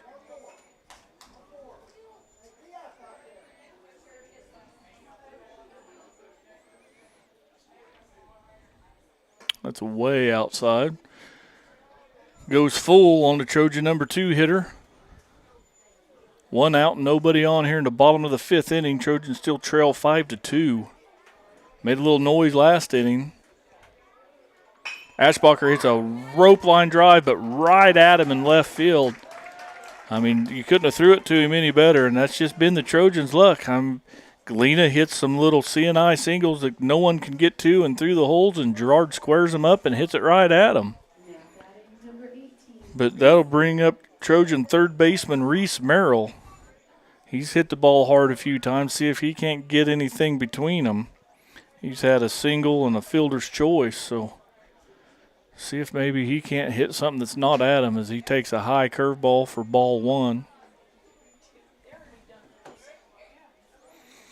They're playing Reese to pull in center and not to pull in right, so that right center field gap is wide open if he can find something out over the plate to his liking. Let it get deep and hit that ball that way. He swings through that pitch quickly down into count. 1 ball and 2 strikes. There's 2 out and nobody on here. The Trojans trail by 3 in the bottom of the 5th inning.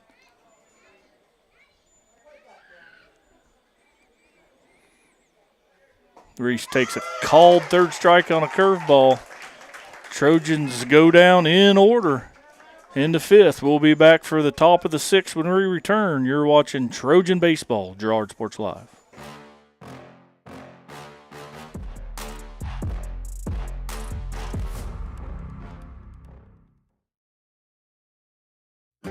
A partner in your fields and in your success. That's what you get with Murphy Seed. Channel seedsman Matt Murphy knows your fields and can recommend the elite seed products designed to perform in your area, maximizing the profitability of every acre. With Murphy Seed, you'll get year-round, hands-on, customized service. To learn more, call Murphy Seed at 620-249-6419. Your partner at every stage. Matt Murphy and Murphy Seed. Whisper a phrase into a person's ear, then pass it on to a group of people. Notice how the message changes by the time that the last person hears it? In business, consider word of mouth in the same light. What people say may turn into something different than you would like it to be. It can't be controlled. That's why Norris Advertising provides proven ad solutions through radio, billboards, and digital sign sales, allowing your message to be controlled by the person that knows your business best. You, Norris Advertising, a proud sponsor of Trojan Athletics.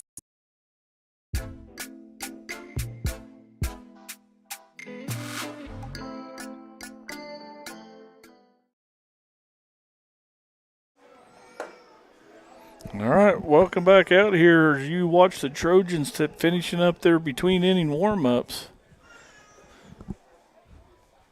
Galena's going to bring up their leadoff hitter. They're batting 1, 2, 3, Turner, Perry, Botkin.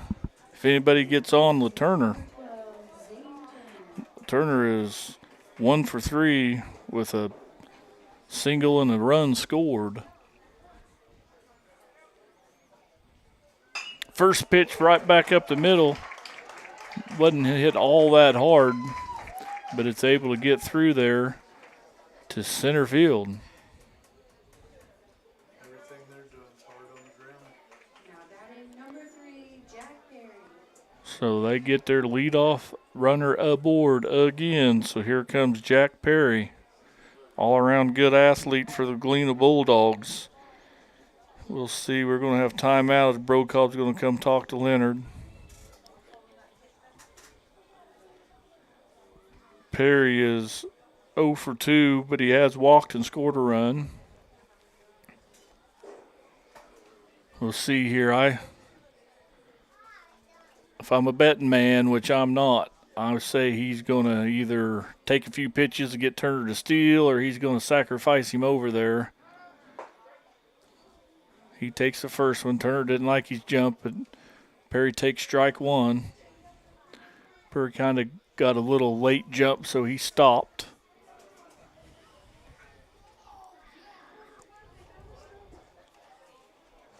Leonard checks the runner here. He's going to have to just do a slide step. Turner's fast. Does a pickoff move. Everybody back. You can steal bases on a pitcher just as easy as you can a catcher.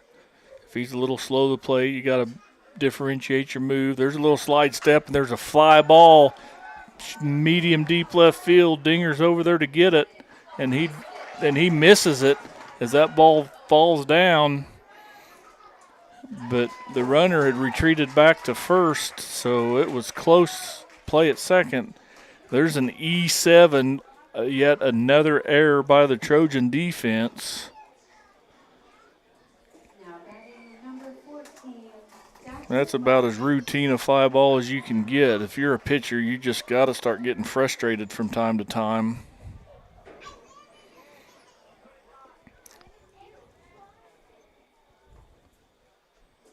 So here comes Botkin. He's bunting, and he lays down a beauty, but it's going to roll foul. Pick it up, pick it up. There you go. Probably not going to hit nothing on this good turf and bounce back fair, but, man, as soon as that ball crosses that line, I want to put my hand on it, make sure. Heck, a sunflower seed might spin it back the other way. You never know. So we'll see if the third baseman's going to come in and try to defend this bunt here. So he squares the bunt. Third baseman plays back. They're bare hands. They're going to go first. Colin gets there, able to record the out, but Botkin does his job.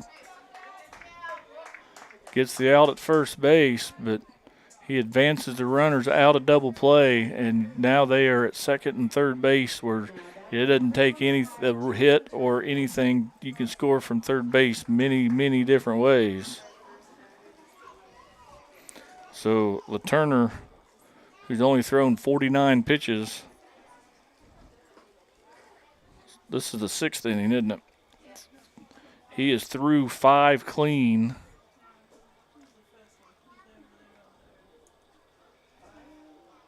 In the top of the 6th we are now.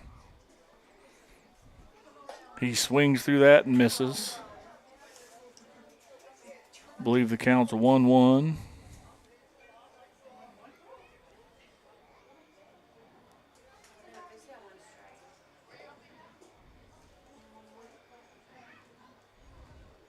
Misses up and in there. 2 balls and 1 strike.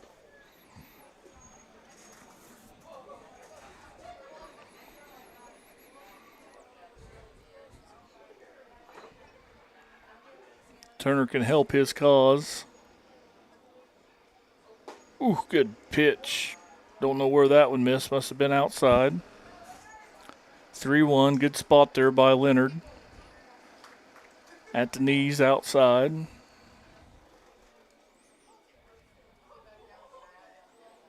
Swings through that one. Makes the count full. Strikeout would be huge right here.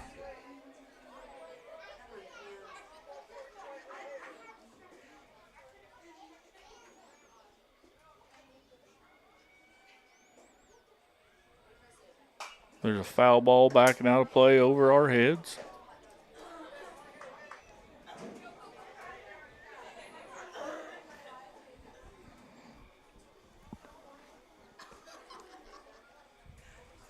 Trojan defense about as routine, normal as you can get.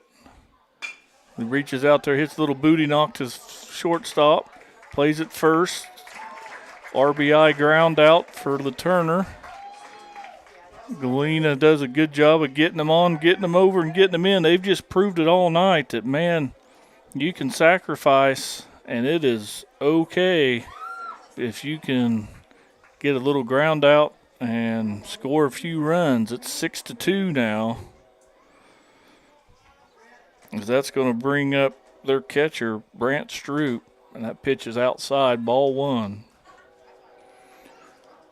So on the RBI ground out, Galena's runner advances to third. So they still have a runner at third here with 2 out, up 4 in the 6th inning. Good pitch. Merrill fields it at third, takes a couple crow hop, fires it across. Colin makes a nice stretch at first base. That's how the third out's recorded, but not before Galena could score a run. It is now 6-2. We'll be back for the home half of the 6th when we return. You're watching Girard Trojan Baseball on Girard Sports Live.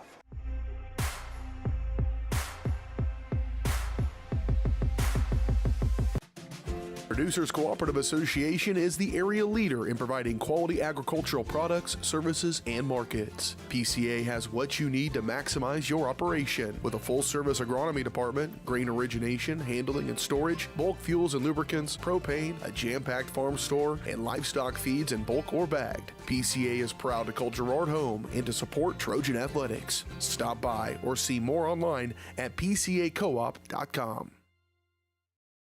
Roto-Rooter is proud to serve Girard and the surrounding area, offering sewer and drain cleaning, as well as septic and grease trap pumping 24 hours a day, 7 days a week. From toilet clogs to video inspections, sewer line repairs to complete replacements. To make an appointment, call 620-231-5630. Roto-Rooter is now owned by GHS alum Braden Peak and GMS teacher Heather Peak, and they are proud to support the Trojans. Roto-Rooter, 620-231-5630. See their ad in.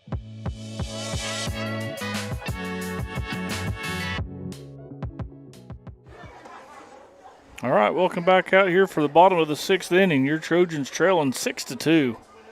And it's what's been not the cleanest of ball games, but Trojans have had their chances. They've run themselves out of 1 inning, but Galena's kind of done the same thing to return the favor. We just need to string a few plays and hits together here to get some pressure. Galena's just shown that they're maybe just a touch cleaner defensive team than these Trojans have been. So it's 6-2. It's a long ways. We got 6 outs. If we can hold them here, the worst thing that could happen is you get back in this ball game and then let them score a couple more. But shout out again to the Trojan girls who sweep the doubleheader across the way at the softball field. Congratulations, Coach Kugler, Coach Sasho, and the whole team over there. We'll see if these boys can pull out a split as they're going to bring up number 23, Girard catcher Blake Brokaw.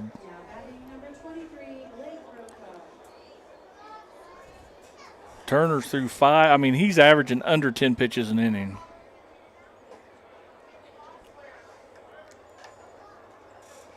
He's through 5 innings on 50 pitches. That is under 10 pitches an inning. Just missed on that one. I think the catcher wanted it as he kind of held it there a minute for the umpire to take a better look at it.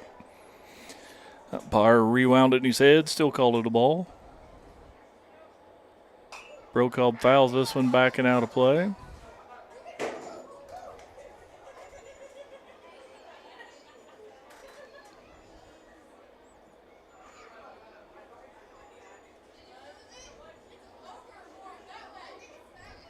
Swings through and misses that one. Counts even, 2 balls and 2 strikes on the Trojan catcher, Blake Brokaw.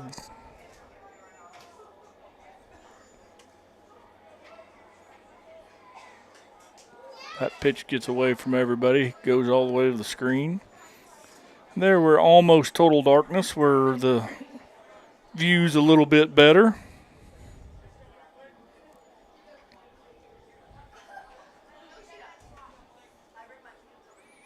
Turner takes his kick. Pitches high and outside. Brokaw works a walk. Here we go. That's going to bring up Cam Leonard, the pitcher now for the Trojans. Cam's been fairly effective. We're not going to run for Brokaw.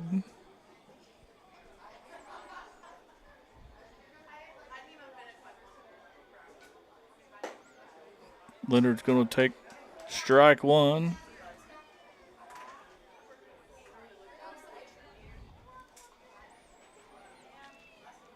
Well, Turner checks the runner, comes set.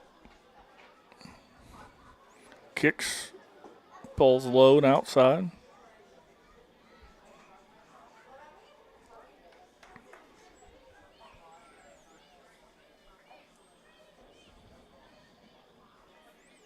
Brokaw dancing around over there at first base as Leonard fouls it off to the screen.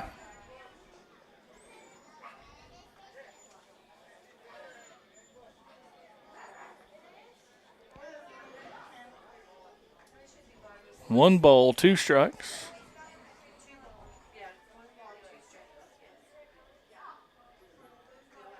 Leonard just a little get me over swing, going to double him off first base. Nope. Said he was under there. I don't know, but good hustle by Brokaw to recover as Leonard hits a little soft looper to the shortstop, Turner, who fires it across there, and Brokaw was able to recover and get back. But there was another unproductive out by the Trojans, unable to advance a runner. Leaving Brokaw at first base. That's going to bring up Braden Dinger. He takes outside. You know, it's okay to make outs from time to time, but you have to make productive outs to be an effective ball team. And sometimes these Trojans are not making productive outs. As that was taken outside, ball 2.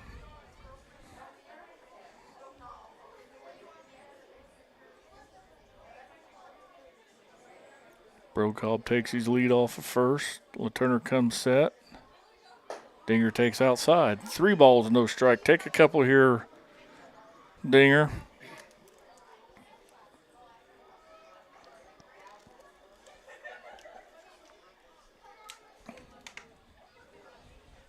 Outside, ball 4. 4-pitch walk to Dinger's going to bring up Weston Bruning. Had a base running blunder a couple innings ago. I'm sure he would like to make up for that right here.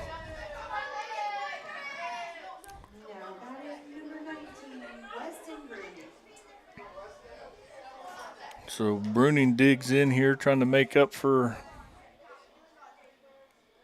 see if he can't gap one. Big left-handed hitter. Takes inside for strike 1.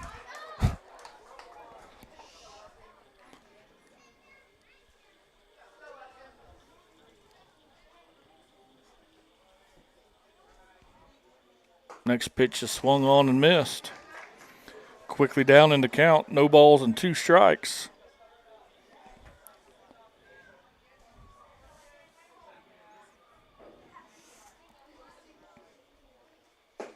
Takes strike 3 right down the middle.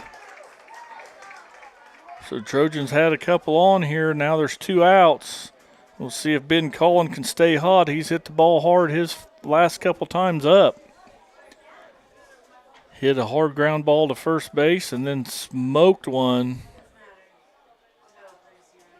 Now we're going to courtesy run. Mason Crozier will come in and run with 2 outs.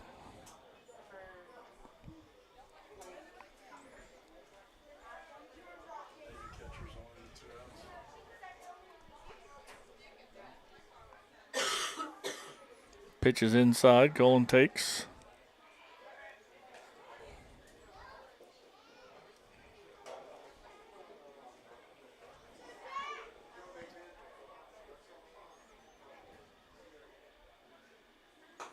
Swings and misses that one. Keep your same approach, Ben. Looks like he's trying to pull that pitch. He's went the other way twice. But there's a big gap out there in right center, too, if he can get to it. They're playing center fielders, playing him to pull. Oh, he slashes it just foul off the net. So he's down in the count, 1 ball and 2 strikes here. We got 2 on and 2 out. We're trailing by 4. In the bottom of the 6th inning. Swings, it's through the curveball. Trojans go down. Another goose egg on the scoreboard. We'll be back for the top of the 7th when we return. You're watching Trojan Baseball on Girard Sports Live.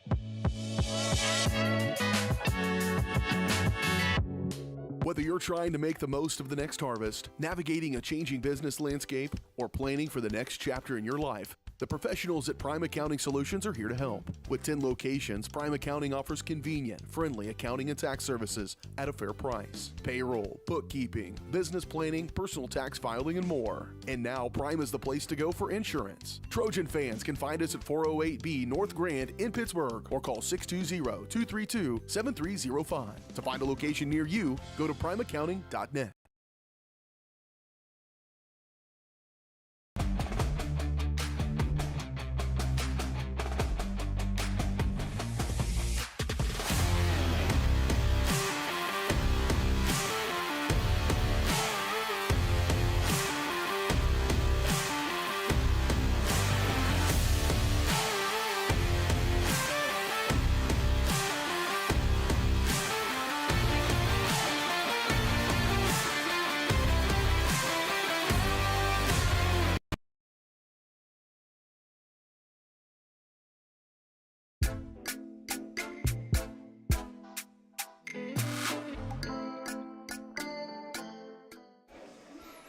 All right, welcome back out here for the top of the 7th at Red Woodkey Ballpark. Your Trojans trail 6-2. As Trojans are finishing up their warm-ups.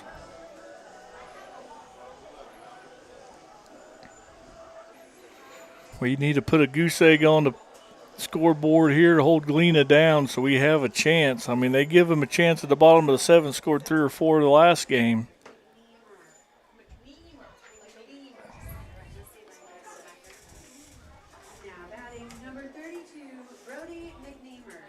So McNeemer, center fielder, is going to take his chance at the plate. He's going to take strike 1. Good pitch. Leonard still on the bump for the Trojans.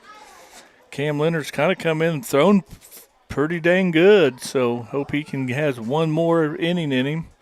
Get 3 more outs for this Trojan, see if their offense can come alive. He misses way outside right there.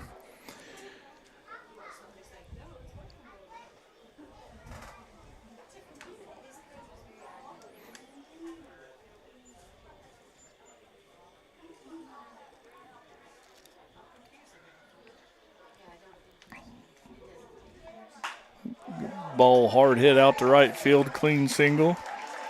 Ball gets by Ashbacher. They're going to go to second. He wasn't hustling for it. Now the ball is thrown all the way over to the left field. No one's backing anything up. Another snowball fight by the Trojans. That's give him a clean single and then score 2 more errors to give him second and third.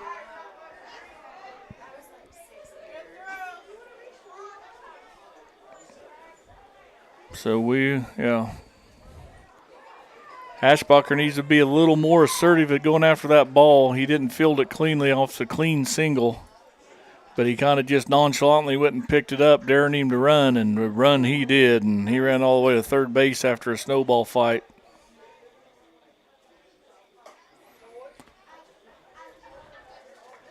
Just some little things out there, as a left fielder, you don't have anything to do on a ball hit to right field but maybe creep in just in case they overthrow that. Just little things like that I'd like to see these Trojans start doing a touch better. Bryson Stroop swings and misses through there. So now Galena's got a runner at third here with nobody out in the top of the 7th inning. And there's that bunt. Going to go foul. Galena's have to go back and count them how many bunts they have laid down. It's been a lot. Good quality bunts, as my partner beside me says.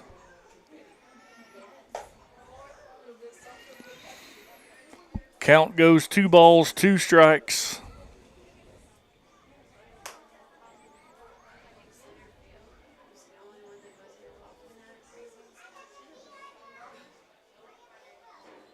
Ball's hit a mile high, but it's going to be way back and out of play.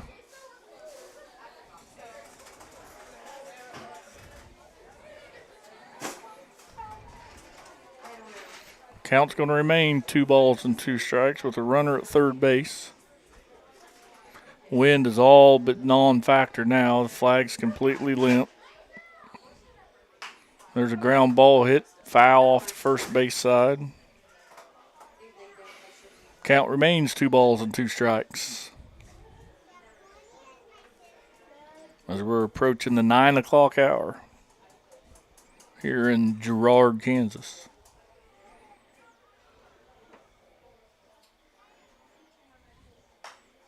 Fouled straight back. Leonard's done a good job of keeping a good part of the bat off the ball.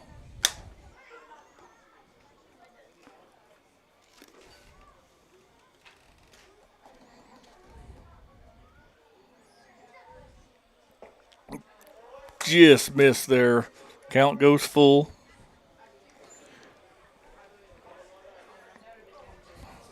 I'm an old timer. You pick that ball clean and show it. It might caught the bottom of the strike zone right there.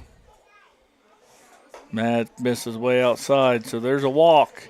So 2 on here with nobody out at the top of the 7th, and this is how the lug nuts come loose from time to time. And Galena's got runners at the corners. There's so many things in a high school baseball game you can do first and third situation here. If I was Galena, I'd take advantage of it too. I'd go first pitch and see what the Trojans want to do, because you're going to have to give him second base. You can't allow any more runs to score. They're playing middle deep here. There goes the runner, and it's outside. And they're going to throw through, and they get him. What are we doing? He's out there. But I don't know why he went back. I thought they tagged him out at second. They didn't tag him at second, I guess. For some reason, the runner turns around and runs all the way back to first, and they get him out there. 2, 4, 5, 3, yeah.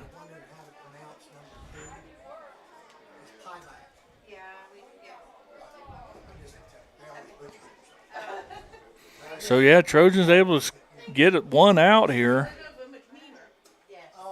That ball's crushed out to the left field. Dinger on his horse. He's not going to get there, and it's going to one hop over the fence for a ground rule double.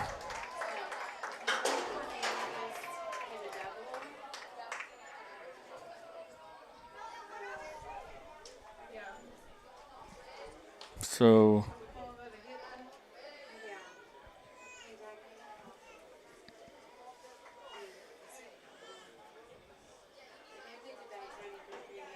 who hit that? Daniels. Lake and Daniels smokes that ball left center field, and it off the warning track and hops over the fence for a ground rule double, RBI double.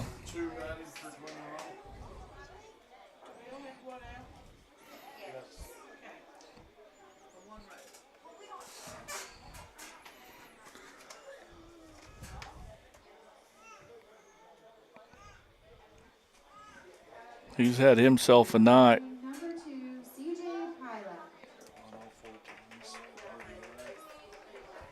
Coming out of the 7-hole, 8-hole. There's first pitch strike from Leonard.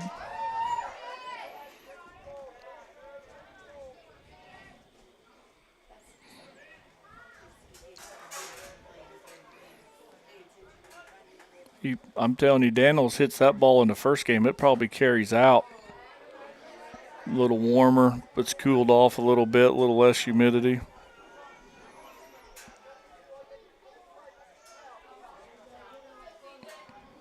The old BB Core bats kept him from launching that one.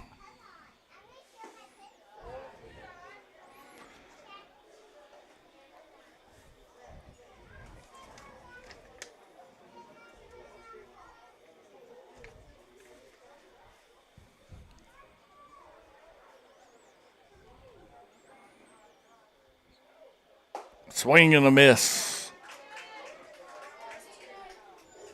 Palich goes down on strikes. So now we got 2 out, but they've still got 1 in. Runner at second base here. Back to the leadoff, Zane Turner. He's kind of been a Trojan killer the first game. They've kind of tried to hold him in check. He has scored a pair of runs on a pair of singles, but he's grounded out twice. So he's 2 for 4 second game, and he ropes one foul down the third base line. Nothing but a loud strike. Keep him right there. If he can't wait on it, can't keep his hands inside of it, he'll just foul them all off. Here's the delivery. High.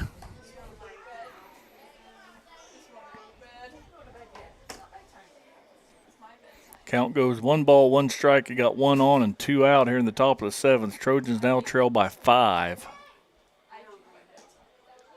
Over but low.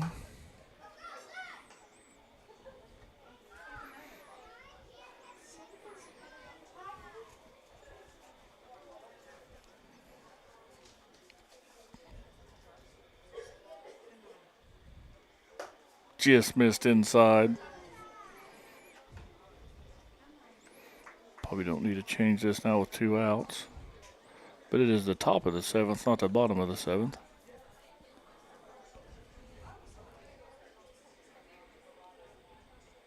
Good pitch. Makes the count full. 3 balls, 2 strikes, 2 out and 1 on. Need another pitch like that, Leonard.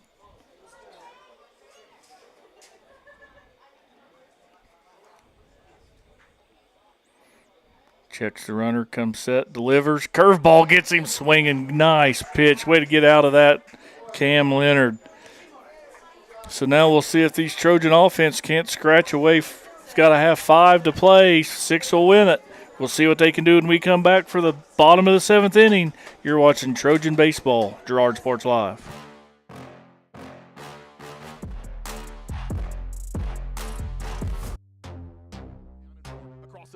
The 15, to 10, 5, Colton McCann, his third touchdown of the game.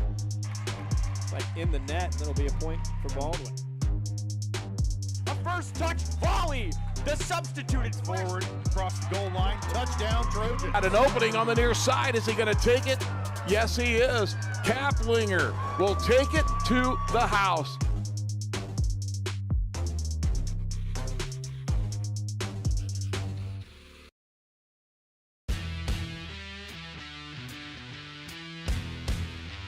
The 15 to 10, 5, Colton McCann, his third touchdown of the game.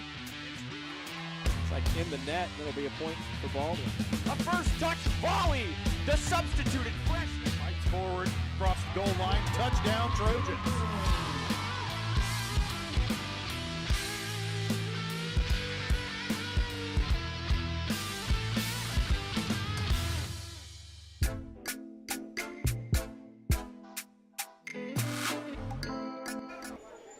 All right, welcome back for the bottom of the 7th. I can change that now. Bring in the bottom. And we're going to face number 9-1-2, Bowen, Bruning, and Ashbacher. The Turner's still out there trying to finish this game. He's now thrown 71 pitches through 6 innings. Trojans did make him work a little bit more in that last inning. He misses that one off the catcher's foot. That had to hurt. So the line on Cam Leonard, he threw 3 1/3 innings, 3 strikeouts, 2 walks, 4 hits, and 2 runs. I thought Cam probably deserved a little more better of that. 0 earned runs. It was all scored on errors. So, yeah, he did. I thought he threw a little better than that. I can't read Buckley's writing. He's left-handed and an insurance guy. So, curveball fouled back. Count's going to stay 1-2.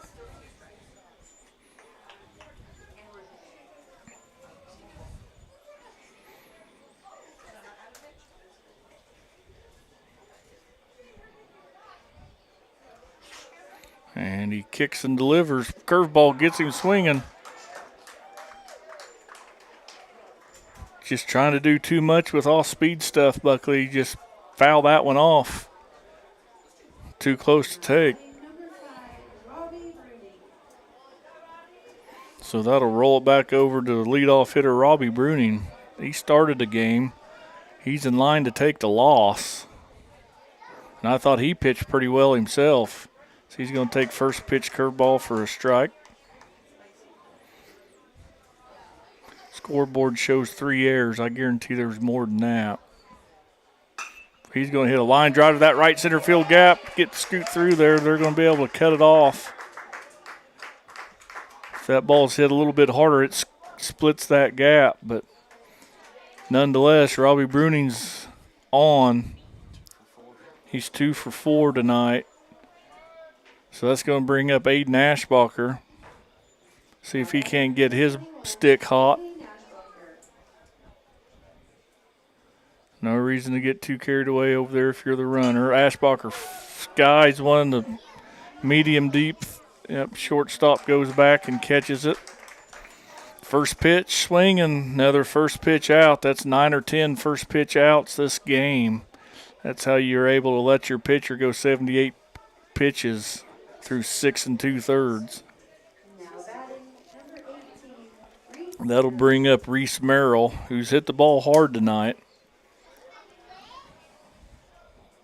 And he fouls this one out of play.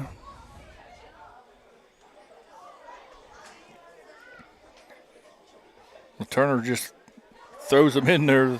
Must look like beach balls coming up there. Trojans have had some good hacks. They just haven't been able to.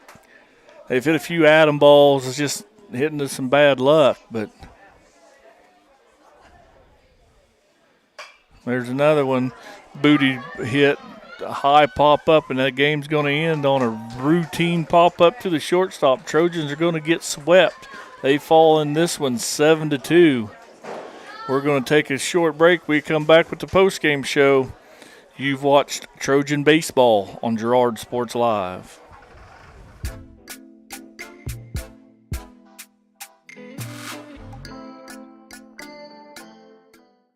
Farmers Bank is a proud supporter of Girard schools. For generations, Farmers Bank has worked with local leaders, businesses, and residents to help shape the future of Southeast Kansas. Farmers Bank is proud to have helped with the growth and development of the communities we serve. As partners in business and friends in life, Farmers Bank is looking forward to a brighter tomorrow. Farmers Bank, with locations in Hepler, Walnut, St. Paul, and Girard. Equal housing lender, member FDIC. Mathis Drug continues to be the area's choice when it comes to your family's health and wellness. New ownership, but the same commitment to community you've come to expect from Mathis Drug. Now offering medication synchronization. Get all your monthly meds at the same time at the same place. Mathis Drug. Hi, I'm Bria Scheibe, pharmacist and new owner of Mathis Drug Store. Stop in today and ask us about medication synchronization. Mathis Drug, still locally owned and operated. Call 620-724-4313. Chicken Annie's of Girard is something to crow about. Their family-style restaurant continues a Southeast Kansas tradition with their specialty, fried chicken, plus famous homemade onion rings and a variety of other dishes that would satisfy any cravings, even homemade pie. Besides dine-in and carry-out, Chicken Annie's of Girard also does catering in the area. Stop in on Highway 47 in Girard for a hearty meal, and follow Chicken Annie's of Girard on Facebook for specials. I was raised in a small town, and there was a lot of people who took time to invest in me. And so when we decided to open up our offices, we want to make sure that we're pouring back into the community that's giving to us. We care. We want to be involved. We want to have a passion for what you have a passion for. We want to be able to give back. And that's the foundation. That's why we're more than just insurance.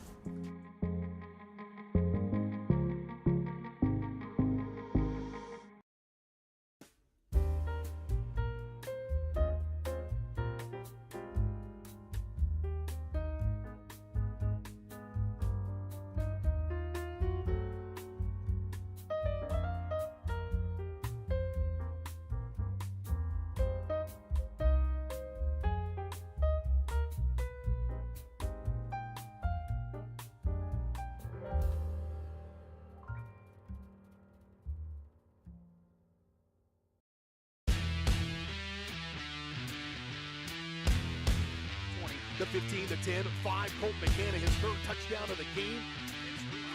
It's like in the net, and it'll be a point for Baldwin. A first touch volley. The substituted freshman fights forward across the goal line. Touchdown, Trojans.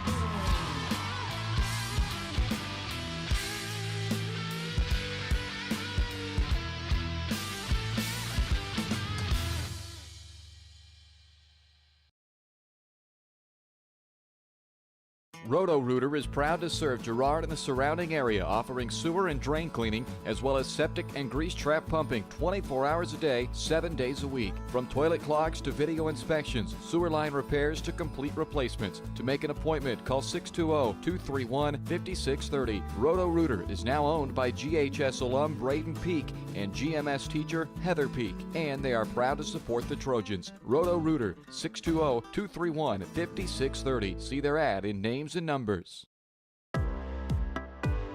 Community National Bank and Trust has been serving the area for more than 30 years with a strong commitment to the highest quality leadership and banking services. Missing that human touch with your bank? Come talk to a real person at Community National Bank and Trust. We're your local bank that's small enough to know you, yet big enough to offer the best products. Community National Bank and Trust. Federally insured, locally awesome. Member FDIC.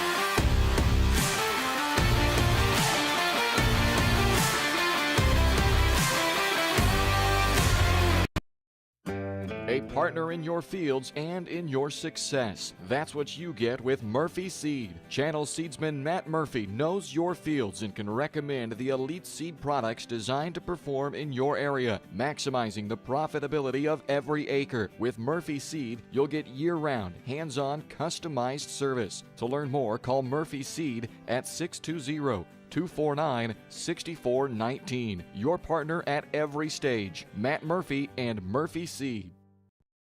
You've enjoyed life. Over the years, your community has become your passion, something you hope future generations get to experience, just as you have. That's why the Girard Area Community Foundation has worked hard to help fulfill charitable goals and inspire generosity, meeting the needs of the communities they serve. Creating a legacy fund with GACF ensures what you leave behind is an effective and lasting improvement in the community you love so dearly. Make plans to visit GirardAreaFoundation.com, preserving traditions for those who follow.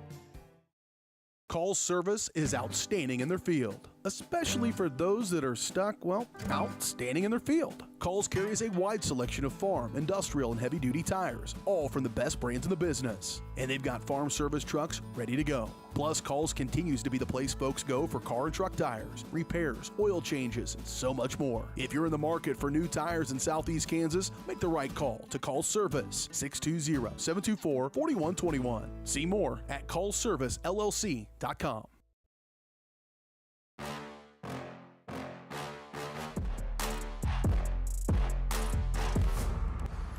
All right, welcome back out here to Red Woodkey Ballpark in Girard, Kansas, where your Trojans baseball boys drop a pair, get swept in a doubleheader by the Galena Bulldogs. Let's take a look here to post-game show. It's brought to you by Leah Smith Agency Farmers Insurance. Leah has over 10 years of industry experience in both Kansas and Missouri, so let Leah and her staff find the right coverage for your personal or business needs. To learn more, call 620-670-4590. Proudly serving our community and cheering on the Trojans. So let's take a quick look over here at these final game stats. We'll just kind of go over some pitching lines here. Robbie Bruning, he went 3 2/3. He gave up 3 strikeouts, 2 walks, 6 hits, 5 runs, but only 2 were earned. 2 earned runs. So Cam Leonard comes in. He throws 3 1/3 innings, gets 3 strikeouts, 2 walks, only allows 4 hits. He allows 2 runs and 0 earned. So 2 earned runs, and the Trojans lose that ball game. And it's just a lot of little defensive stuff. They throw the ball around a little bit, got in a snowball fight. They didn't defend a bunt real well. There's just a handful of things they could do maybe a little bit better. Coach Dunlap knows they're young. He's working them every day. So, bright-sided tonight, the girls across the way swept the doubleheader. So they win 2. We'll see. We're going to hopefully Dunlap want to come up here and talk about it. But if he doesn't, we'll just let you know the post-game interview is brought to you by Community National Bank and Trust. Serving the area for 30 years. Stop in soon and pick up your very own Girard Trojan Instant Issue Mascot Debit Card. Community National Bank and Trust is a proud supporter of Girard schools. Learn more online at mybankcnb.com. Offensively, we talked about it the last broadcast I did. It's just, just maybe a little bit better approaches at the plate, a few things. So the pitching line for Jake LaTurner for Galena, he threw 7 innings, 4 strikeouts, 4 walks, give up 5 hits, 2 runs, and only 1 earned run. I need to go back and look. He had 1 4-pitch inning. There was just so many 1-pitch outs. He wasn't throwing anything special. He was a little off speed and here and there. And the Trojans, man, they were just hacking, and they just couldn't get anything to fall their way. But we're going to step away for our final break. When we'll come back, we'll put a bow on it. You've been watching Trojan baseball here at Red Woodkey Ballpark on Girard Sports Live.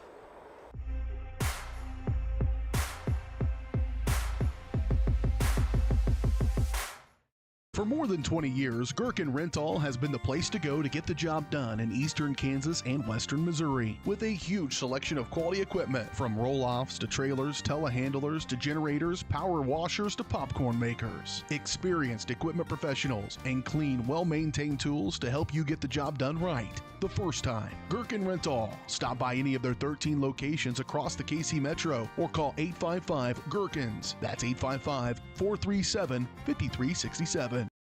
Farmers Bank is a proud supporter of Girard schools. For generations, Farmers Bank has worked with local leaders, businesses, and residents to help shape the future of Southeast Kansas. Farmers Bank is proud to have helped with the growth and development of the communities we serve. As partners in business and friends in life, Farmers Bank is looking forward to a brighter tomorrow. Farmers Bank, with locations in Hepler, Walnut, St. Paul, and Girard. Equal housing lender, member FDIC.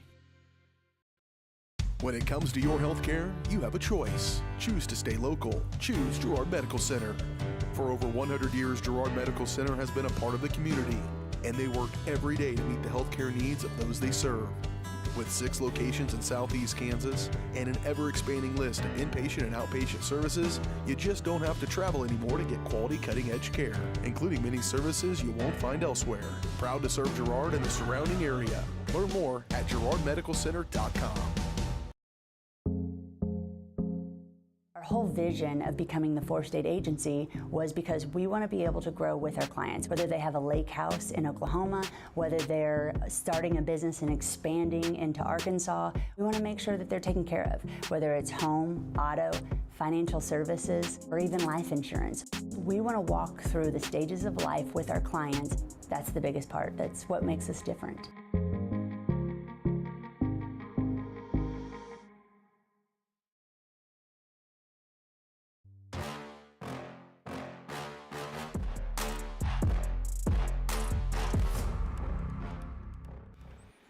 All right, welcome back out here one last time. Your Trojans fall the second game 7-2, lose the first game 11-5.